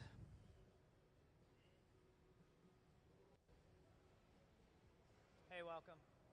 How you guys doing? Good. We're making some rainbow-colored vases for Pride Month, so we just rolled up like 3 rainbow patterns on a black bubble. We're going to twist it up, make it into a little vase. Let me know if you have any questions. Our MC had to call in sick, so I'm going to be kind of blowing glass at the end and talking on the mic. But just let me know if you have any questions. Oh, nice. Where's that? Oh, cool. Right on. Yeah, there's little glass shops all over the place.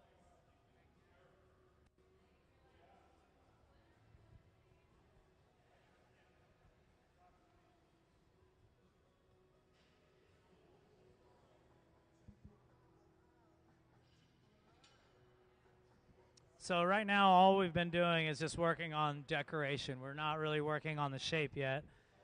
We're going to start twisting those canes up, and once we got those canes like nice and twisted, then we'll actually start blowing it up a little bit and shaping it. So it is hollow right now, but it's quite thick. A lot of people come in here and think they're going to see a lot of huffing and puffing and the cheeks puffed out and everything, and really the blowing process, or the blowing part of the process, is a very small part of it. So most of it is just kind of shaping the glass and heating it. The glass cools down really quick, so we need to always kind of keep it hot. When you're first starting, you definitely overwork the glass, and you just can't get it that hot.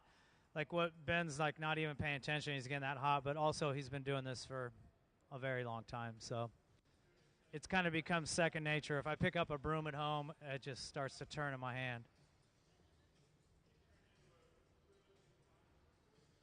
So now he's kind of giving that a little bit of a twist. He's going to keep on twisting that.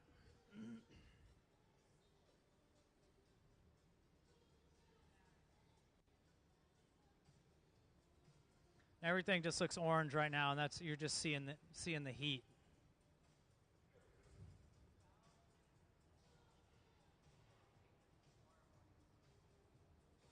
The question was, how long is it going to take for him to form what we're making? I'd say we have about 15, 20 minutes left.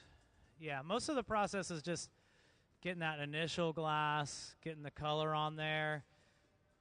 The shaping, especially of something like this, I mean, I don't want to say it's simple. He's going to make it look simple, but believe me, it is not simple.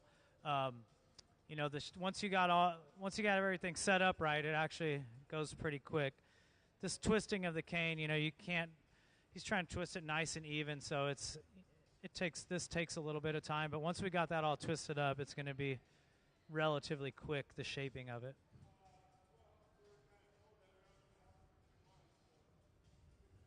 And when you first start, it's crazy. Like, to make something like this would take you half an hour, 45 minutes, but like now we can do this in like 2 minutes.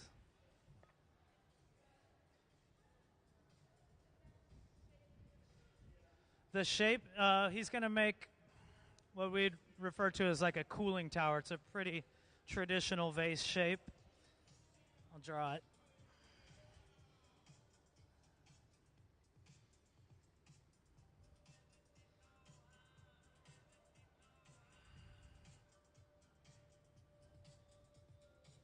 Not the best drawing. Something like that. His proportions will be a little different than that, but yeah, that's where you put the flowers.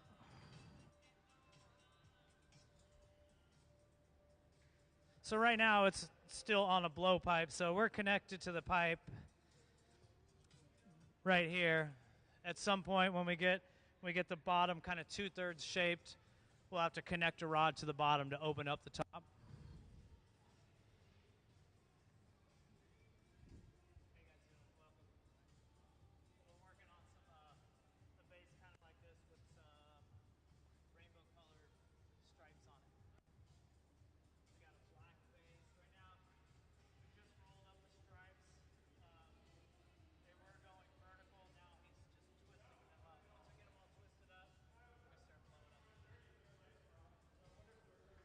So now Ben's going to give it one last twist. He's going to grab the end and hold it while Sarah on the left is blowing.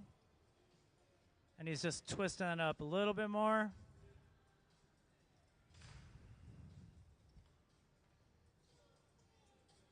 So yeah, like I said earlier, the blowing kind of happens in the stages. So you can't hear him, but he's saying blow, stop, blow hard, blow soft, stop. We're using that newspaper to shape the glass. We prefer the Wall Street Journal.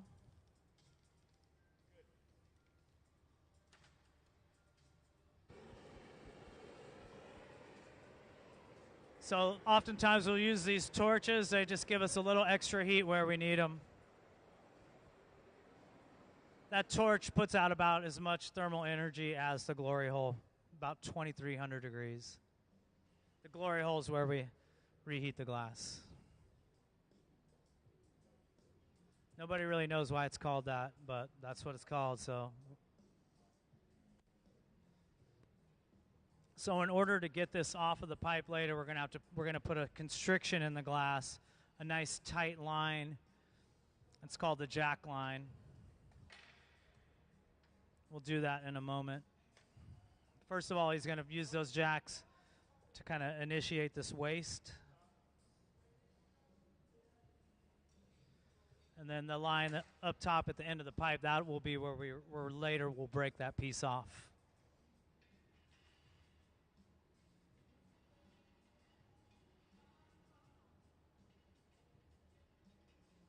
I'd say the jacks are kind of the glass blower's kind of most coveted tool too. Everybody has their own tools, and each of us have like a lot of these different kinds of jacks, different sizes, and they really kind of become an extension of your hand.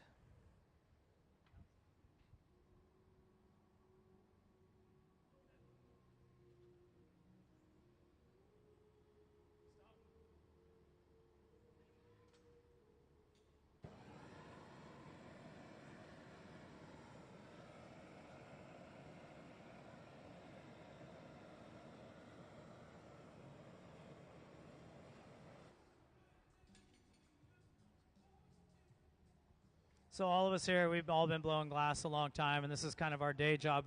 We are also artists and make our own work. Can we take a look at some of Ben's work up on the big screen? See if they're loaded. So yeah, there's that jack line. This is going to be a little line that it's going to break. So these are some of Ben's personal artworks.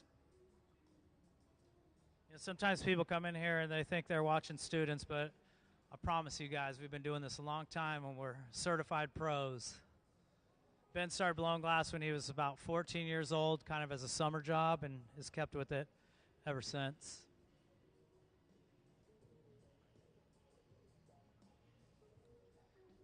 Ben's exhibited his work all over the world and given glass blowing demonstrations all over the world. Recently, he just was in the middle of the Indian Ocean at a little glass-blowing studio there. He had a residency and a show there. Soniva Fushi. Is that what it's called? Yeah. The Maldives. Yeah, so he just got back from that. And he was just teaching a class in Australia, too. I was supposed to go to Korea this year, but I can't go. I got to go to Japan instead, so... But yeah, all of us here have been doing this for a while, and this is kind of our, the way we make a living, but also our passion. So you can see this is taking shape now. We're going to start getting that bottom shape in soon.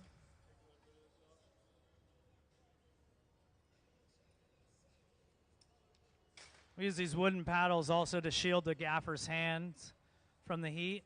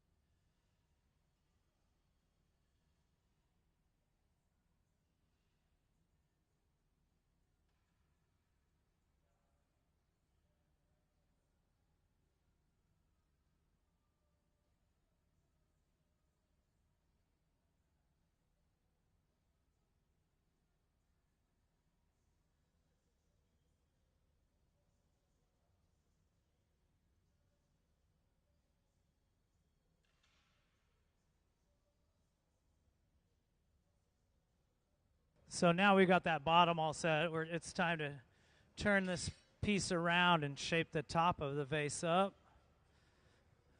I'm going to get a little glass, make a little, so we can connect to the bottom.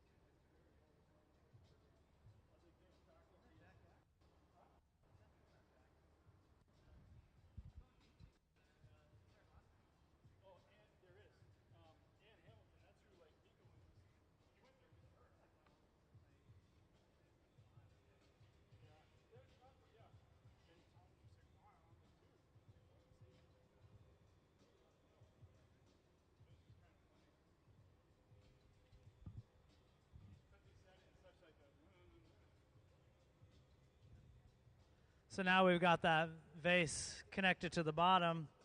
We can go ahead and clean up that top. Just kind of he'll get this curve right here, and then that top where we broke it off is usually a little uneven, a little bit thick. So we'll kind of pull that and scissor that off, give it a nice clean, thin edge. Now I'll use this paddle to shield his hands from the heat.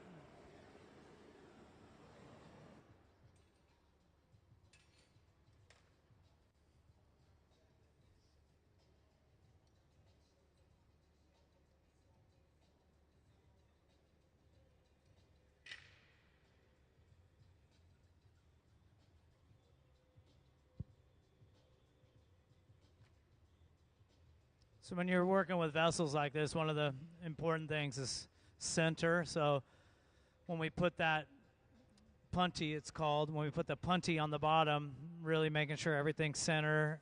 Then after we punty it, he takes one more heat just to make sure everything's nice and centered. And then once it's nice and centered, then, the turning here, it's just kind of like working on a lathe. And that's one of the hard things, too, is to turn that pipe nice and evenly and keep everything on center. Again, he's making it look very easy. Trust me, it's not.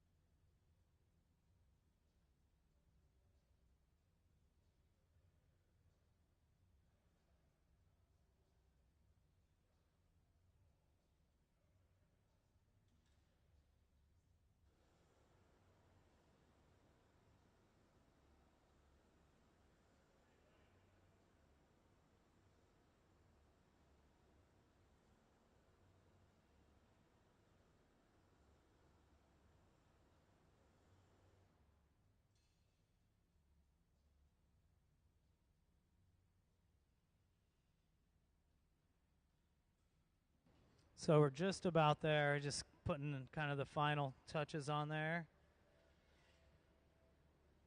Use that torch to get extra heat where we need it. And I'm just shielding his heat from the, or shielding his hand from the heat. That heat coming out from the opening of that vase, extremely hot.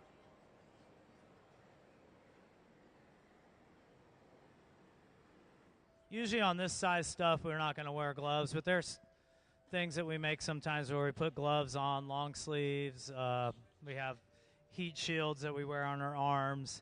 I think tomorrow we're going to be making some large stuff.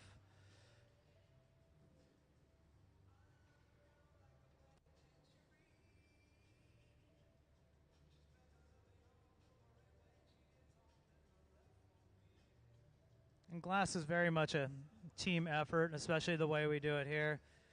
We kind of blow glass very inspired by the Milanese tradition, the Venetian glassblowing tradition. So we work in a team to kind of divide up the labor.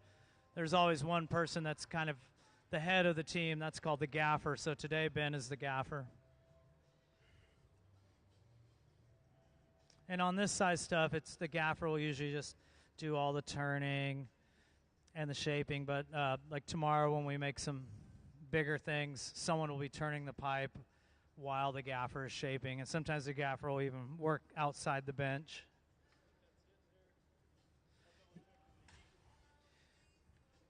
There are people who do this on their own, but it's kind of like that one-man band where you have like the cymbal on your head and you have the drum strapped to your chest. You kind of have to build little devices to do it by yourself. It's definitely very limiting.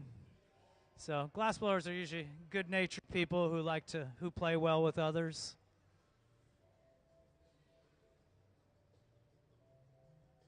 So once we've got this all dialed in, then it's time to even the temperature out, get it to about 1,000 degrees.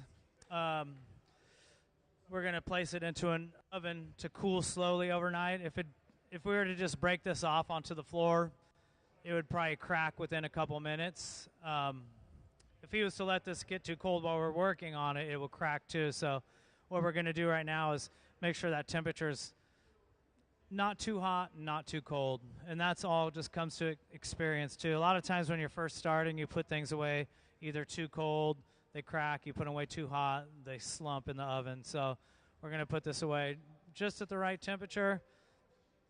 He's going to add a little bit of water to that connection. That connection is already very fragile.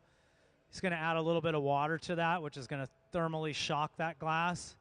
And then a little vibration should release that piece. And then we're going to give it a little torch with this 5,000 degree torch. This is the hottest piece of equipment here. This is an oxygen propane torch, and it burns over 5,000 degrees. We'll use that to fire polish the bottom, and then we have a little stamp with the museum's logo on there. We'll stamp it into the bottom. And then these pieces will be available in our store.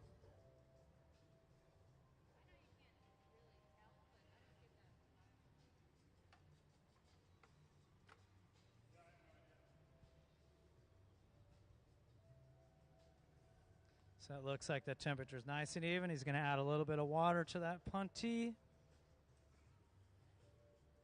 Get it right on that joint, and he's going to tap the pipe, and that should release it.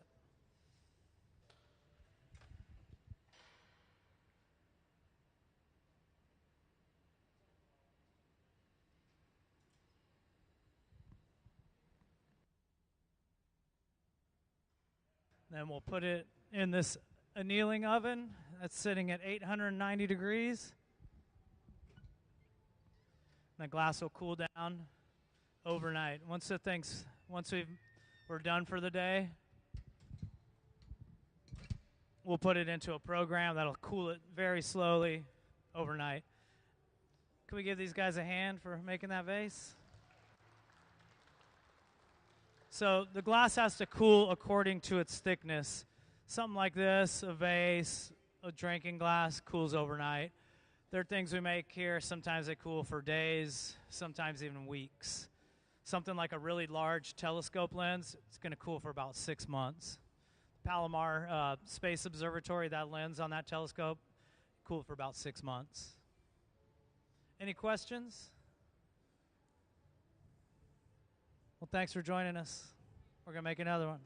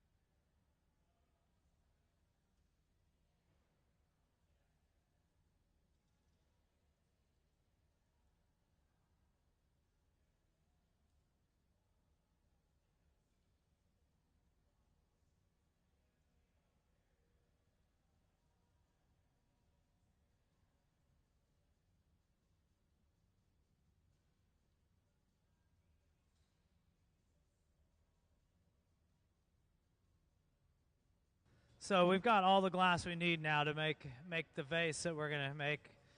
We're making a vase similar to this shape right here. It's going to have rainbow stripes on it, so a rainbow decoration.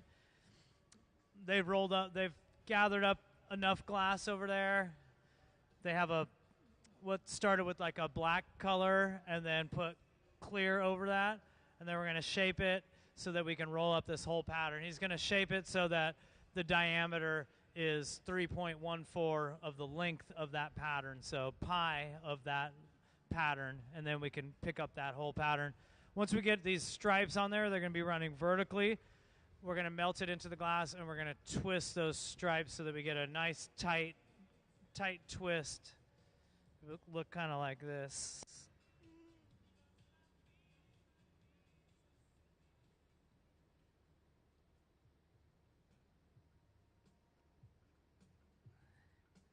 So all the stripes that we have on there, those are made in-house. This morning and yesterday we pulled all this glass. So that like this yellow was pulled all the way across the shop, and then we've chopped it into these small bits. I'm going to go ahead and give this a heat so we can do that.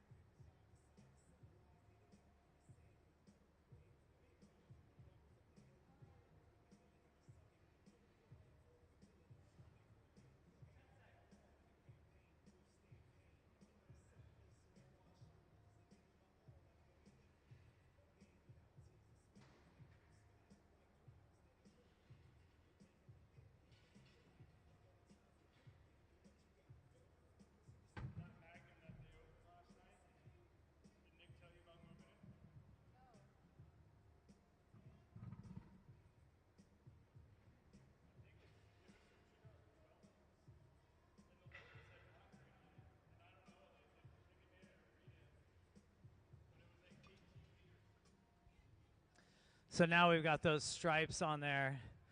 He's going to melt those in so they're nice and seated in the glass, and then we're going to start twisting those up. Yes. Why the piece is black? Yeah, we did some earlier with the white base, and now we're doing some with the black just because it looks nice, yeah. Yeah, just I think it'll stand out nice with the colors. Yeah. So welcome to the hot shop. Today we're making some rainbow colored vases with a black base. We're going to be making this kind of shape right here.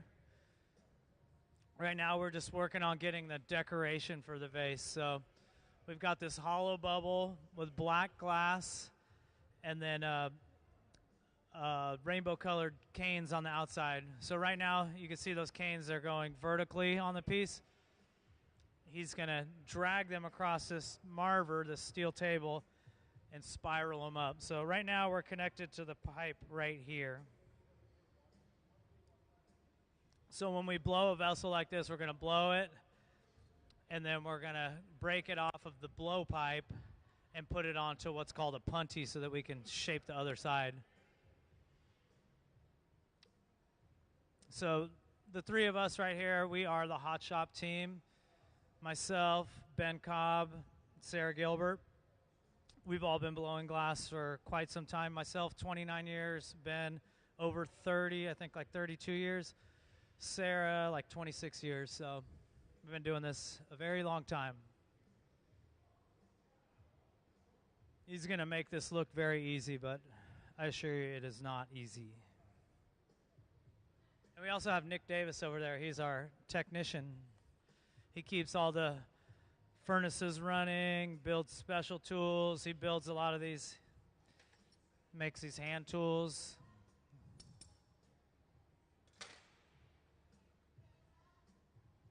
If at any time you guys have any questions, just let me know. I'll just introduce you guys to some of the equipment here in the hot shop. I don't know how many of you guys have seen glass blowing before, but we have two types of furnaces here. We have the furnaces where we melt the glass. Those are the ones with the doors. There's one right there, and there's one over there. Those hold about 850 pounds of glass. Can we get the glass furnace diagram? So the furnace is just, it looks something like this. We have a ceramic pot in the bottom of it, about 850 pounds of clear molten glass in the bottom of it. Right now, this one on the right, I'd say has about 500 pounds in it, maybe 450, something like that. It's about half. But we have two of those, and then we have the reheating chambers called glory holes. We have 4 of those in the shop. We have 2 of them on. Those run about 2,200.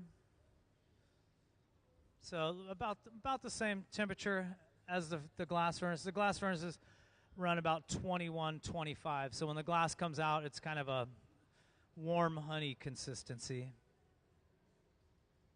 We have the annealing ovens in here, the 4 black boxes. That's where we cool the glass slowly. Everything we make here has to be cooled slowly or it will crack. So glass is cooled according to its thickness.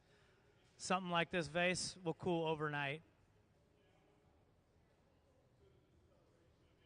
So some of you may be wondering how we got that initial color on the piece. So I'm going to play this video for you. It's color overlay video, and that'll explain how we colored this initial bubble. The color in glass comes from adding various materials to the mixture of raw ingredients called batch. Most of the colorants are compounds containing some kind of metal. For example, adding cobalt to clear glass creates a deep blue. Tin and antimony can be used to create white glass, and gold chloride can produce a rich red or pink-colored glass. Colored glass is melted in furnaces, just like clear glass, and then is usually rolled into bars for storage and easy application. In order to apply color bar to a bubble, we first need to preheat the color to approximately 950 or 1000 degrees Fahrenheit in a color oven or garage. Once warm, the color is then picked up on the end of a punty rod using a little bit of clear glass as a support. The color is then heated in the 2300 degree glory hole to soften it and make it malleable, while another artist creates a small bubble of clear glass on a blowpipe. Once warm, the color is dropped over the clear bubble, and then using a variety of hand tools or the steel marver, the color is rolled back over the clear in an even layer. This process is called dropping color, or creating a color overlay. Depending on the project, that bubble is then usually gathered over with clear glass and blown into the final form.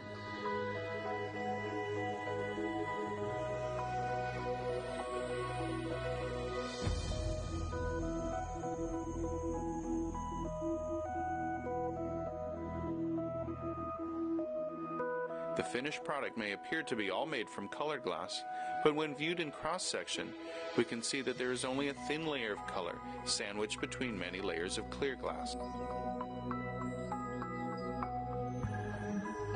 So that's the way we initially colored this vessel.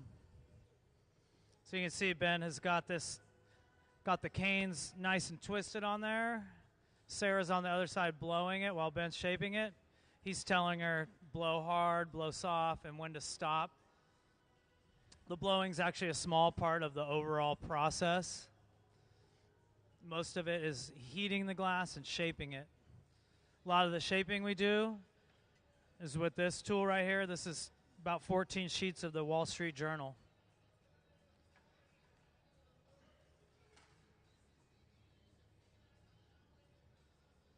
Now we're starting to get the waist of the vase. This is this area right here.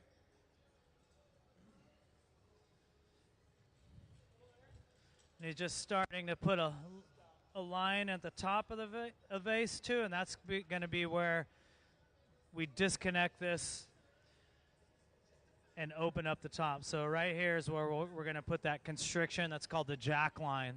Those tools that he's using, then we call those the jacks. So they're just like bladed tongs. He's going to use that to constrict the top of that, and that's where we'll release it later.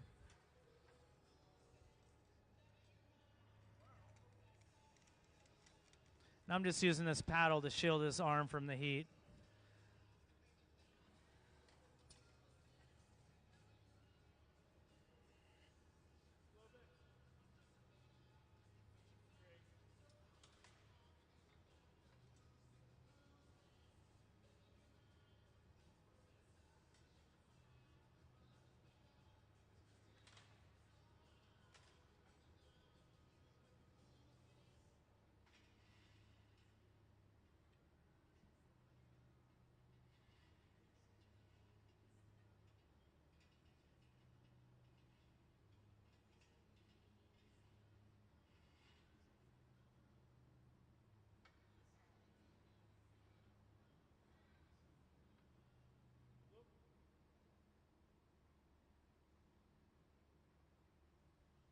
So the thinner the glass gets, the quicker it cools off. So you'll notice we keep going back to this glory hole to reheat it. We basically heat it, come back, shape it a little bit, heat it, and all the while keeping that glass, keeping the pipe turning to keep that glass nice and on center.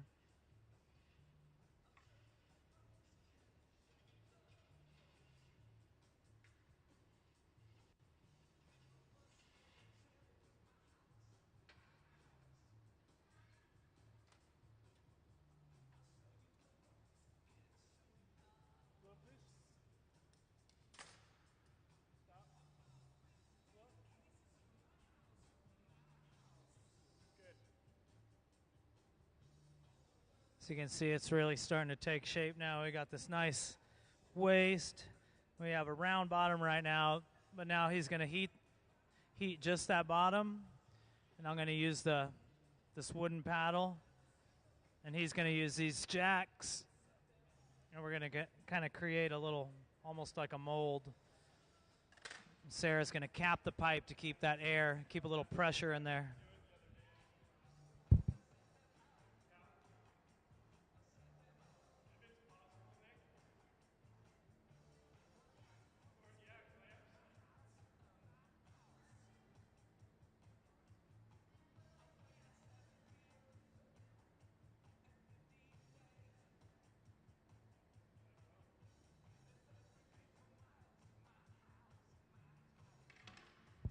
So we got the bottom, kind of 2/3 of that thing shaped up.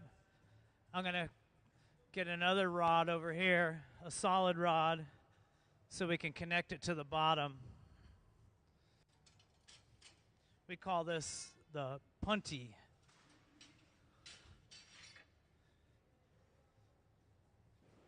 So I'm going to take this punty rod right here and put a little glass on the end. And Ben's going to place it dead center. And we'll transfer this onto this rod.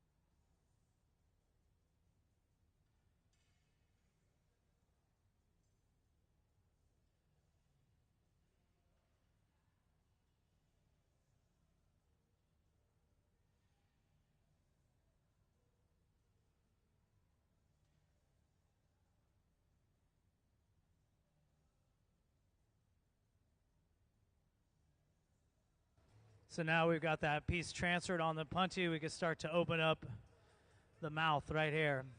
And when you're first starting, that move right there, that's where a lot of things go wrong. The temperature's not right on both ends.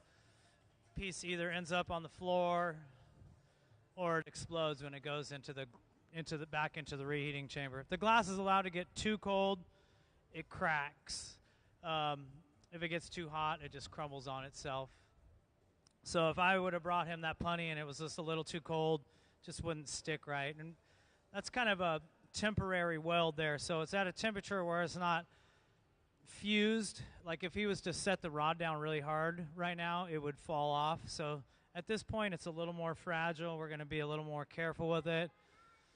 You know, he's mainly shaping this top, but every once in a while you'll see he goes all the way in. That's just called a flash. That's just to maintain that temperature kind of above 1,000 degrees. Once we kind of drop below 1,000 degrees, we're kind of in the danger zone. So first step is to kind of deal with this lip. That lip, when we break it off, it's a little uneven. It's a little thick. So he's going to stretch that glass out, thin it out, and then trim it. So for those of you that just joined us, as you can see, we're making a vase similar to this with rainbow-colored stripes in it. We're kind of right at the end of it.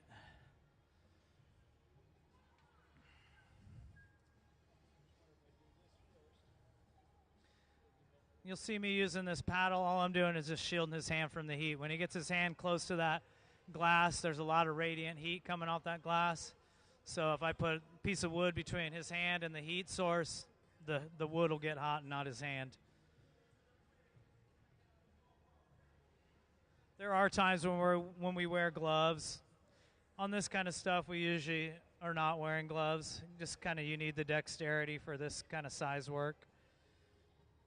So yeah, he's stretching, and he's also twisting that cane even more at the top, trying to get a nice even twist. And then we'll trim that uneven lip off down to that nice thin glass.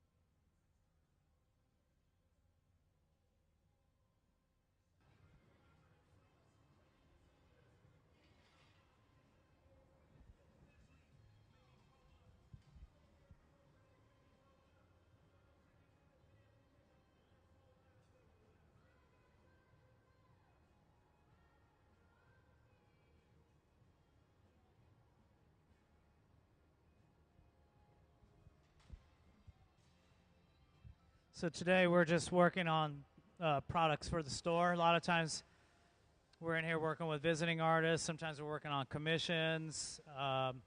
We make pieces that kids design. So we do a lot of different things here today. We're making some vases for the store.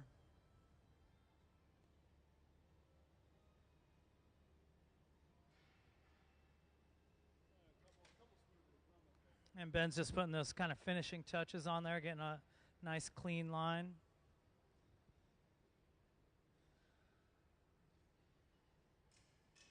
Ben's been blowing glass about 32 years.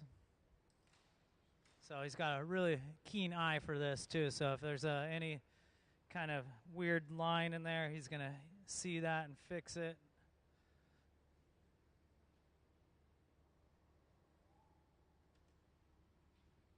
Does anybody have any questions? Cool.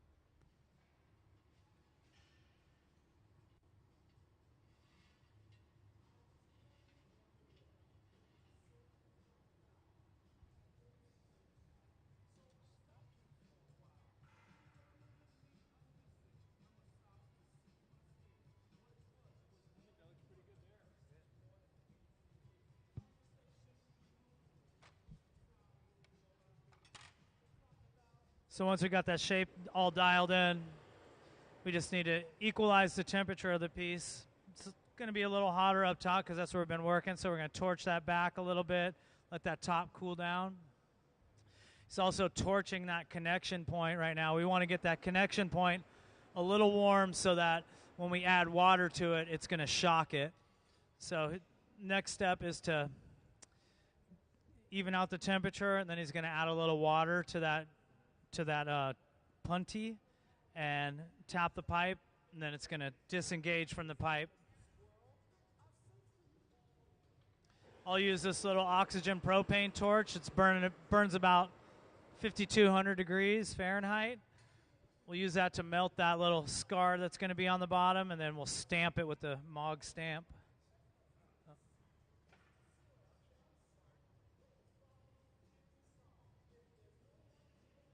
So if we put this piece away too cold, it's going to crack. If we put it away too hot, it's going to move slightly in the oven. So we're going to put it away at just the right temperature.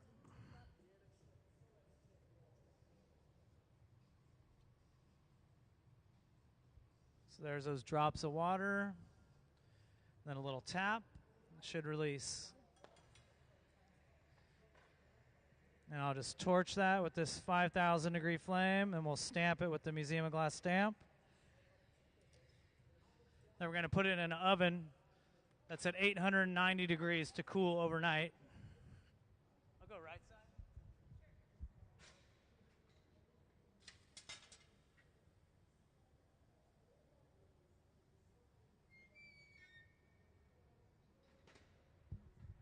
So let's give him a hand for completing that. And that's going to stay in the oven overnight. Any questions? Cool. I think we're going to make one more. Let's see what time it is.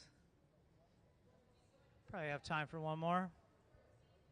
So when the glass goes in that annealing oven, it's going to cool according to the thickest piece of glass in there. Today we're making everything that we're making is relatively thin.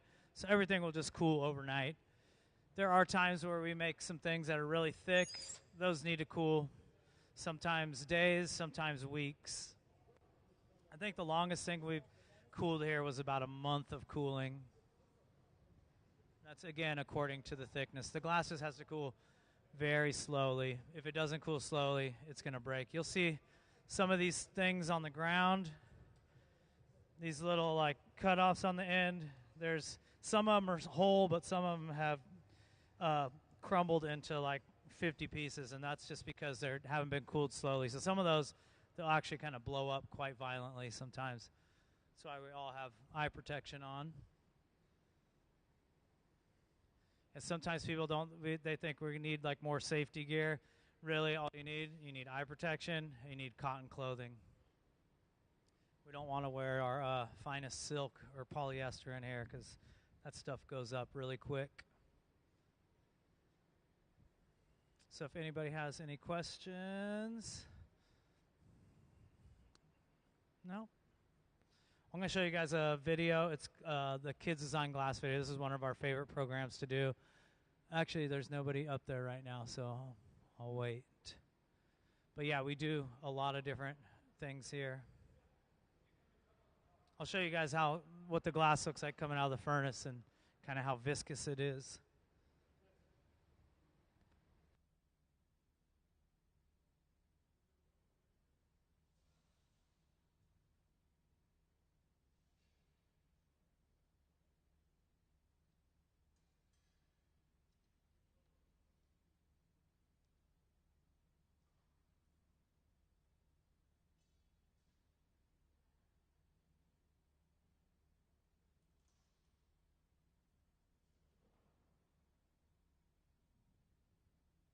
So when the glass comes out of the furnace, if I stop turning, it just falls to the ground, and it really is kind of like wet honey or warm honey. So that's why you'll see when we're working the glass, we're always turning it. So if we didn't turn, the thing would just fall right on the ground.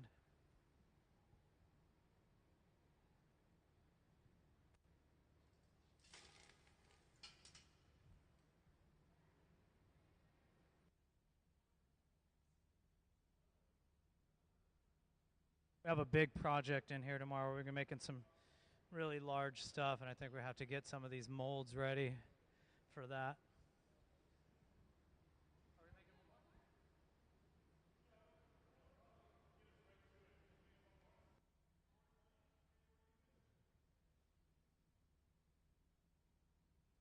Yeah, we're going to make one more of those and then call it a day.